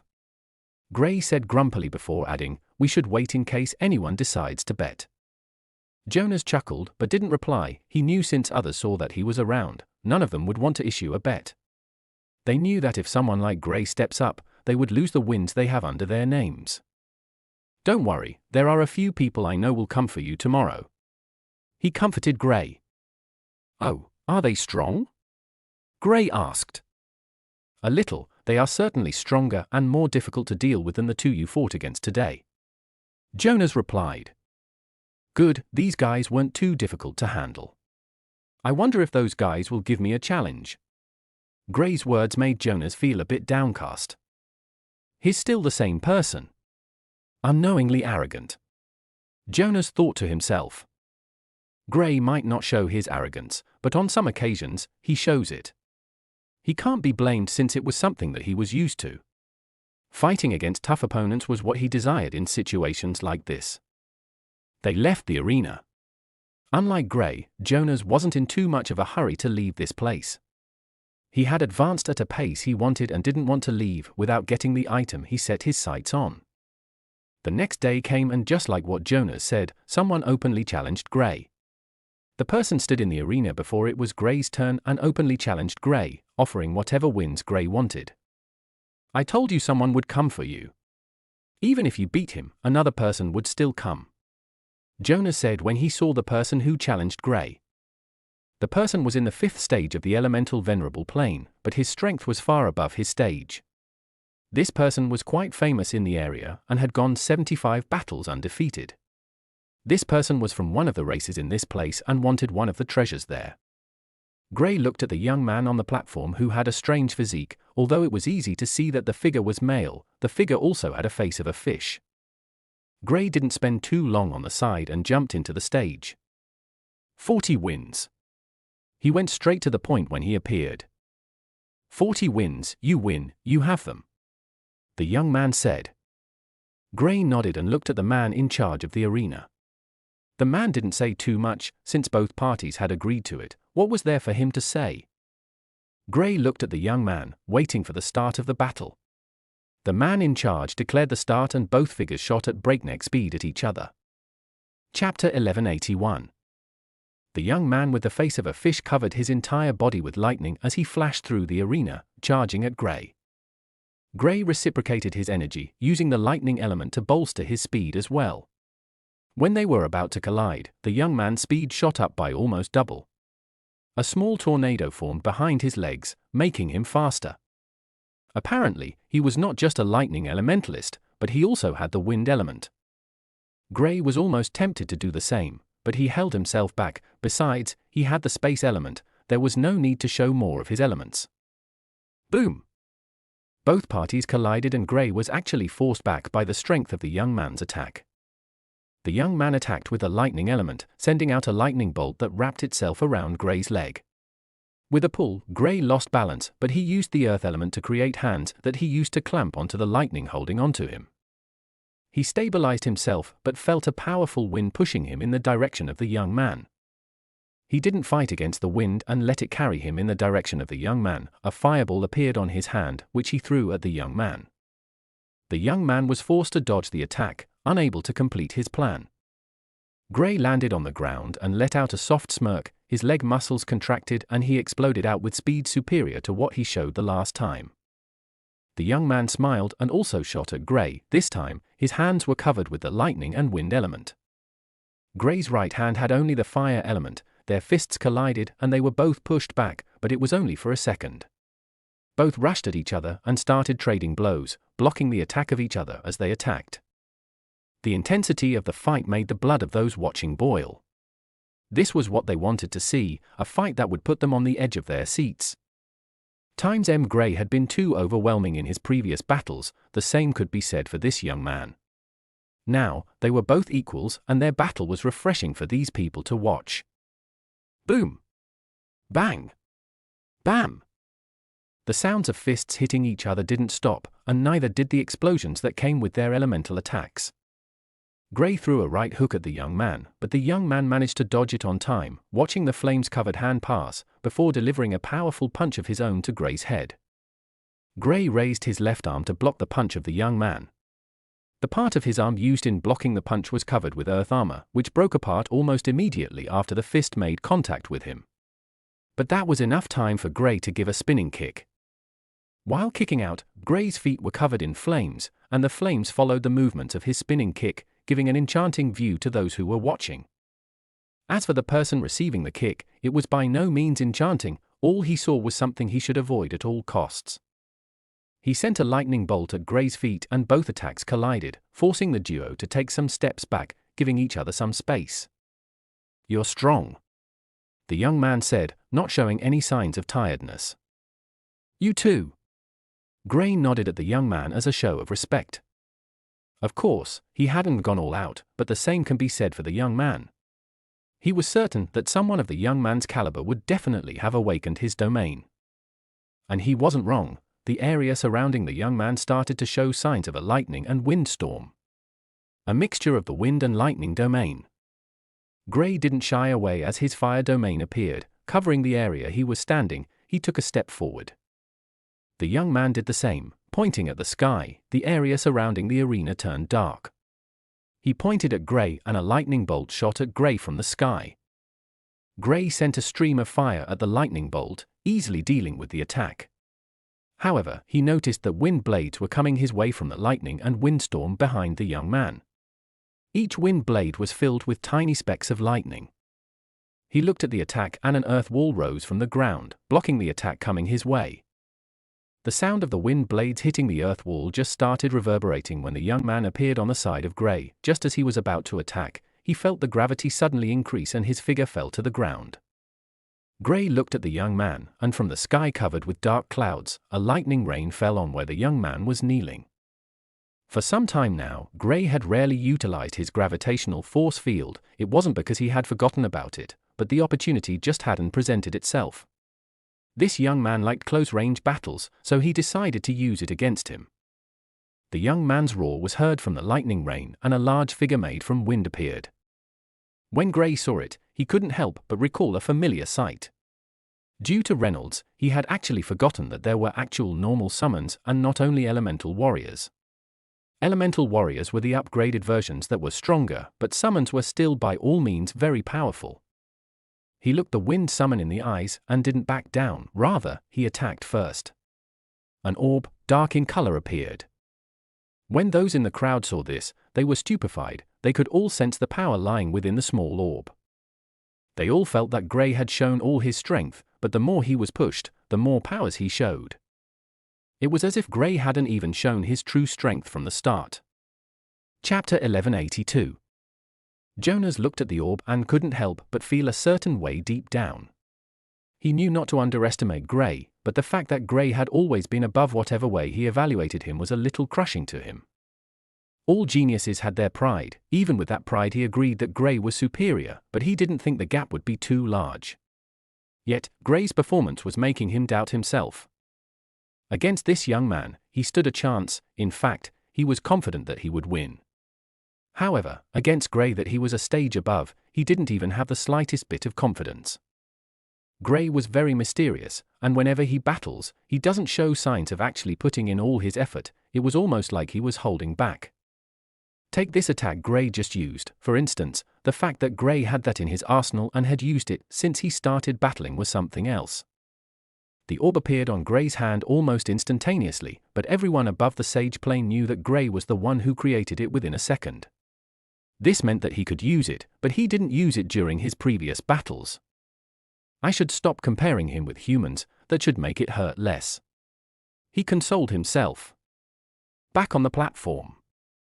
The young man, who was standing behind the summon, instantly retreated, not daring to be in the attack range of that orb. He didn't know what it was, but the power inside of it was clear for all to see. The wind summon subconsciously grabbed the orb as it was coming its way. The moment it made contact with it, the explosion people were expecting didn't occur. Rather, after the orb disappeared in a flash, the hand of the summon started to disappear, and within 2 seconds, the summon vanished. It was like it was never there. Everyone looked at the scene in horror. Some of them looked at Gray's calm expression and couldn't help but feel a chill run down their spines, especially those that had fought with him before. None of them were sure they would be able to block this attack. The summon disappeared, unable to block the attack. They all sensed attributes of the space element, so they were sure it was the doing of the space element. At first a few thought the summon was teleported away, but when they realized that it disappeared bit by bit instead of instantaneously, they knew it wasn't teleportation, rather, it was destroyed bit by bit.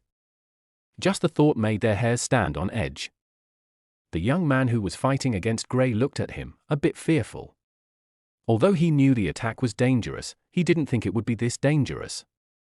In fact, if he was asked if he could block it, he would not be able to respond because he knew he couldn't. What sort of freak is this? He thought internally.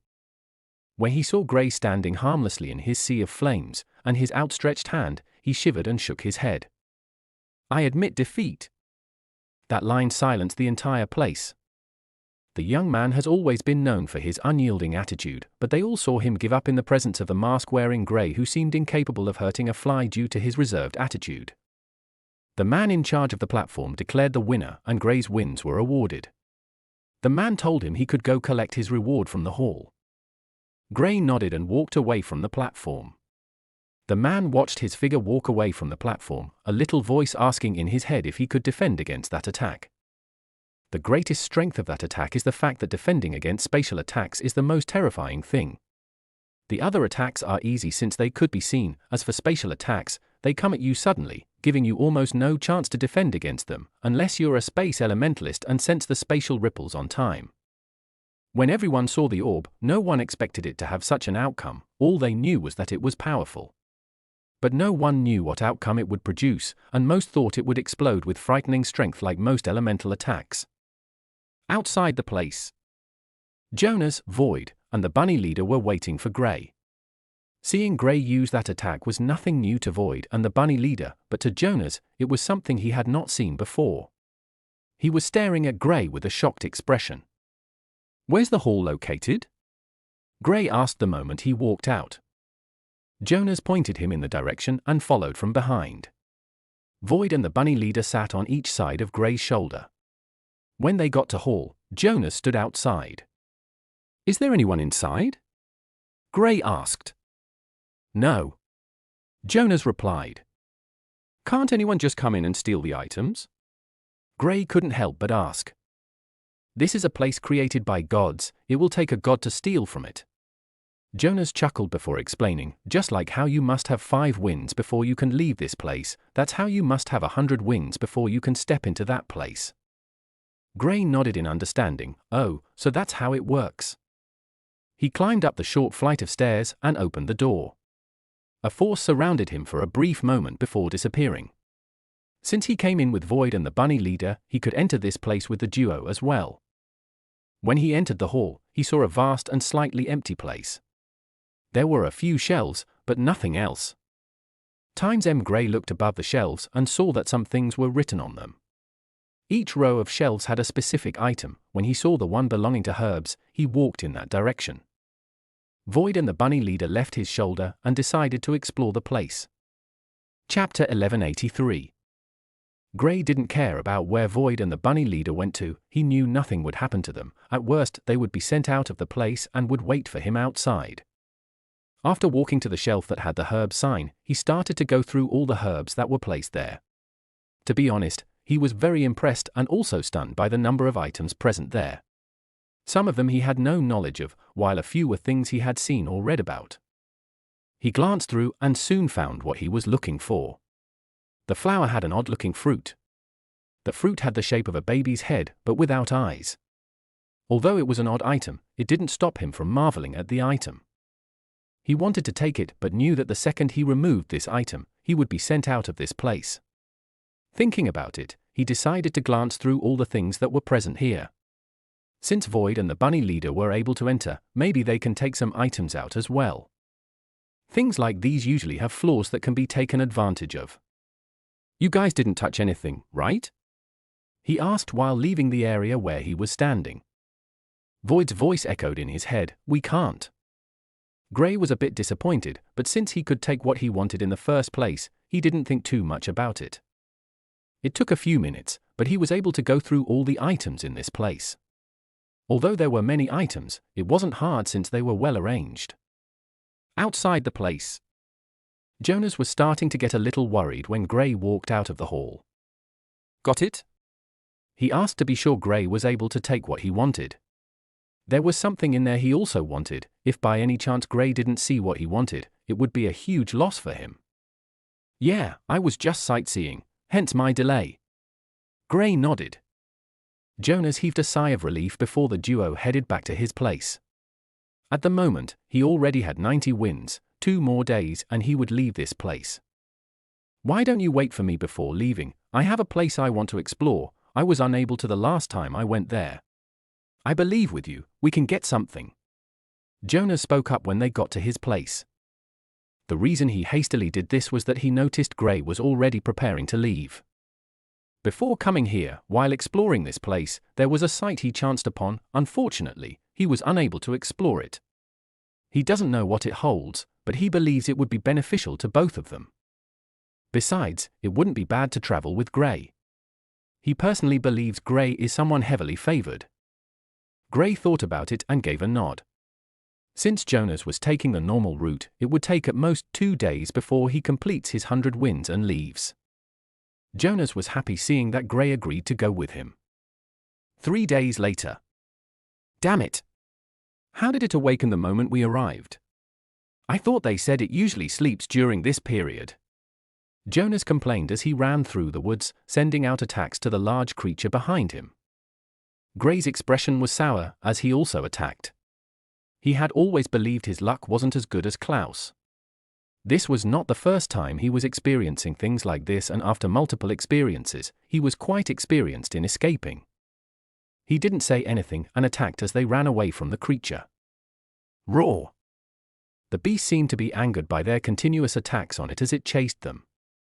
It opened its mouth wider than over 3 meters and sucked in. All the trees in the area were sucked in its direction, losing their energy. When Gray and Jonas saw this, they felt a chill down their spines and increased their speeds. Only after a few more minutes of running did the beast finally give up, since they were no longer in its territory. The duo stopped running and started to pant, trying to regain their breaths. "That beast is crazy," Jonas commented as they watched the beast walk back. What they found annoying is the fact that they were not the only ones passing that area at that time, but they were the ones it chose to chase. "Can we go around it?" Gray asked. He was quite curious about the place Jonas wanted them to head to. "Yes, but it will take longer. Taking the risk of entering its territory again wouldn't be wise." Jason replied. "We can go round, there's no rush," Gray said. The beast was already close to breaking through to rank 8, unless he had the fusion state. He didn't want to have anything to do with such a magical beast. Jason had no problems with what he said and showed him the way. The duo had to go around the beast's territory, and before long, they soon got to their destination. The place was like a cave, but it had a large door at the front of it. "Did you go past this place?" Gray asked. "Yes, there is a certain array here, but it wears off after a few days." Jonas replied. He looked at it and said, "In about 2 days' time it would be open for us to go in." Gray nodded and sat down, studying the array set on the place. This array was a first of its kind, and he was very curious about how it was set up. He studied it for the 2 days they sat outside, and Jonas was unable to speak to him when he saw him in a meditative state. It was only after the door opened did he open his eyes. Such a complex array, once I can master how it's made, I can create a powerful array, he muttered to himself. Jonas didn't heed what he said, since he was more concerned about entering the place. The door was pushed open by him since they were the only people present there, and they walked into the place. They were met with a long passageway, but after walking for a few minutes, they saw its end. Gray saw it and asked, "Do we also have to wait?" "No, we'll be able to clear it soon." The second after Jonas finished his statement, some creatures appeared in the place. "That's our challenge. It's not much of an issue, and I've passed this place before," he said when the creatures appeared. Gray looked at the creatures and nodded. They were all in the first stage of the elemental venerable plane. In a matter of a minute or so, they were able to easily deal with them. The next round wouldn't be an issue as well. What I'm concerned about is the fourth round. I ended there and was unable to get past it even after almost a week. Jonas said. Oh, what's there? Gray asked, curiously. You'll see when we get there. Don't get me wrong, as long as we're together, we can handle it. Jonas said. Gray looked at him for a while, and thinking of the fact that he left the place, he didn't speak too much. All right, let's get to work. The duo started to pass through each stage with much ease. After almost 1 hour, they appeared on the fourth stage. When Gray arrived, he understood why Jonas asked him to come with him. This place, they had to defeat 3 opponents that were 2 stages ahead of the person with the highest stage there. If they had more numbers, they wouldn't have any issues, but they were only 2, so they had to fight 3 opponents with the strength of a 6th and 5th stage elemental venerable, while fighting against 3 8th stage elemental venerables. Can you manage? Jonas asked. Don't worry, it's not much of an issue. Gray answered.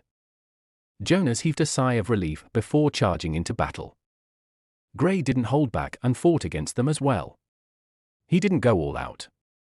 Although he didn't have any issues with Jonas, he still preferred keeping most of his abilities to himself. He only used the orb he used when fighting against the young man with fish face. After a long battle, the duo defeated their opponents and were soon free to head to the next stage. I'm not aware of what is coming next, I ended here the last time. So we're going there blinded. Jonas said after they defeated them. Okay, I'll try my best. If we can't defeat them, we should just give up. Gray said. Jonas had no issues with what he said and they soon went on to the next stage. Chapter 1184. When they appeared on the next stage, the duo stood on a platform, array lines drawn on the ground. Jonas was not good with arrays, he couldn't help but turn to Gray. Do you have any ideas with arrays? I'm not good with it. Gray studied the array for a while. There was a slight difference between it and the normal one he was used to, but they were basically the same. All he needed was some time to get used to it and he would be able to deal with it, hopefully. I can try. This array is different from what we know. He replied before squatting down and studying it. He closed his eyes to get a better view of it in his mind while sensing the array with his spiritual senses. Gray took his time to study the array, feeling every part of it. After some time, he brought out a small piece of paper and started drawing lines on them. He would occasionally pause and give a thoughtful expression before removing a line and changing it with another. Jonas watched as Gray got fully immersed in trying to break the array. He knew Gray was an inscriber, but he didn't know if he was well versed with arrays. Almost 1 hour went by without Gray making any movements. He was still studying the array, and only after a few more minutes did he stand up. Take a few steps back. This is a trap array. I'll see if I can break it, he said to Jonas. Jonas didn't argue and moved to the side, standing behind Gray, subconsciously. Gray spread out his spiritual energy and started to work on breaking the array. If he could break it in one go, he would be really impressed with himself. His first attempt, just like his expectations, was a failure, and there was also some sort of retaliation from the array. Jonas looked at Gray with an amazed face. Even though Gray had never seen an array like this before, he was able to figure out which type it is and how to work on it. Although he hadn't broken it now, Jonas felt some confidence from his first attempt. Gray waited for a few more minutes, and after sorting out some things, he started working on the array again. This time, he showed considerable progress, but he ultimately still failed to break it. The signs the array was showing were not good ones. It has a limit. I can't make more than 4 attempts. 2 already failed. If I miss this one, I must get it right on the next and final attempt. He thought to himself when he sensed something new in the array. It was well hidden that if he wasn't trying to break the array, and was also very careful while doing it, he would never have sensed it. The pressure on him was larger compared to before. He originally thought there was no limit, but now that he understood that there is a limit, he knew he had to make sure he was successful, or at least get past 80% during the next round. He had been able to break approximately 40% of the array, and still needed to understand the last 60%. However, the further he goes with breaking the array, the more complex it gets. This array was constantly changing, almost like it is alive, as it makes itself more difficult to break. Gray didn't rush with the next attempt. He made some small-scale arrays on a plaque and started to see if he could do the same with them. These arrays were almost like this, but Gray hadn't been able to understand how it continues changing. If he could understand that, then breaking the array would be very easy for him. He took his time, but he was still unable to create an array like that. Thinking of it, he decided to attempt breaking the array. It would make it easier to understand the concept behind it after breaking the array. This was something he was very much aware of. With a deep breath, he started to work on the array once again. This time, he was even more cautious. Jonas could almost feel the pressure Gray was on. Even without knowing what was happening, he could tell there was a difference in Gray's attitude towards breaking the array compared to the last time. Gray was very meticulous with it, and it took him 20 minutes before he failed once again, but this time, he managed to get to around 65%, and the retaliation of the array was getting stronger. Only with the help of everyone except the bunny leader were they able to block it. Gray's expression was not too good. The reason for this was that there's still about 35% left, and he only saw an increase of 5%, even with all his meticulousness. He took in a deep breath, calculated what he had done so far, and brought out another plaque. This time, while creating the array, there were signs of it showing the same attributes of this particular array he was trying to break. Nevertheless, he still didn't understand the concept, so there was no way to make it look like this one. He calmed his mind and waited for almost 1 more hour. I think you should take a look at. If I can't break it this time, I'm sorry, but we'll be out of attempts. Gray turned to Jonas. It's okay, at least you tried. Jonas didn't feel worried about it. He was the one who suggested they came here. Gray has obviously been trying his best. If he's unable to break the array, even after so long, then maybe they were not supposed to enter this place. Gray nodded when he saw his reaction and decided to attempt it once again. The tension in the atmosphere was very clear. Jonas was on the side, hoping that Gray was able to break it. Time went on and he saw Gray slowly breaking the array. It continued to increase, 70%, 75%, 80%. At the time it got to 80%, the signs of slowing down started to show on the array. There was only so little left to break, but it felt like a large mountain. Jonas could hardly breathe as he watched on. It soon moved, getting to 85% before halting again. Gray was sweating, slowly breaking the array. He didn't try to rush it since it wasn't appropriate. He took it slowly, even going slower than he previously was. Before long, he had gone to 90% and the progress halted once again. Jonas looked on weakly. He was on the verge of almost wanting to give up, but seeing just how close they were, he didn't want to lose this opportunity to see what lies inside this place. Gray, who hadn't said anything all this while, opened his mouth. Get ready, I think I found a loophole in the last parts of the array, but I'll need your help. All right. Jonas didn't ask what he had to do, but prepared himself. Gray explained his task to him, and it was just as he expected. He had to attack the array at the time it was going to retaliate. All this while, they had been only blocking it, never did they try to attack it. It wasn't that the thought had not crossed Gray's mind, but he knew it was completely useless. It soon got to 95% and the array had started to show signs of instability. Now! Jonas saw the array and unleashed his domain, sending out a powerful stream of fire, while also sending out fire arrows. An inscription appeared in the air and a large black spear was sent at the same spot Jonas was attacking. Gray focused on stabilizing the array, but he knew he could not go past this level with this attempt. Unless this loophole he found works, they have failed the stage and would leave here with nothing. The explosion from the attack died down and both Gray and Jonas looked at the place with serious eyes. The next thing they saw was a large figure standing on the spot their attacks landed. Although they couldn't see it properly, they saw its shape. Damn it! It has a defense mechanism. Jonas complained. Gray was still keeping the array stable, so he knew their attempt was a failure. However, the appearance of that figure confirmed his guess. They could use that way to break the array. If not, this figure would not have appeared. Attack it, don't let it disrupt me, Gray said when the figure started to walk in his direction. He turned to look at Void. You too. Void stood up from his lying position and disappeared. The figure walked out of the explosion, and everyone saw what it was, an elemental warrior. Chapter 1185. Gray looked at the elemental warrior with a serious expression. It was in the 7th stage of the elemental venerable plane. Void and Jonas wouldn't have any problems with dealing with it. The duo soon started to overpower it, while Gray focused on the array. When the elemental warrior was about to be defeated, it created an arrow that it shot at Gray.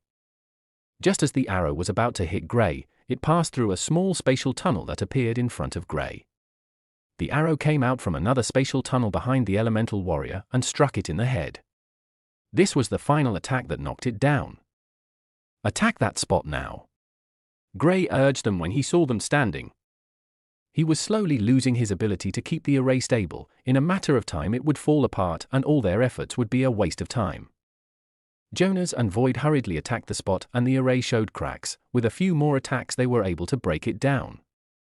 When the array broke apart, a door appeared, leading to the next side. This time, they could see that they were back in the cave. Gray heaved a long sigh after finally being freed from his previous state. Keeping the array stable was by no means an easy feat. If not for his tenacity, he wouldn't have been able to hold on for too long. One has to know that he had been trying to break it for a long time now and had used a lot of spiritual energy. He decided to take a break. After 20 minutes, they went on to the next place. Please don't tell me there are still challenges. Void complained. When they walked past the door, they were met with a large area. There were some herbs planted on one side while on another part, there was a single helmet. Gray glanced through the herbs planted and saw not just the flower his father told him to get, but even the one he got as a reward from the arena. He couldn't help but feel a bit depressed. If he had known this would be here, he would have taken something else from the arena. There were quite a few items he wanted, but he gave up on them. We should take them and leave. Void bolted straight for the helmet. Stop there. Gray grabbed his tail, before taking a peek at Jonas. You don't want it? He asked. Jonas chuckled softly. I do, but since you did most of the work, I can't possibly try to take it without your permission. I have no use for it. Gray didn't want the helmet. He already had a top-tier defensive treasure. If he were to add another one, the expenses would be too much. Just using the armor was already taking too much. He didn't know the consumption of this helmet. If it's on par with the armor, even with his large reserve, maintaining them would be too hard. Jonas thanked him and headed straight for it. Void was struggling to leave, but Gray refused to let go of him. Unlike Void, the bunny leader didn't have an obsession for shiny things, so there was nothing it wanted to do with the helmet. Its eyes were glued to the little garden there. After Jonas took the helmet, the group went over to the garden and started taking most of the plants they wanted there. Well, even the ones they didn't want, they took them as well. The bunny leader was very familiar with them and what they were used for. They soon left the place. I guess I'll be leaving now, Jonas said as he looked at Gray. Yeah. It was nice seeing you again, Gray replied. He wasn't too close with Jonas. Even after this trip and the few encounters they have had in the past, they were nothing more than acquaintances. Jonas nodded. Likewise. I believe we'll see each other again in the Aurora continent. Jonas left after that statement. There was no need to stay any further. Gray watched his figure disappear into the trees. What now? Void asked. I think you should take a look at. They have completed their original objective here, and Gray still had about 8 to 9 more months to stay here. Let's explore. Maybe there will be something good for us, Gray said while opening his palm. A golden light flashed around it. He was already able to absorb the chaos energy in this place and use the golden energy. Unlike the natives of this place, Gray was a little different. After taking the fruit, he developed another core inside his body, an energy core. This was a strange thing. Luckily, he wouldn't get hurt from it. Apparently, when he spoke with the bunny leader who had more knowledge of this place, it was unable to understand how he was able to create a separate core for the golden energy. Gray didn't dwell on the matter for too long. Since it wasn't causing him any harm, he was okay with using it. He decided to go into seclusion for a month and fully understand the concept behind the array they tried to get past during the trip. He was quite intrigued by it, and rightfully so. 2 months went by in a flash. Gray had already gotten some things from the array, and he even tried to see if he could implement it in his inscriptions. He rarely used it lately since most of the time he is fighting against single opponents. But if he could make his inscriptions stronger, he would use it more frequently again. Now it would take longer before his inscription can be destroyed, and even if it is successfully destroyed, there is a retaliation set up inside that would attack the person that destroys it. Not just that, but he was also studying the golden energy. He found out that it had the ability to suppress normal elemental essence. If he were to fight against an elementalist and use the golden energy, he would be able to suppress the elementalist's attack with just the golden energy. This was a great addition to his abilities, and he would be able to catch people unaware with this. No one would expect him to use a new type of energy while fighting, and with that, he could change the momentum of a battle. He had been here for almost 5 months now, and he had gained the most important things. The reason he was sent here was to increase his strength, and he had done that. Compared to most people, he didn't focus on increasing his cultivation stage. If he wanted to increase his strength, he was more concerned about his raw power. At the moment, against anyone in the same stage, he could almost one-shot them without them being able to even block it. This was just how powerful he is. With all the things he had, he could fight against people 3 or even 4 stages above him with confidence. Other than those at the peak of the elemental venerable planes now, he is barely afraid of others. It's not that he could defeat those in the 8th or 9th stage, but he was confident that he could escape. Gray was traveling through a town when he saw people gathered, staring at a figure that was hung on a wood. He walked over curiously and got to find out that the person was caught stealing and then killed. A bit extreme. He thought internally but didn't say anything. If he was killed and hanged, there was a high chance that what he wanted to steal might be very valuable, or who he wanted to steal from was very powerful. Gray sensed a powerful killing intent in the crowd. Even when it's not directed at him, he was still able to sense it. Most of the people present were in the Overlord plane, so it was very easy for Gray to sense these things. The person the killing intent was coming from was a little girl who was staring at the figure hung up with anger in her eyes. From the looks of it, there's a chance she was familiar with the person. The thing that caught Gray's attention was just the killing intent, but the cultivation stage of the little girl. She was already at the peak of the Sage Plane. This was a small town, and he could sense that there were only 8 people in a Sage Plane, and just 1 in the Elemental Venerable Plane. Even the person in the Elemental Venerable Plane was only in the 1st stage. How did she cultivate so fast? He was intrigued. He felt there was more to this than he originally thought. But it was no business of his. There was no way he would involve himself in things like this. There was nothing he could stand to gain. There's something good. Chapter 1186. Gray took a look at Void. Oh. Void only gains interest in valuable things. Other than shiny things, anything he can sense from a distance always turns out to be good items. Gray looked at the little girl with interest before disappearing into the crowd. His aim was to track what Void said was good in this area. For some reason, he felt it would be with the person in the Elemental Venerable Plane. After walking through the town for some time, he was taken to a debilitated building by Void. It's here? He couldn't help but ask. Yeah. Whatever I'm sensing is coming from this place. Void replied. Gray was about to head into the building when he paused and saw some figures sneaking into the place. The people were in the early stages of the Sage Plane and were well hidden. Well, to those in the Sage Plane, they were untraceable, but to Gray, he could see them as clear as the sun. He didn't bother with them, hiding himself. He watched them from the side as they broke into the place. Are you sure this is where he kept it? One of the people asked another with a whisper. I'm sure. Have you forgotten I planned everything with him? The person asked, replied calmly. Gray's ears perked up when he heard this. Now he understood how the man was caught. He was most likely betrayed by his friend. What was worse was that his friend wanted to take everything for himself. I don't think this is what they stole. Gray thought to himself. According to what he heard, the man was caught stealing, not that he had already stolen the item, and was later caught and killed. If he was caught after stealing the item, he would have heard of it. Of course, there was also a possibility the information was withheld from the public if the man refused to give up the item. If this man was the person who ratted the man out, it was most likely that he wanted to keep this thing for himself. There's also the possibility that he didn't have anything to do with the other man being caught. Gray stopped thinking about it since there was nothing to do about it. All he wanted to see was if he could get the item there. Well, given the strength of those people there, he was very confident in being able to acquire it. The group was 5 in number, and all of them were in the early stages of the Sage Plane.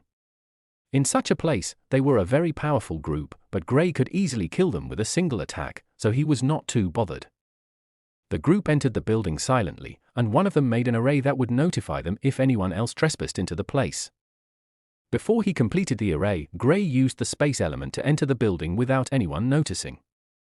Just like the outside of the building, the inside was also damaged, and the few pieces of furniture inside were on the verge of falling apart. I think you should take a look at. The group of 5 entered, and the one who Gray guessed was the friend of the man hanged led the group into the basement of the building, and they saw a single piece of core. It was a beast's core, but just from the sensation Gray got from it, he knew it was no ordinary beast core. One has to know that beasts, especially those with a very high bloodline, have special attributes. Their cores are more than 10 times more valuable than a regular beast's core. See, I told you it was good, Void said excitedly. He could sense attributes of the space element in this core and knew it would be beneficial to all of them. Even the bunny leader had glowing eyes at the moment. With this core, we have hopes of breaking through to the elemental venerable plane in no time. One of the men laughed in delight. Of course, why do you think the Tekik family killed Rila without hesitation? The man who led them here said. Excitement could also be heard in his voice. Is it true that it's the core of the space tiger? Another one of them asked. I don't care if it belongs to the space tiger or space sheep, let's get this over with soon enough. I can already see how powerful I'll become when I get out of here. Another one was too eager and had already made movements forward before he paused. He was the one who set up the array on the door, and he sensed some ripples. Although Who Got In managed to reduce the effect, he was still able to sense it. Someone's coming, he whispered to them. The other 4 looked at each other, and one of them motioned for another to check it out. The person who was sent to check it out nodded and walked forward. Gray, Void, and the bunny leader were well hidden. With the help of Gray's multiple elements, he was able to hide them in the area using his elements to create a camouflage for them. The man walked past him and headed outside the place. They were all inside waiting when they heard the sound of fighting. It was brief, ending almost immediately after it started, but it alerted the others. Gray raised a brow. For some reason, he felt like he had sensed the aura of the person who just came here. He didn't dwell too much on it. He saw a lot of people when coming into the town and had sensed more who were hidden, so it was normal to sense a somewhat familiar aura given it hadn't been up to 30 minutes. The other 4 looked at each other, and each of them prepared for a fight. Whoever entered this place was either too weak and was killed by their companion in one blow, or was stronger than their companion and killed him with one blow. Whatever the outcome was, they had to be ready. Chapter 1187. Gray looked on, waiting curiously for who it was. You vermins! This belonged to my brother. Just because he's dead you tried to take it for yourselves. An enraged scream from a soft voice resounded from the stairs. Corey? One of the men turned to look at the man who was friends with Rila, the man killed. It's her. His voice sounded annoyed. He knew she wasn't someone they could take lightly. The chances of their companion being dead were very high at the moment. This little girl is well known for her killing ability. She was very powerful, not just for her age, but even in her cultivation stage, she was stronger than most of those in the same stage. When killing, she has no reservations. Not just that, but she was a powerful space elementalist who could come and go as she wished. Now they understood why there was just one attack. Fighting against this little girl was a dreadful experience. Corey, what are you doing here? The man asked, removing his mask so the little girl would recognize him. Uncle Aaron? Corey paused when she saw the face of the man. Yes, it's me, Corey. The man referred to as Aaron nodded and looked at Corey, who had anger written all over her face. What are you doing here? My brother brought this for me. He's dead because news of it got out, Corey said with tear-filled eyes. She paused for some time and killing intent started to boil around her. Did you tell them? My brother said you were the only one who knew about him getting the core. What are you saying, Corey? Why would I tell people about that when I know it will endanger your brother? Aaron replied with a wronged expression. He was speaking very calmly as he walked closer to Corey. I don't know, maybe because you wanted it for yourself. Corey replied coldly. Her reaction made Aaron halt his movements as he looked at the little girl with red eyes. Corey, I've been friends with your brother since we were boys. Do you think I would do something like this to him?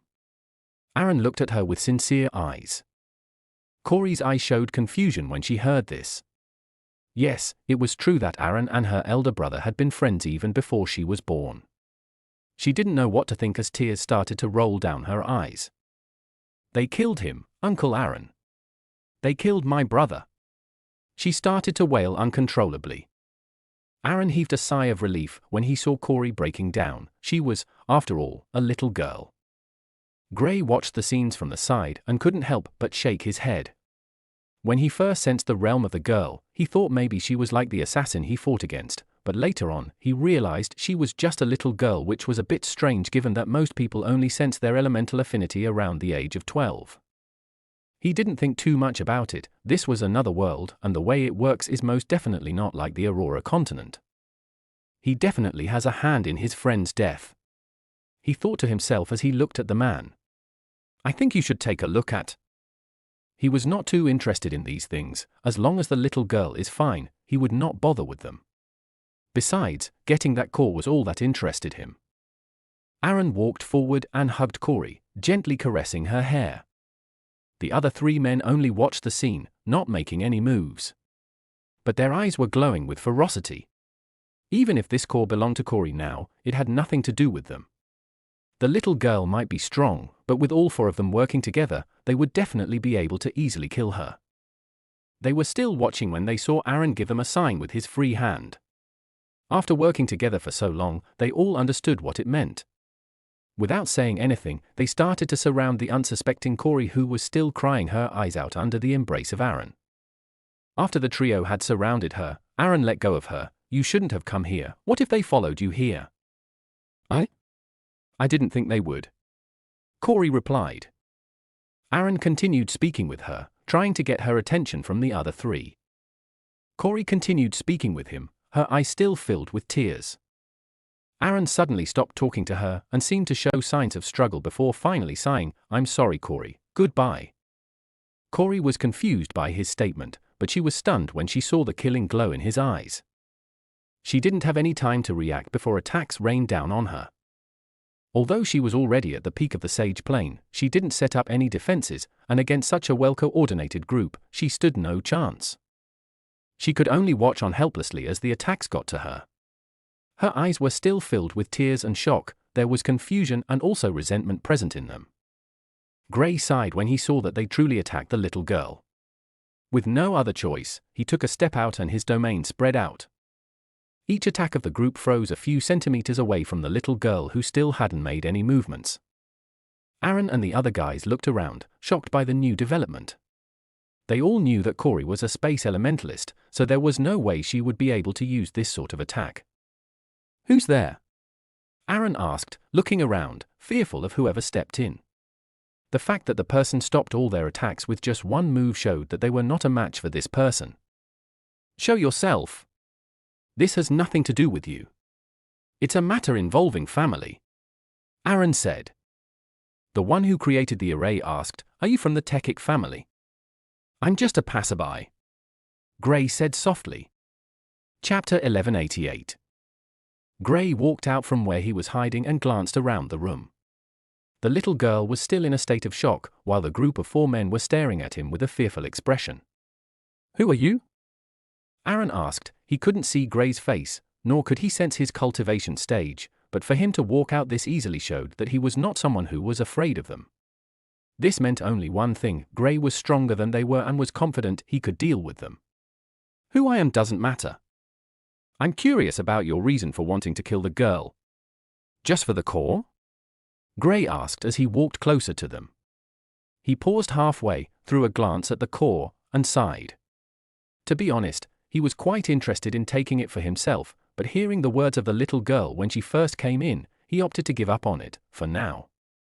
It's not that he didn't want it, but taking something from the hands of a depressed little girl wasn't something he wanted to do. His mother would beat him up if she ever found out he did something like this, knowingly. Gray turned his attention from the core before walking over to Corey. "Are you hurt?" Corey shook her head to Gray's question. Although she could barely talk, she answered him. "Good, normally, I don't involve myself in things like this. But since I'm already here, I can't help it." Gray turned to the four men. "You have two options, either I kill you, or you destroy your cultivation base." The four men looked at Gray and one of them took a step forward, visibly angry. "What do you mean by?" He was still halfway through his statement when his body started to disintegrate. Before long, he was nowhere to be seen. He didn't make any sounds, nor did he show any signs of resisting. In a matter of seconds, it was as if he was never present. Gray glanced at Corey for a little while before turning his attention to them. He wasn't the one that killed the man just now, Corey did. He didn't think she would kill him almost instantly. "I should learn that move," he thought to himself. Yes, he could also do something like this, but not in the manner Corey did it. Her way was so sophisticated and abrupt that even before one could notice it, they were dead. Gray's method involved a whole lot of processes that others could dodge if lucky. Aaron and two others looked at Corey with fearful expressions. "See, do as I say, at least, you get to keep your lives that way," Gray said. "You promise to spare our lives?" Aaron asked, looking at Gray, fearfully. "I'll not touch you as long as you do as I say." Gray nodded, affirming his statement. People like these would die the moment they lost their cultivation, so he wasn't worried they would endanger another person. Aaron was the first to come to a decision. With his fist tightly clenched, he controlled his essence and destroyed his cultivation base to the shock of the other two. They didn't believe he would do it.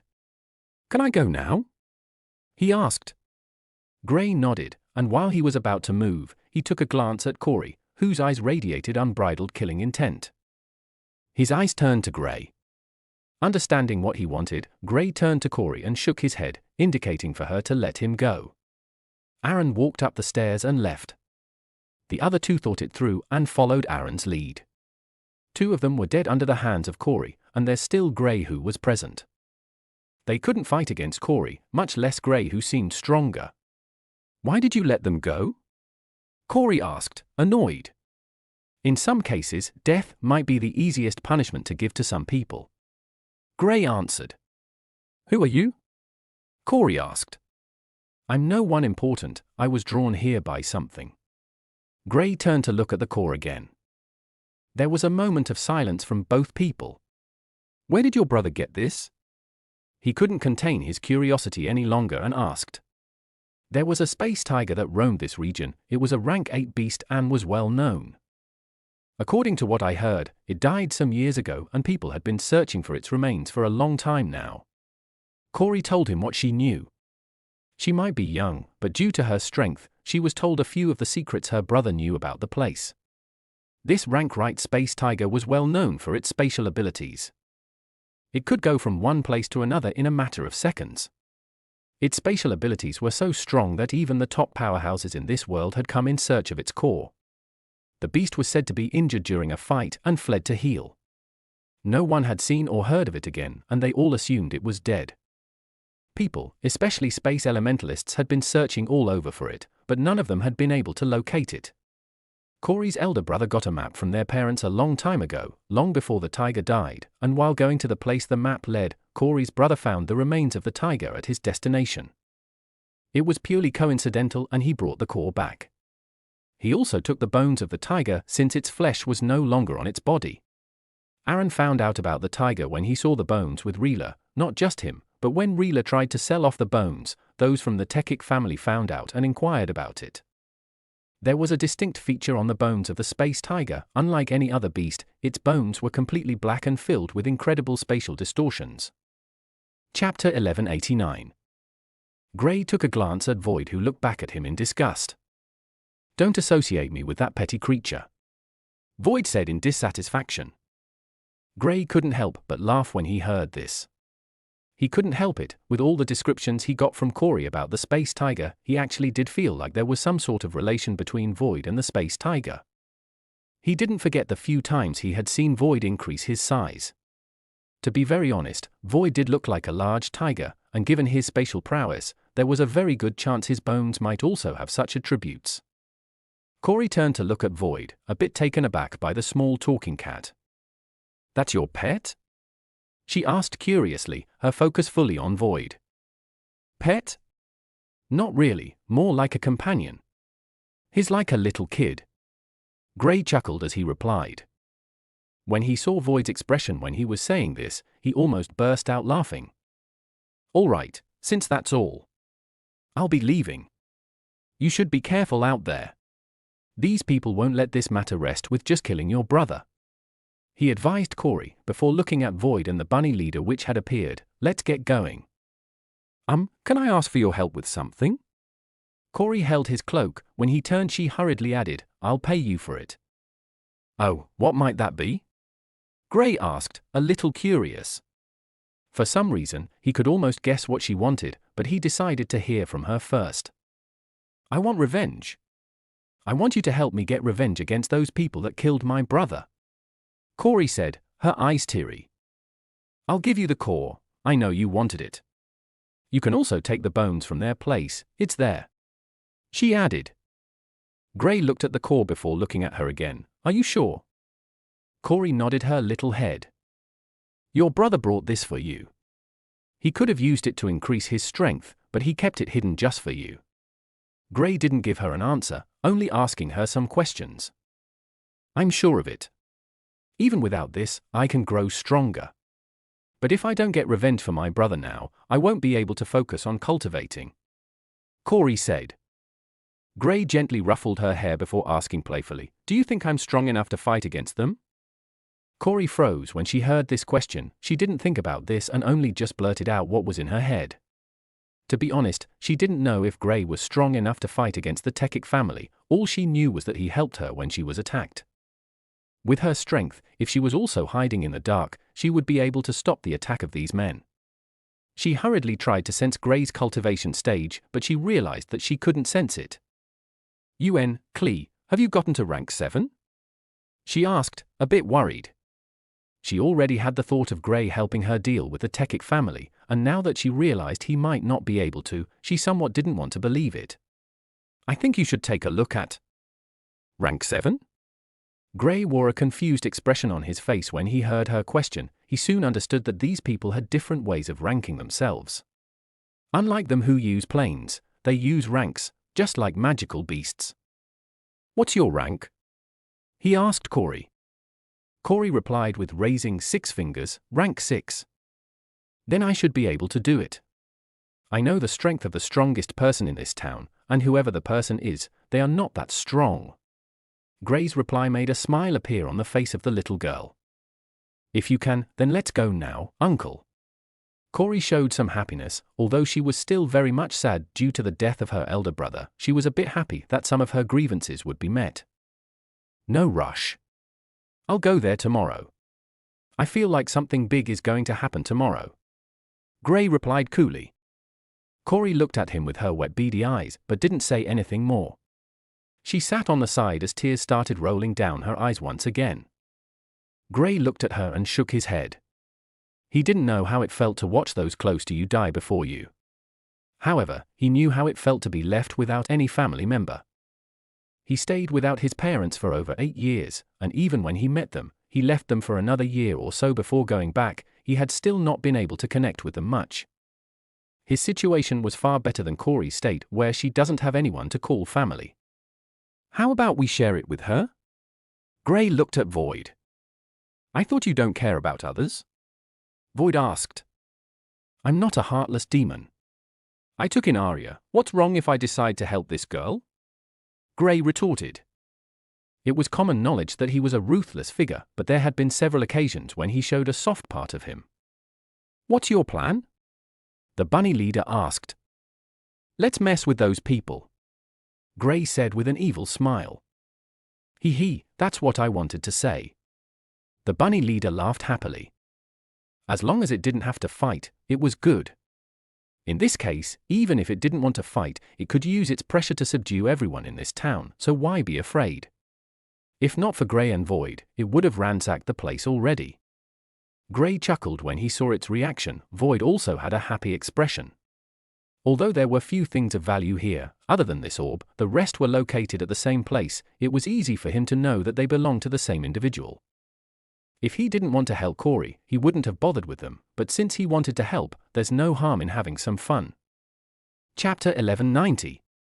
Later that day, Gray, Void, and the bunny leader headed to the area where they could sense the treasures coming from. They all knew that there was an elemental venerable there, but they did not care. Each of them could single-handedly defeat the only elemental venerable in this place. When they got to the place, as expected, it was the largest manor in the entire town, well built, and the designs outside were amazing. Gray took in the sight before casually strolling into the place. There was an array set up in the manor, but with him around, there was no way they were going to be sensed. Even if he wasn't around, Void and the bunny leader had their ways of bypassing these things. When they appeared inside the compound, there were naturally guards monitoring the place. The trio strolled through the place thanks to Gray's camouflage. After walking for a few minutes, they found the place where all the treasures were kept. It was hidden at the back of the manor, away from the main building. If not for the fact that they could sense the location of the treasure, they would never have guessed it was hidden there. There are 2 Sage playing guards. Void reported. Should we take them out? Or just enter the place without them knowing? Gray asked for their suggestions. Entering without them finding out would be better. More drama in the morning. The bunny leader quickly said. Gray nodded and they all disappeared, but since the bunny leader was the best with the space element, it was the one who took them inside. The second they appeared, Gray instantly tossed a small ball that disappeared into thin air. He chuckled and said, "Such a sneaky array. If I didn't sense it on time, they would have found us without us knowing." The trio looked at the treasury, and Gray was a bit impressed with the amount of chaos stones present here. Unlike the Aurora continent, this place has chaos stones instead of essence stones. The amount of stones with high chaos energy concentration were quite high. After doing a rough count, he got about 10,000 high energy concentration stones. He thought about it for a while before taking everything. There might be an occasion he would have the need for them since he's still here. Besides, it wouldn't be bad to take this thing back with him. They took the stones, almost every single thing of value. The bones of the tiger was there as well, and they took that too. They also took a scroll that recorded the special technique of the Tekik family. How are they going to know we raided them if no one comes in to check? Void asked just as they were about to leave. Don't worry, I set up an array that would trigger their alarm array here in 2 to 3 hours. They will definitely know someone came here. Gray smiled. Nice, let's get going then. Void commended Gray's thoughtfulness. Gray looked at Void before leaving the place with the trio. They went into the main building and tried to see if there was anything of value inside. Unfortunately, they only managed to take 2 items. Well, Void only managed to take 2 items, mainly because they were shiny. Apparently, the Tekik family kept all their treasures inside the treasury. The next morning, the entire town was buzzing with activity. Guards from the Tekik family were moving across every street in search of the stolen items. When the people in the town heard that the treasury of the Tekik family had been robbed overnight, they were flabbergasted. The Tekik family were the strongest people in the town. Who was bold enough to dare to steal from them? One of the main suspects was, unsurprisingly, Corey. Her brother had just been killed, and people felt she had gone to steal from them as a way of getting revenge. Rumors of all kinds started to spread across the town about who the person who robbed the Tekik family was. Corey's house. The place was a small place with only 2 rooms. Gray was sitting alongside Corey, who just heard of the news of the Tekik family treasury being robbed. Did you rob them? Corey looked at Gray with innocent eyes. Nope. Gray shook his head. Seeing her unwavering eyes, he added, I just took some things without their knowledge. I think you should take a look at. Corey was a little lost when she heard his statement. She processed it for a few minutes before saying, isn't that the same as stealing? No, if they can beat me, it's stealing, but you see, even if I had asked him to give everything to me, he would have. I just saved myself the trouble. Gray replied with a straight face. He had removed his mask since there was no need to hide his face from Corey. Apparently, when she saw his face, she asked if he was a girl. "You're their top suspect, so they'll come here soon. Don't worry, I'll play with them before getting revenge." "Or should I just go straight to the point?" he asked. Corey thought about it for a while and replied, "As long as you help me get revenge, I'm all right with whatever you say, Uncle." Gray nodded and closed his eyes. With his spiritual senses, he could sense almost everything that's happening in the area. The town was a bit big. He didn't even understand why it was called a town when it could easily be called a city, but he couldn't be bothered with what they called the place. He was stronger than the strongest person here, so whatever he said was law. This was the first time he was going to use his strength to subdue a place. Well, compared to the other times, this time, he isn't going to be civil about it. They stayed there for a while longer before they started hearing the sound of a knock, coming from the door. Gray looked at the door and said to Corey, "They are here, let's go." He stood up and walked beside Corey as they headed to the door. When they opened it, they saw a guard who was wearing the uniform with an insignia of the Tekik family. "How can I help you?" he asked. "We're here to summon Corey to the town hall," the guard replied. He didn't put Gray in his eyes since he couldn't sense any form of energy from him. "Corey, they want you," Gray said to Corey with a soft smile. He left with Corey, along with the guard who came with the message. The news of Corey being summoned quickly spread across the town and almost everyone headed to the town hall, waiting for what would happen.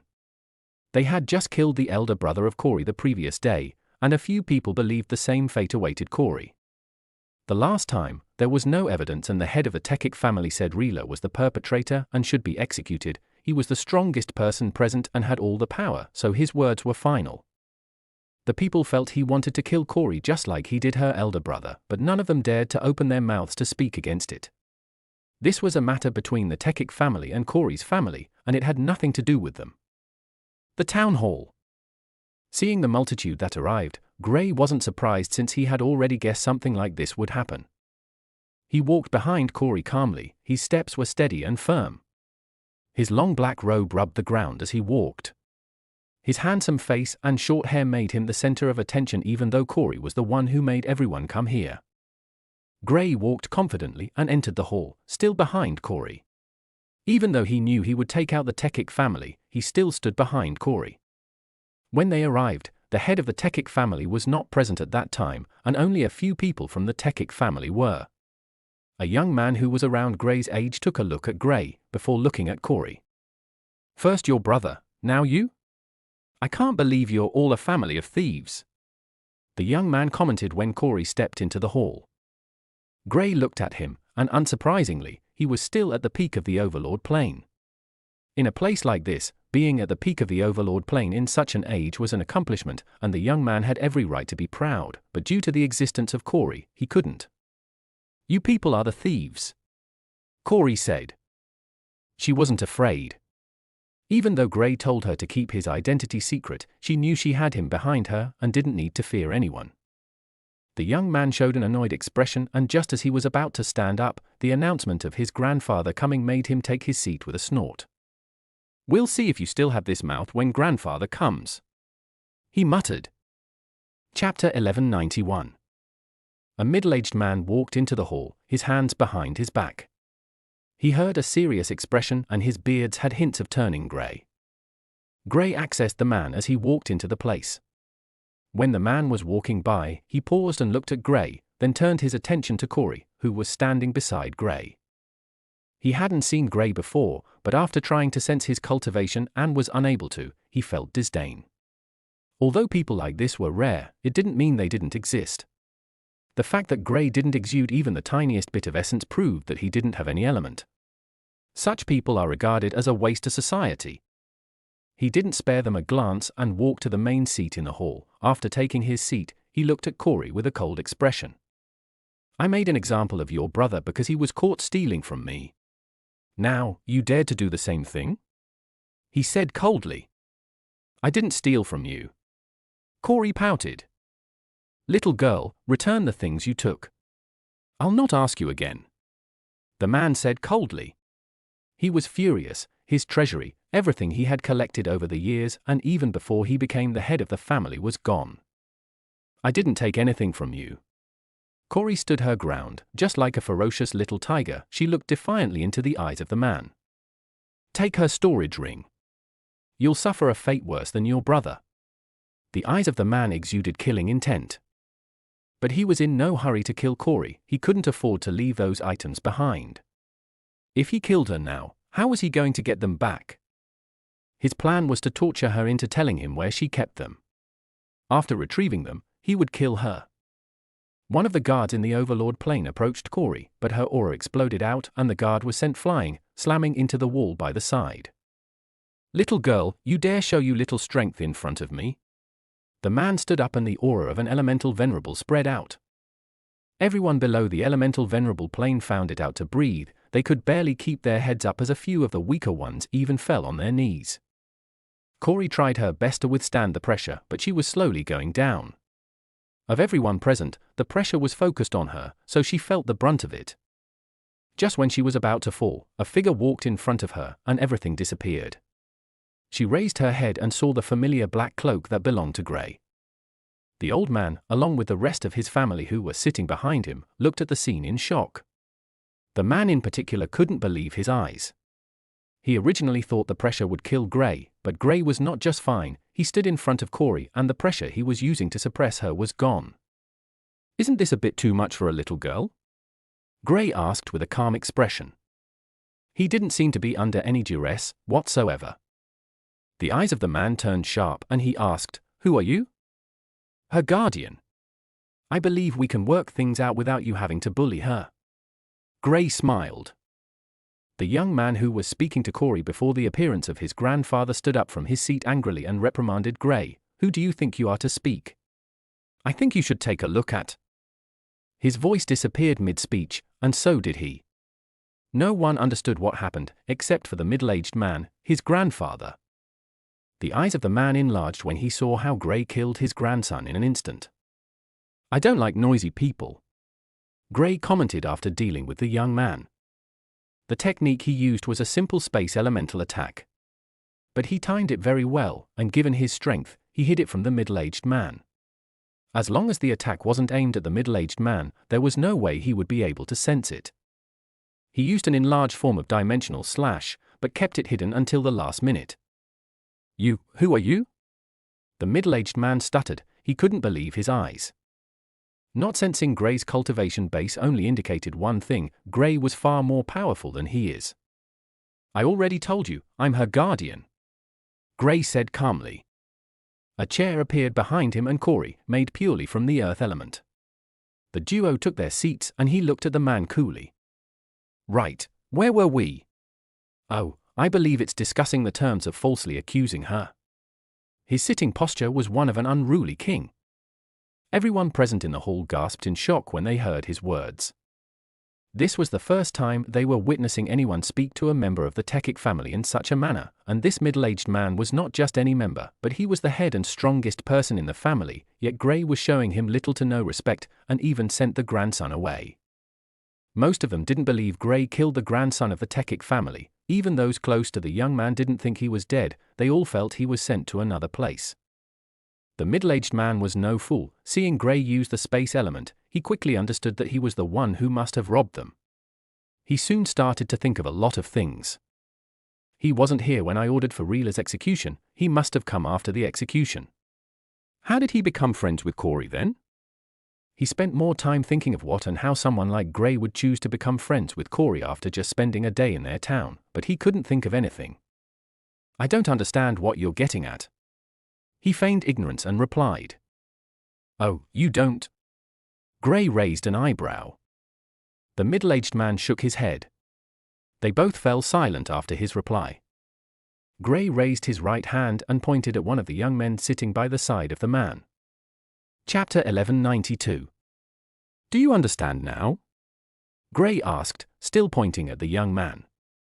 The middle-aged man looked at the person he was pointing at and then at Gray once again. His eyes turned serious and he made a decision internally. He didn't know if he could fight against Gray, but this was the best way to test Gray's strength out.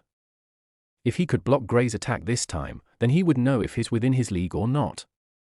Although he still felt that Gray was powerful, the fact that he never expected Gray to attack or even kill his grandson never crossed his mind, so when it happened, he was slow to react.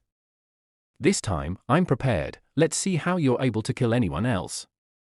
He thought internally. I don't understand what you're saying. The middle-aged man answered. Gray chuckled. He already knew what the middle-aged man was thinking, but he was not bothered. There was no way the man would be able to block his attack. With a nonchalant wave of his finger, the young man he was pointing at started to disintegrate right in front of everyone present. The pupils of the middle-aged man shrank. When he was about to block the attack, he saw a small orb appearing beside the young man. Even he felt some threat from it. Of course, he believed it wouldn't be able to kill him, but the feeling the attack gave him was one that unless someone was in the elemental venerable plane, they wouldn't be able to block it. Gray saw the eyes of the man and chuckled. He purposely didn't create an orb that would be too threatening to the man. He wanted to give the man a little hope and then crush it. People like this man who abuse their strengths are one of the few people Gray hated. He was not against stealing from others, he had done it a lot of times. But oppressing others with his strength was something he wouldn't do unprovoked, much less stooping as low as threatening a little child. The man looked at Gray and felt he could match Gray's strength. Look, I'll admit that you're strong, but do you think you're invincible? The middle-aged man snorted and stood up from his seat. You come to my town and wantonly start killing my grandchildren, after stealing from me too. The aura of the middle-aged man spiked at this moment. He was staring at Gray like a lion ready to pounce. Gray tilted his head to the side and his eyes turned blue. Sit down. His voice was low, but everyone present felt their souls freeze up just from it. The middle-aged man felt a cold chill run down his spine and the entire hall fell silent. The cold in the hall started to increase and the middle-aged man felt his body starting to freeze up, not just his body, but even his consciousness started to freeze. His aura, which spiked a few seconds ago, had deteriorated. His body started to shake from the cold, and when he could see his breath while breathing. He looked at his fingers and saw it had started to freeze. Without hesitation, he sat down. The cold in the area died down almost immediately when the middle-aged man touched the seat. Gray grinned and said, "See, isn't it better now?" The others in the hall looked at the middle-aged man, unable to process what just happened. "I think you should take a look at." Gray only made a statement and the entire hall almost froze. They looked at Gray, who was still sitting casually, and looked at the middle-aged man once again. The guards didn't even dare to go close to Gray. Even if the middle-aged man told them, they would refuse. If even the middle-aged man is powerless against Gray, then what about them? "Okay, I'll ask again, do you understand?" Gray asked, his eyes turning to a young lady who was luxuriously dressed. The middle-aged man saw this and his body went stiff. He could see Gray's intent from his eyes. Gray wasn't admiring the beauty of his granddaughter, rather, he was prepared to kill her if he didn't comply with what he wanted. With a long sigh, a defeated expression, he replied, "Yes." Gray chuckled playfully and said, "Ha ha, you see, civil. I'm a very civil person. For accusing her of stealing, you'll compensate her 20,000 high-grade chaos stones." When the number left Gray's mouth, the entire hall found it difficult to breathe. Even the middle-aged man froze. He almost wanted to tell Gray to kill his entire lineage. There was no way he could provide such a sum. Even when Gray robbed them, they didn't have this much, much less now. Gray smiled widely as he awaited his reply. The middle-aged man looked at Gray. With a dry smile he said, "I don't have that much. Besides, you took all we have." Gray raised a brow, a bit displeased by the man's statement. "I told you I'm a civil person, and you're also accusing me of theft." No. But I was robbed last night. There's no one in this town that can achieve such a feat while I'm in the town." The middle-aged man shook his head before explaining. After some time, he added, "Except you. So you're saying since I'm here, I'm the one who stole from you, correct?" Gray asked. The middle-aged man wanted to subconsciously nod, but he froze. He didn't even know what to do at the moment. If he nodded, it meant he was saying Gray robbed them. If he shook his head, then it meant Gray didn't. His head started to ache as he looked at Gray, who was waiting for his response. A staff appeared on Gray's hand and he started to play with it. He looked at the man and said, "Come on, I'm waiting." When everyone saw the staff on Gray's hand, they gasped. That was definitely from the Techic family. It even had their insignia on it, yet Gray was still claiming he didn't rob them. Chapter 1193. Gray was still playing with the staff when another item appeared on the paws of Void. It was an item the people from the Techic family are very familiar with. The round ball was something made from a special or available only to the Techic family. It was impossible for anyone else to have something like this, unless they stole from the Techic family. Everyone stared at Gray with a shocked expression. He was clearly the one who stole from the Techic family. Now he was saying they were accusing him of stealing, and it wasn't false. The crux of the matter is that he's stronger than the head of the Techic family, and since he said he didn't steal from them, then there was nothing the head of the Techic family could do. In this world, strength was all that mattered. As long as one is strong, they can do whatever they want without having to face any consequences. The Techic family had been doing it all this while. Now, it was their turn to experience it. A few of the people in the hall couldn't help but feel like the Techic family deserved this. After all, they killed Reela the previous day all because they claimed that he stole from them. Gray looked at the hall and listened to their murmurings. He couldn't help but smile softly. His aim had been met. He wanted the Techic family to experience the same feeling that they had subjected those weaker than them to feel over the past years. Now, he knew they were fully experiencing it. "What do you want?" the head of the Techic family asked, his head lowered in defeat. "The same as my previous offer." Gray paused when he got to this part and added with a smile, "Oh, you accused me as well, so you'll also have to compensate me as well." When the head of the Techic family heard this, his head almost exploded from pure rage. "You vile creature! You clearly stole from." The person who stood up to speak this time was an old man, but just like what Gray had been doing all this while, the old man vanished right before the eyes of everyone. Those from the Techic family watched with agony-filled eyes. They couldn't believe one of the oldest person from their family was killed just like that. A young lady wanted to speak, but when she realized what would happen to her, she kept quiet. Gray still had the same nonchalant expression as he looked at them, not bothered with how they looked at him. The eyes of the head of the Techic family were cold, but there was nothing he could do. Gray was stronger than he was. What he found disturbing was how ruthless Gray was. He wasn't even giving them any chance of even trying to say anything. He straight up killed anyone who spoke against him. To be honest, he felt if not for the fact that Gray has uses for him, he would have killed him already. Gray had already robbed him, yet he seems to want more. He looked at Gray then paused. For some reason, he didn't feel Gray was the greedy type. His eyes trailed around Gray then turned to the little girl sitting beside him. He was soon hit with realization. Gray wasn't doing all this because he wanted things. He didn't even steal those things because he wanted them. It was all purely for revenge. Revenge for Corey. What he couldn't understand was why Gray was helping Corey. If Gray was acquainted with them from the start, he would not have allowed Reela to be killed the previous day. So there was a chance he only got to know Corey the previous day. "Sir, I don't have what you want. Even if I did, it's all gone now. Is there anything else I can use to cover it?" He had fully submitted to Gray at the moment.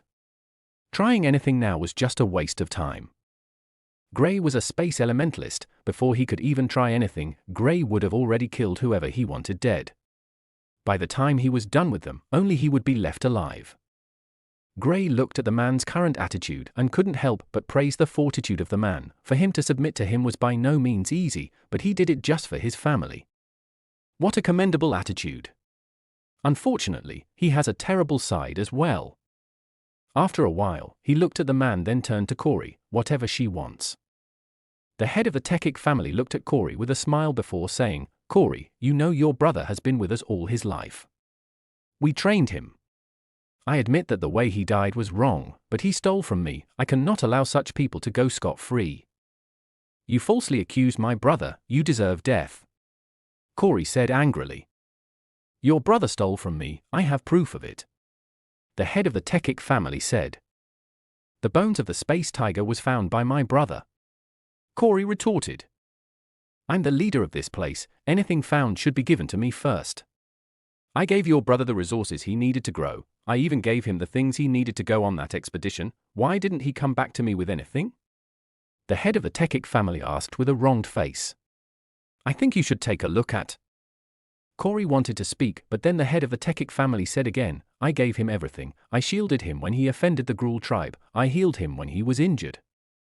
Against a small girl, of course the head of the Tekik family would be able to easily subdue her. Corey froze, unsure of what to say or do. Gray gave her the chance to take revenge, but according to the head of the Tekik family, he did nothing wrong. To be honest, they had indeed helped her brother. Gray watched her struggle to make a decision and chuckled. The head of the Tekik family was a smart fellow, and there was no way Corey could match him.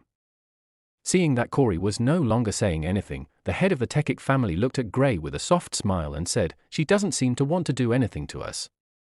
Does that mean we can go? Everyone from the Tekik family looked at Gray with hopeful eyes, waiting for what he would say.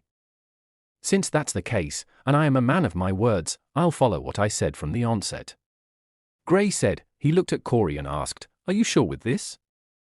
Corey shook her head, I don't know. That technically means we don't have to pay for anything. The head of the Tekik family said confidently. Gray nodded, naturally. The eyes of the people from the Tekik family shone with excitement. For a moment, they forgot that a few of them had been killed.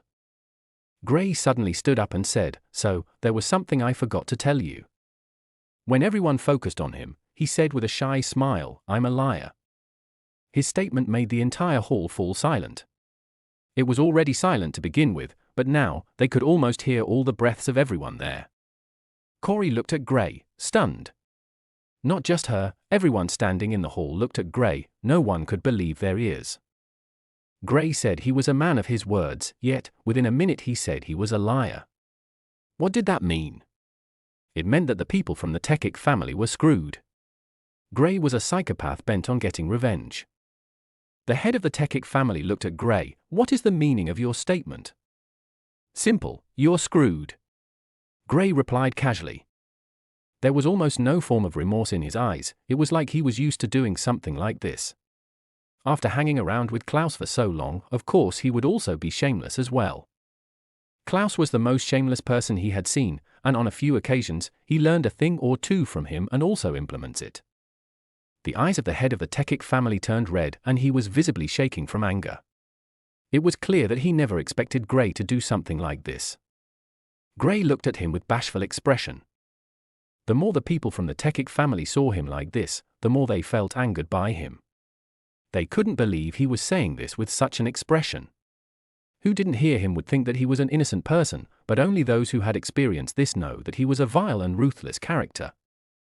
I'll not take this from you. What are you trying to do? The head of the Tekik family said. I don't care if you will take it from me or not. Gray's expression turned cold. Chapter 1194. The tension in the hall got to its peak as Gray started walking in the direction of the Tekik family. However, after getting a few steps close, he paused. He turned to look outside the hall. An old man could be seen walking towards the hall with staggered steps. It was almost as if he would fall if touched by anyone. Gray's expression wasn't good as he saw the old man. My friend, you're here. The head of the Tekik family laughed in delight at the appearance of this old man. Gray smiled when he saw this and went back to his seat. He didn't show any signs of being bothered with the arrival of this old man. The head of the Tekik family looked at Gray and let out a small grunt. I'll like to see if you can act in the same cocky manner. He thought before moving his attention to the old man who had walked into the hall. I smell death. What's happening? The old man asked as he walked into the hall. I've been having some troubles from my little friend over there. The head of the Tekik family explained. Oh, such a young genius. You must not be from this world, correct? The old man asked. Gray looked at the old man and declined to reply. He gave a smile and looked at the head of the Tekik family again. Is he here to help you out with the compensation? The head of the Tekik family felt like a thorn was piercing his skin when he heard Gray's words. After some time he looked at the old man who nodded to him. That was the signal he was waiting for. He had been communicating with the old man, trying to know if the old man could deal with Gray. The old man was able to sense Gray's cultivation stage and realized he was within his expectations. He was 2 stages ahead of Gray, and was very confident in his abilities, naturally. Although Gray was hiding his cultivation stage, the old man had his ways of figuring it out. "Boy, I don't think you understand your current predicament," the old man said as he walked closer to Gray. "I think you're the one who has all this messed up." Gray's reply was calm as always. He looked at the old man and said, "If you're here to help him out with the Chaos Stones, then do so." Gray paused and his eyes turned cold. "However, if you're here to accompany your friend in a death wish, I'll naturally satisfy your wishes." The confidence in Gray's tone was evident for all to see. They couldn't believe even when he was outnumbered, he was still speaking with such confidence. The old man chuckled, "Cocky. The satisfaction I get after breaking people like you is exquisite." The old man was not bothered with how Gray was speaking. He felt Gray was only saying this due to his nature. Geniuses of Gray's caliber will always have that confidence and invincibility about them. However, in most cases, these attributes which make them unparalleled geniuses end up causing their deaths. A normal person would retreat when faced against two people in the elemental venerable plane, especially when one of them is stronger. But geniuses like Gray would not back down even in front of 5 opponents stronger, much less just one. The old man had fought more battles than Gray could ever think of, well, so he thought. The head of the Techic family would have thought the same, but after seeing Gray's ruthlessness, he didn't dare to underestimate Gray. At most, he'll just take it that Gray was a brutal fellow and had killed a lot of people. The ease at which Gray kills people is something that amazed him. Gray looked at the duo who somewhat surrounded him. Void jumped off his shoulder and went over to meet Corey. The bunny leader did the same. They were not going to get involved with this battle. After hanging around with Gray, the bunny leader had come to know that against multiple opponents, he doesn't seem to have any issues. Of all of them acquainted with Gray, Corey was the only one who had a worried expression. She didn't know if Gray would be able to fight off these people. Other than that, the other thing she was thinking about was the question the man asked Gray. What did he mean by not from this world? She was a bit confused about this.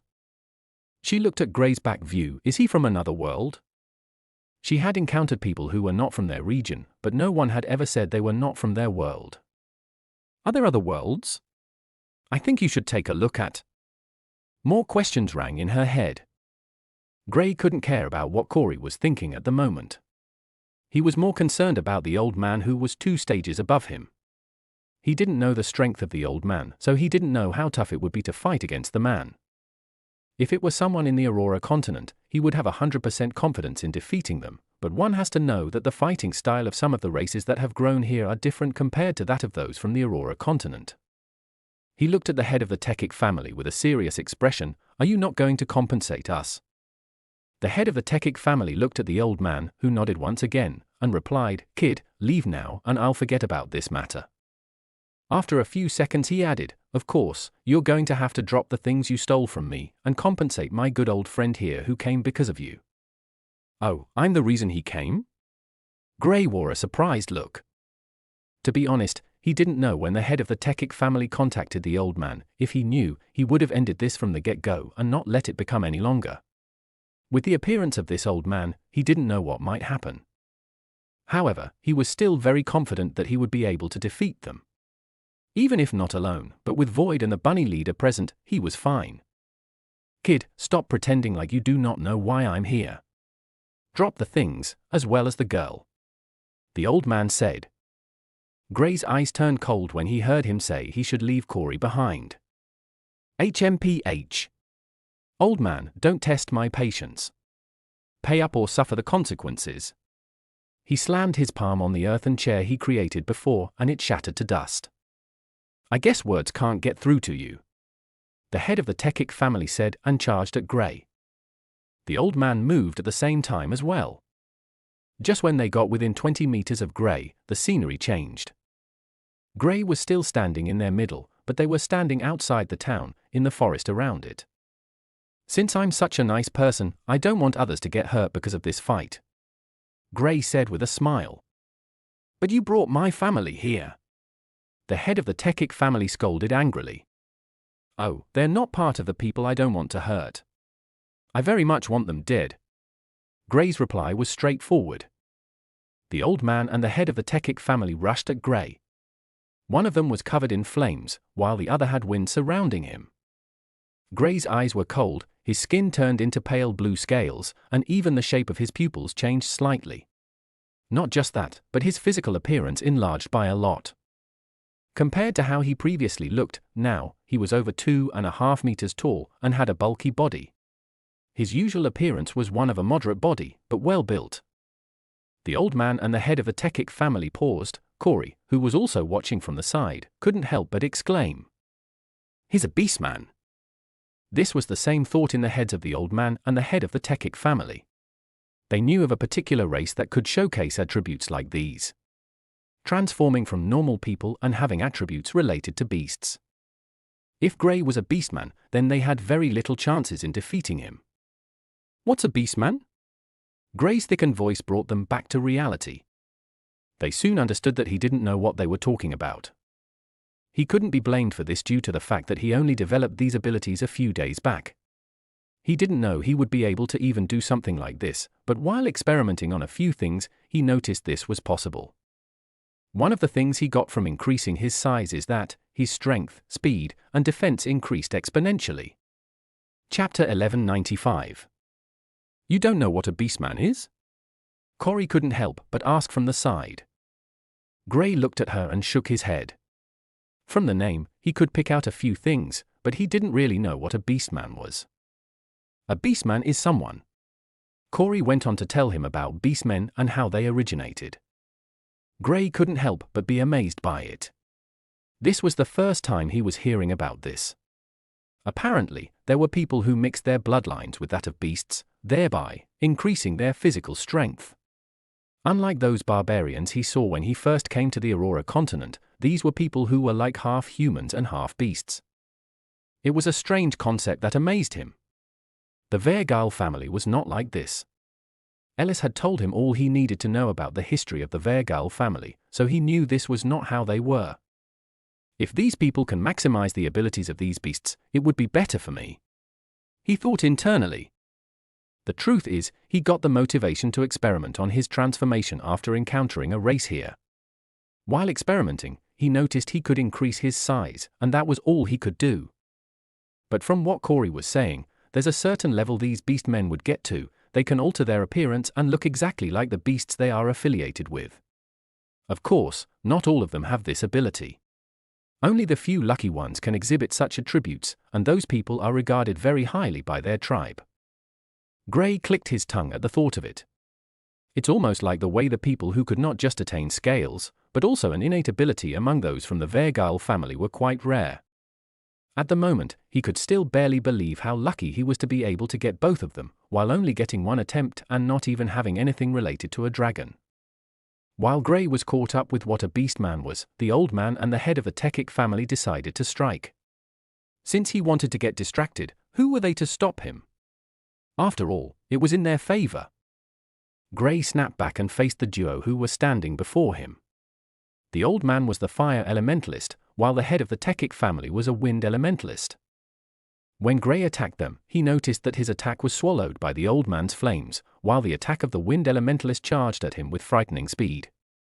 He was able to quickly set up an earth wall to block it, but slashes were left on it. He could barely believe the attack power of these people. On a normal note, it would be difficult for someone 2 stages above him to overpower him, but the old man used his attack to do that. What had him even more worried was that he used his fire element, yet it was blocked by the old man. He attacked once again. This time, he used the earth element to create a large hammer that he slammed at the wind elementalist. While facing the old man, he used his water element against him. The old man sent out another stream of flames that covered the water and didn't give it any chance to even get close to him. The wind elementalist had a more difficult time, but he was able to dodge it at the last minute, escaping from the range of the attack at the last minute. Gray looked at them and chuckled. He didn't feel too much pressure. With a wave of his hand, 2 inscriptions appeared in the sky, both made from the lightning element. The inscriptions shot out lightning bolts at the duo. While they were blocking it, Gray decided to use his physical strength against them. His figure started to fade, a sign of afterimage. The eyes of the wind elementalist enlarged since he was the first to sense it. The old man, on the other hand, felt a threat to his life and quickly created a fire orb around him, but he saw a pale blue hand, filled with claws, pass through it and reach for his throat. He tried to grab onto the hand, but it was too strong for him and he could only make an attempt to push it to the side. Unfortunately, the hand was able to grab a hold of his left hand and yank him away from the protection of his fire orb. When he saw the figure standing before him, he didn't panic, but opened his mouth and a large stream of fire was sent to the face of the figure attacking him. At such close range, even with the help of his scales, Gray didn't dare to take the attack of the man head-on, and could only toss the man to the side while he retreated. "I think you should take a look at." The Wind Elementalist used the opportunity to shorten the space between them and cover Gray with a tornado. Gray felt like blades were slicing his skin as he was stuck in the tornado. His scales made it feel like it wasn't that dangerous, but without it, another elementalist might have been chopped to pieces by it. He quickly broke out of the tornado and attacked the Wind Elementalist. The Wind Elementalist knew not to engage in a close battle with Gray, so he quickly retreated, giving the Fire Elementalist space to attack. Gray was once again forced back. After retreating, he paused and looked at his opponents. Other than the place where he injured the old man, he hadn't really been able to do much harm to them. For some reason, he noticed that these people had the advantage over him, like his element was being restricted. It's like when the chaos energy erupted. Their power is subduing mine. He thought internally. Normally, he would have been able to defeat them, but for some reason, his attacks were not as strong as they usually are. Even if he could suppress the Wind Elementalist, he wouldn't be able to suppress the old man. "Are you tired already?" "We're just getting started." The head of the Techic family licked his lips. Gray looked at him and chuckled. "Not really, I'm just getting warmed up too." "Good." The old man laughed and started to make hand seals. Before long, a large snake appeared mid-air and charged at Gray. Gray looked at the snake. He almost had the same feeling like when he was dealing with the first race he encountered, but compared to that one, this one feels real and looks real as well. He didn't think too much about it and unleashed a fusion orb at it. The snake opened its mouth and swallowed the orb, and when Gray was expecting it to explode, it didn't. His expression changed slightly, but he didn't panic. With a snap of his hand, an explosion rang out inside the belly of the snake. Luckily, he created a certain fail-safe when making fusion orbs. Although he had not really experienced something like this, he felt it should only be right to prepare for it. So while training, he found a way to create a method to detonate it if it doesn't explode. As long as it's not destroyed, he could make it explode at will. Not just that, but he could also trick people with it, making them feel like it's of no use but then make it explode at the last second. The old man, who had a smile on his face, felt shocked when he saw the snake he created destroyed by Gray's attack, which was not supposed to have such a reaction. This snake had a special ability. As long as the attack power was not above the ability of its owner, it could swallow it and there would be no effect. But Gray's attack was clearly different. Not only was there an explosion, but it was destroyed as well. The old man took another look at Gray, then he turned to the head of the Techic family. His expression was not pleased in any way. He didn't expect Gray to be this hard to deal with. From the message he received and after sensing Gray's realm, he felt like he could easily deal with Gray. But Gray has made it impossible for him to do what he felt he could do. Even those in the same stage as himself find it difficult to deal with this particular snake, yet Gray dealt with it with only a single attack. If not for his friendship with the head of the Techic family, and what he stood to gain from a foreigner, he would have exited the battle after this. The head of the Techic family gave him a reassuring smile. He felt confident that they would be able to deal with Gray. Chapter 1196. Kid, you're stronger than I expected. I'll get serious now. The old man said after Gray destroyed his snake. You're not bad yourself. Gray replied. The old man looked at Gray but stopped speaking. His eyes turned serious and he spat out blood. After spitting out blood, he started to make some series of hand seals before another snake appeared. If the previous snake he created looked real, the new one he just created was lifelike. It was as if it was a living creature. The snake hissed and charged at Gray. Gray looked at the snake and tried the same method. A fusion orb shot at the snake, and it swallowed it, but the expected result did not happen. Gray couldn't help but look at the snake, his eyes showing a more serious expression. Gray looked at them, not even bothered by whatever was going through their heads. He looked at the head of the Techic family before turning his eyes to the old man. The old man looked at his gaze and said, "Kid, leave now or else you will regret it." "Don't worry, I'm not concerned about regrets. I don't do things I know I'll regret," Gray replied. He could barely bother with these people. Void and the bunny leader were still there. Even if he could not fight against these people on his own, with Void, he would be able to beat them. Adding the bunny leader to it just assured his victory even more. The old man looked at him, and seeing his expression, he smiled and the snake charged at Gray. Gray looked at the snake coming his way. With a wave of his hand, a large seal appeared in the air. This seal was larger than the usual inscriptions he usually made. The seal unleashed a powerful attack that launched at the snake. The snake opened its mouth, but compared to the last time, it didn't swallow the attack. Rather, it spat out a stream of fire. Gray's attack collided with the stream of fire and exploded. Gray looked at the old man, and just when he was about to prepare another attack, the head of the Tekik family attacked. Just like the old man, he created a creature made entirely from the wind element. The creature was a leopard beast made from the wind element. Gray didn't attack it, rather, he dodged its attack. He dodged the few he could while blocking most of them.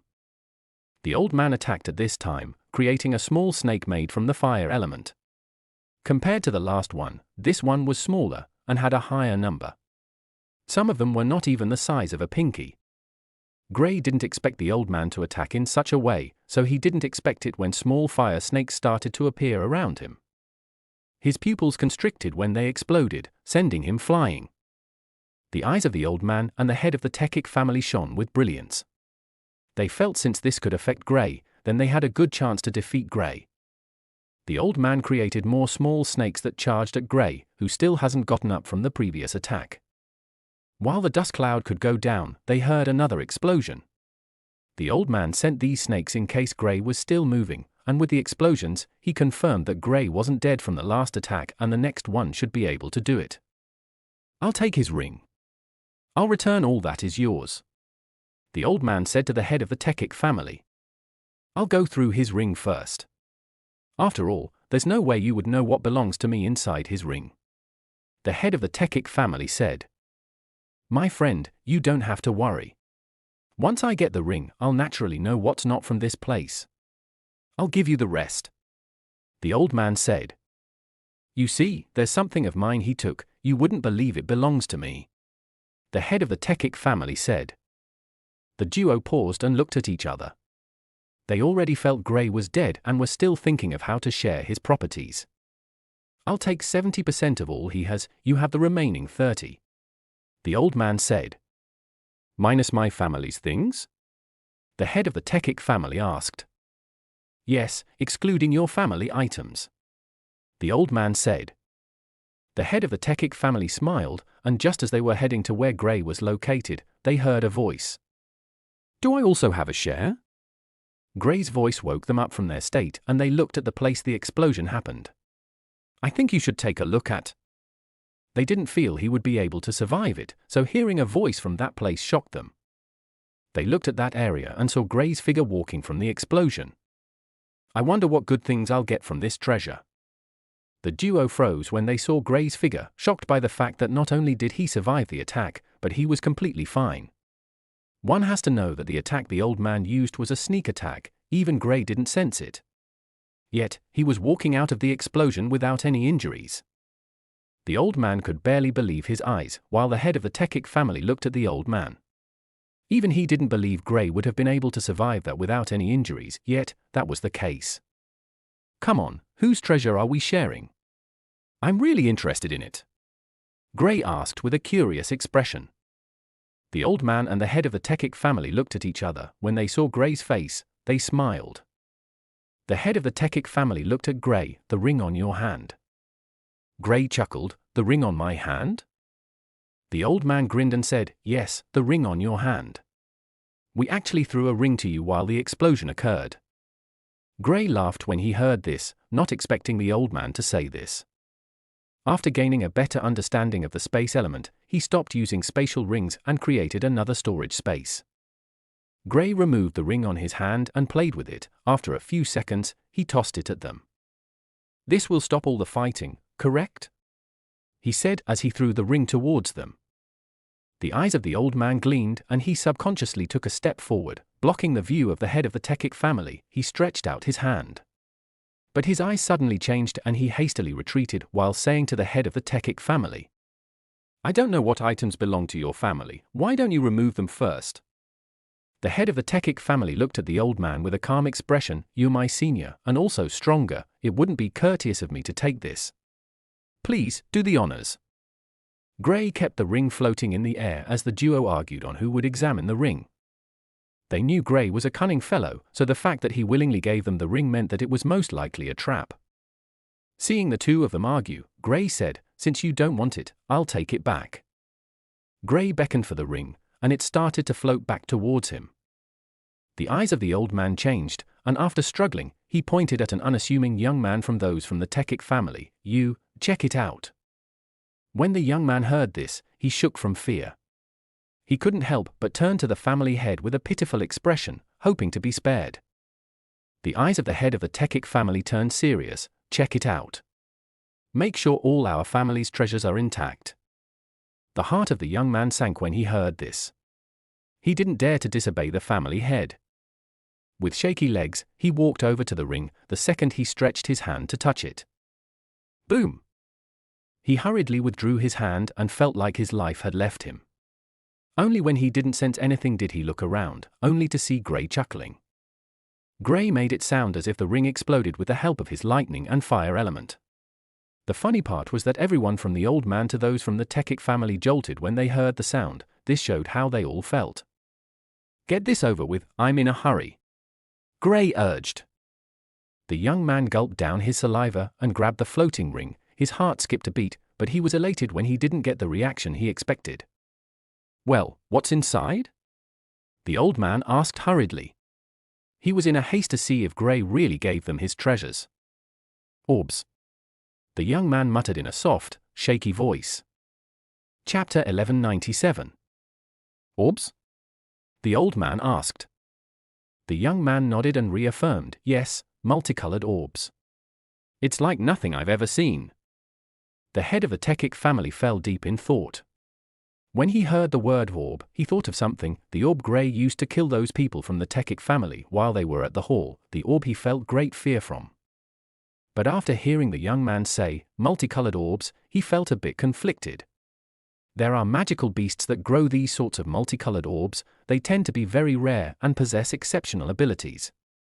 If these were the sort of orbs that Gray filled that spatial ring with, then it was priceless. Unlike the head of the Tekik family, the old man had just the thought of these multicolored orbs. He felt they were the cause of such rare beasts, and if he could consume a few of them, his strength would skyrocket. Thinking of it, these creatures might be rare in their world, but there's a possibility that it was almost everywhere in the world Gray came from. "Kid, pass the ring to me," he said hurriedly. The young man didn't delay and tossed the ring in the direction of the old man. The old man caught it, and before he could examine it, he felt a great sense of danger coming from the ring. Gray could easily create fusion orbs now. Although he had found ways to make different types of them, the strongest still remained the original one. During his free time, he would occasionally create them and seal them in his storage ring just to mess with people. During his journey in this world, this was the second time he was giving his ring to others. The first group was a bandit group he encountered, and being too lazy to fight with them, he passed them a ring filled with fusion orbs. Running immediately he did so. He didn't forget to act scared so the people would let him go without disturbing him. A group of early stages elemental venerables and late stage sage elementalists wanted to rob him. Of course, they wouldn't be able to defend against over 100 fusion orb. The result was as expected. The area turned into a deserted place. Not even the trees within 500 meters of the place survived, much less the people who were within 100 meters away, max. The old man tried to throw the ring away, but he noticed that even though he was able to throw it, it was only for a few meters. The head of the Tekik family had already sensed something wrong and moved his family, alongside the young man who examined the ring, away from this place. Boom! A loud explosion rang out.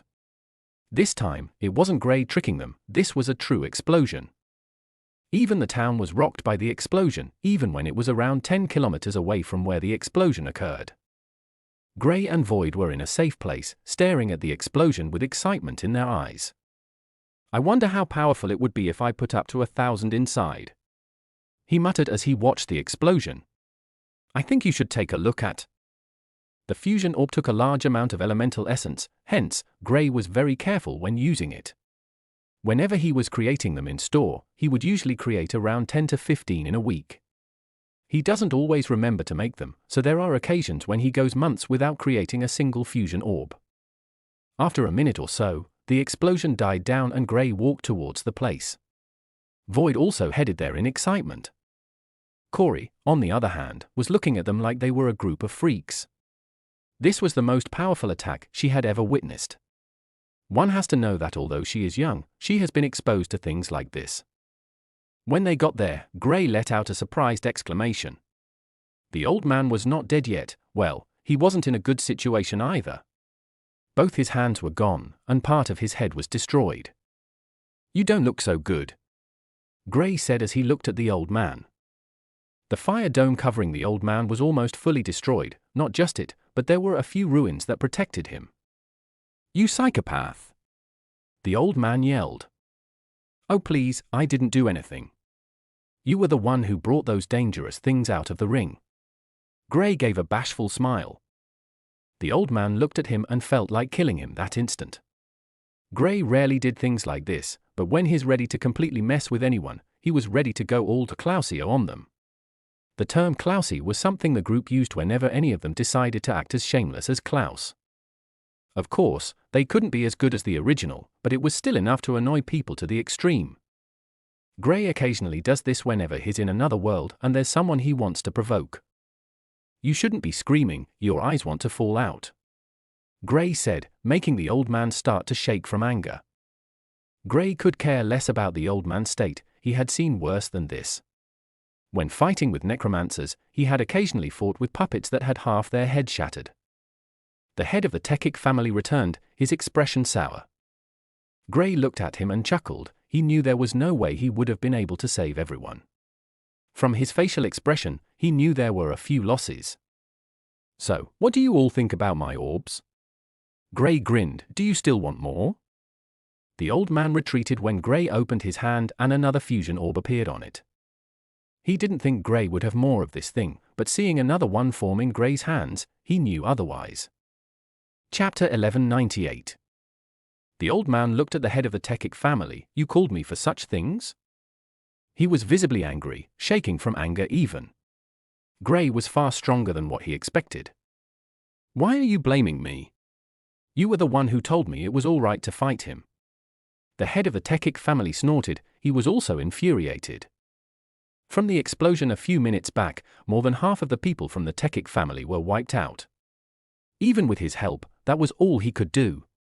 If not for the old man's greed and poor judgment, they wouldn't have fought with Gray. At most, they would think of a way to negotiate with him and leave. But the old man told him he was stronger, which gave him the confidence to fight. Now, the old man was blaming him? He was infuriated. Fix this, accept his offer, and let us leave. The old man didn't want to die here. He was already seriously injured from the explosion, he didn't dare to fight against Gray again, especially with that orb still floating above his hands. The head of the Tekik family thought about it and turned to Gray, I can't offer that much. 500 high-grade chaos stones are the most I can fork out right now. A confused expression appeared on Gray's face, not comprehending what he was talking about. What are you talking about? He couldn't help but ask. I'm willing to compensate you, but that's all I can afford. My family's treasury was robbed.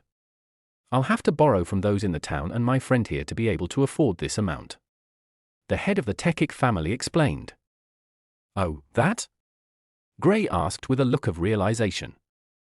The head of the Tekik family nodded, hoping Gray would accept. I'm no longer interested in that. You tried killing me, there's no way you believe that is enough to compensate me, do you? Gray replied coolly. The head of the Tekik family felt like collapsing when he heard this. He was almost certain that when they were in the hall, Gray would have accepted this offer, although not completely sure then, but he felt it would have worked when his friend appeared. But not only did he not offer this, but he attacked Gray. Only after seeing that Gray is the stronger person did he decide to make this offer. While he was thinking of it, he he heard Gray's voice.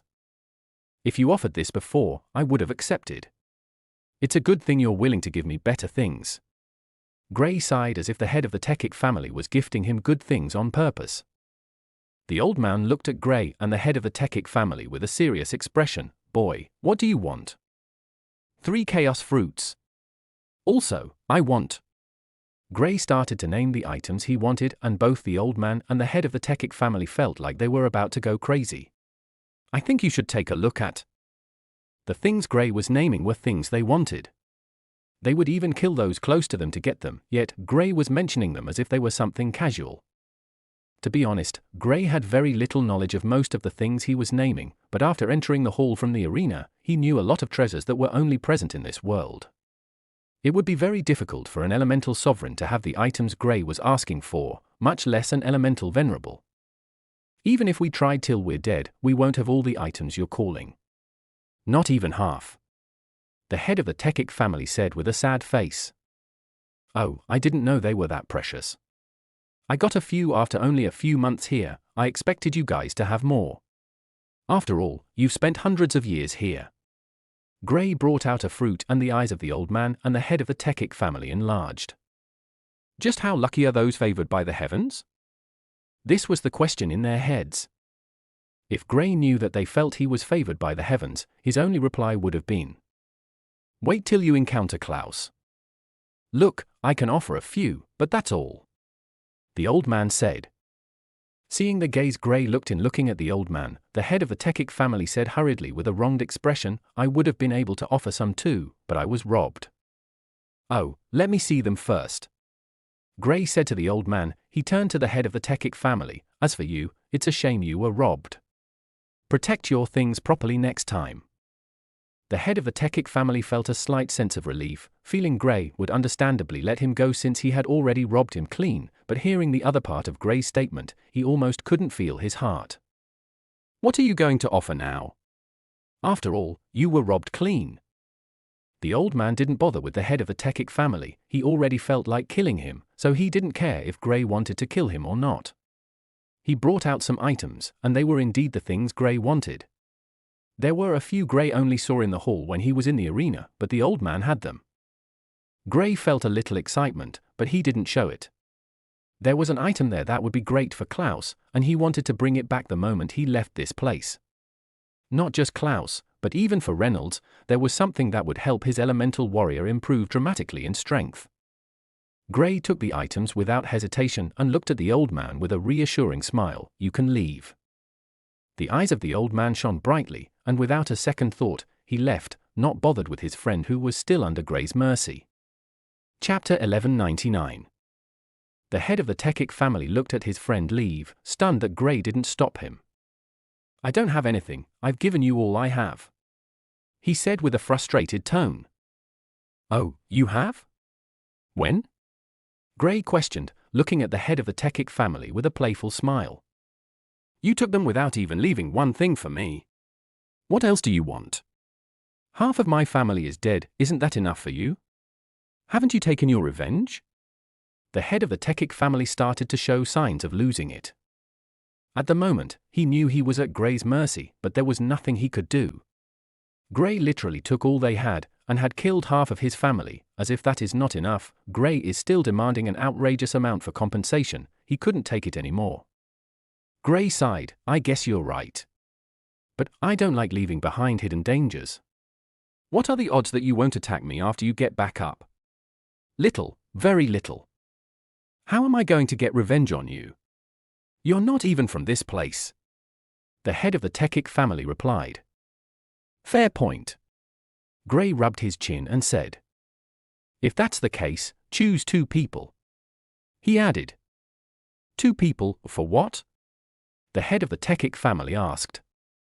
I still haven't made up my mind, either they die, or they will be the only ones left. Gray replied casually. When the others behind the head or the Tekik family heard this, they felt their solids leave their body. They couldn't believe Gray was threatening to kill all of them, and there was nothing their all-powerful head could do about it. The most hateful part is that he was the one being subjected to Gray's pressure. How did Gray expect him to pick just 2 people to live and the others would die, or 2 people to die and the others live. Why are you doing this? The head of the Techic family asked. He was breaking down psychologically. Gray was messing with him with this request, and he couldn't bring himself to even agree to the request. How would the rest of the family look at him if he picked 2 people to die for them? Yes, they would be happy that they were part of the lucky ones that survived, but will they ever trust him? The answer is no, they won't. I'm a sadistic maniac. I like having fun with people like you. Gray's reply made the head of the Techic family almost go down to his knees. After a moment of silence, he looked at those behind. Who would like to join me?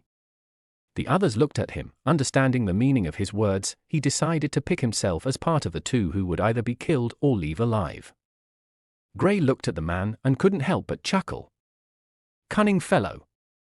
Although most people aren't thinking too much about it, the chances of the 2 people being spared and the others being killed was very high. Gray knew the head of the Techic family had considered this and decided to act in a selfless manner. This would make those from the family believe he was willing to sacrifice himself for them. I think you should take a look at. A minute passed before a young lady walked over and decided to join him. The head of the Techic family looked at Gray. Here we are. All right, the rest of you can leave. There's no point staying any longer. Gray said to the ones behind him. He didn't want to be a sadistic killer, and he would prefer to kill the person making the others oppress people. To be honest, while attacking, he was very careful. Other than the top geniuses in the family, the other people he targeted were the strongest ones. At the moment, only one person was left in the Sage Plain, and that person was an old man who was already nearing the end of his life. At most, 10 years and he's dead. With all the people the Techic family had oppressed, they would not be able to come out in public again in fear of the potential attacks from those people. The others walked away, leaving only the head of the Techic family and the young lady who was still in the Overlord plane. I'm not too interested in killing you, rather, I have a better idea. Gray said. The head of the Techic family looked at Gray, awaiting judgment. He was usually the one who passes judgment. Now, he was the one being judged. Corey, would you like to see them powerless? Gray turned to Corey with a smile. The second the head of the Techic family heard this, without hesitation, he stood up and bolted away. The stronger one was, the more afraid they were to lose their power. The reason for this was that, after getting to that level, they must have used their strength to suppress a lot of people. If he were to be caught by an enemy who had gotten stronger than him, he would die without hesitation. Gray chuckled. Do you think you can escape from me? Gray's figure blurred and he reappeared with the head of the Techic family. Come on, you have to do better than that if you want to escape from me. The head of the Techic family looked at him with depressed eyes. He couldn't even look at the young lady that was there with him. He didn't feel any embarrassment from running. If he lost his strength, even she would suffer from it. I'll give you the chance to do it yourself. Gray didn't look at the young lady since he didn't really care about her. The head of the Techic family clenched his fists. You'll have to kill me first before I do something like that. Grandfather, you can cultivate again. The young lady tried to console her grandfather. Listen to her, it's not that difficult. Gray said with a grin. Chapter 1200. The head of the Techic family looked at the young lady. Do you think it's that easy? I spent hundreds of years attaining my current strength. Why would I willingly lose it? All right, I'll help you. Gray walked closer to the head of the Techic family. Before he could react, Gray had shattered his origin, breaking his core. The head of the Techic family lost all his essence and his figure started to grow old in a matter of seconds. Gray felt a bit odd, but didn't bother with them any longer. Leave with your grandfather. If you eventually grow as strong as he is, or strong enough when you think you can get revenge on me, I'll be waiting. He said to the young lady. After saying this, Gray walked over to where Corey, Void, and the bunny leader were seated, watching the fight. They were so stupid. How can they be tricked that easily? Void complained. Did you want them to beat me? Gray looked at Void coldly. You need to. He taught a lesson on a few occasions. Void shrugged.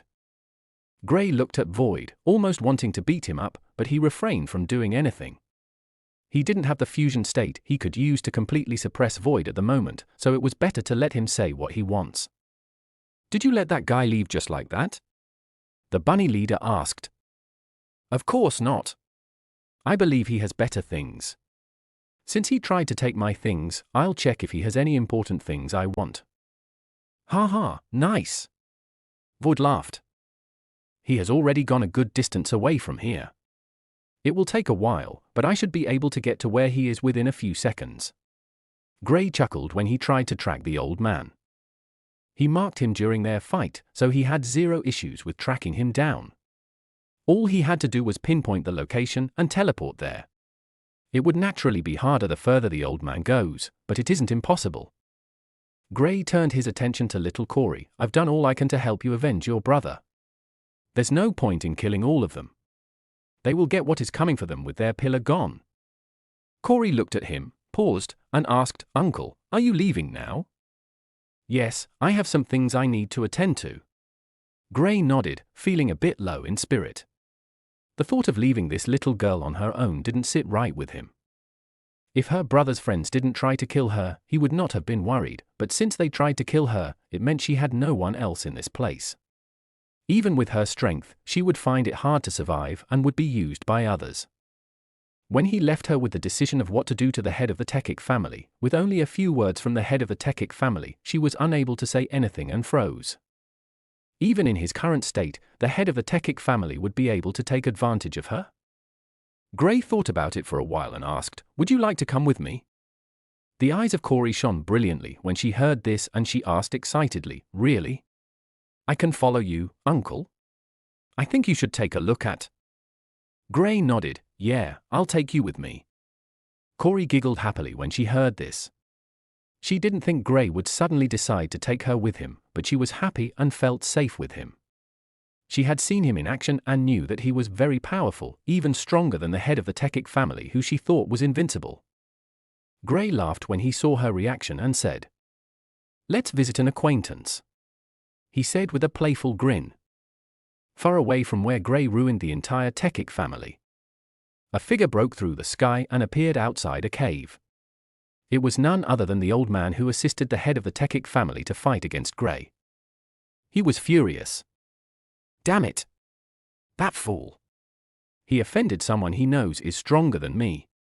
Why did I even go to his aid? He complained as destroyed a rock by the side. Luckily I didn't take all my items with me. If I had lost these things, I would have killed him with my hands. He picked up another ring and placed it on his finger. After doing that, he looked around and left the place, disappearing with a shocking speed. A few minutes after he left, a small portal appeared and two figures stepped out of it. Gray, who had Void on his shoulder, alongside him was Corey, who had the bunny leader in her hands. He left so soon. But he's not far, Gray said after inspecting the place. He didn't sense anything out of the ordinary in the place, so he knew the old man only stopped by and didn't keep anything here. Void and the bunny leader didn't sense any treasures, so there was nothing here or the area around this place. The group disappeared and Gray appeared outside a city. This place was far larger than the town they just came from. Gray sensed around and he could already count around 10 elemental venerables. He hadn't even covered half of the city, but the people in the elemental venerable plane there had already entered double digits. What's the plan? Void asked. He could sense a few things and wouldn't mind taking them. To be honest, he wanted to take them, but he was just stopping himself because Gray had not given the go-ahead. Wait, he's with 3 elemental venerables. Although I'm not afraid, it wouldn't be good if there are too many of them attacking. Gray replied. Void nodded and didn't ask any more questions. The group walked into the city. Gray hid the bunny leader and Void, covering himself with a cloak. Only Corey was not in a disguise, but there was no need for her to be. This is the end of this video. Thank you guys for listening. Hope you enjoyed and wish you wonderful rest of the day. The Silent Raptor's out.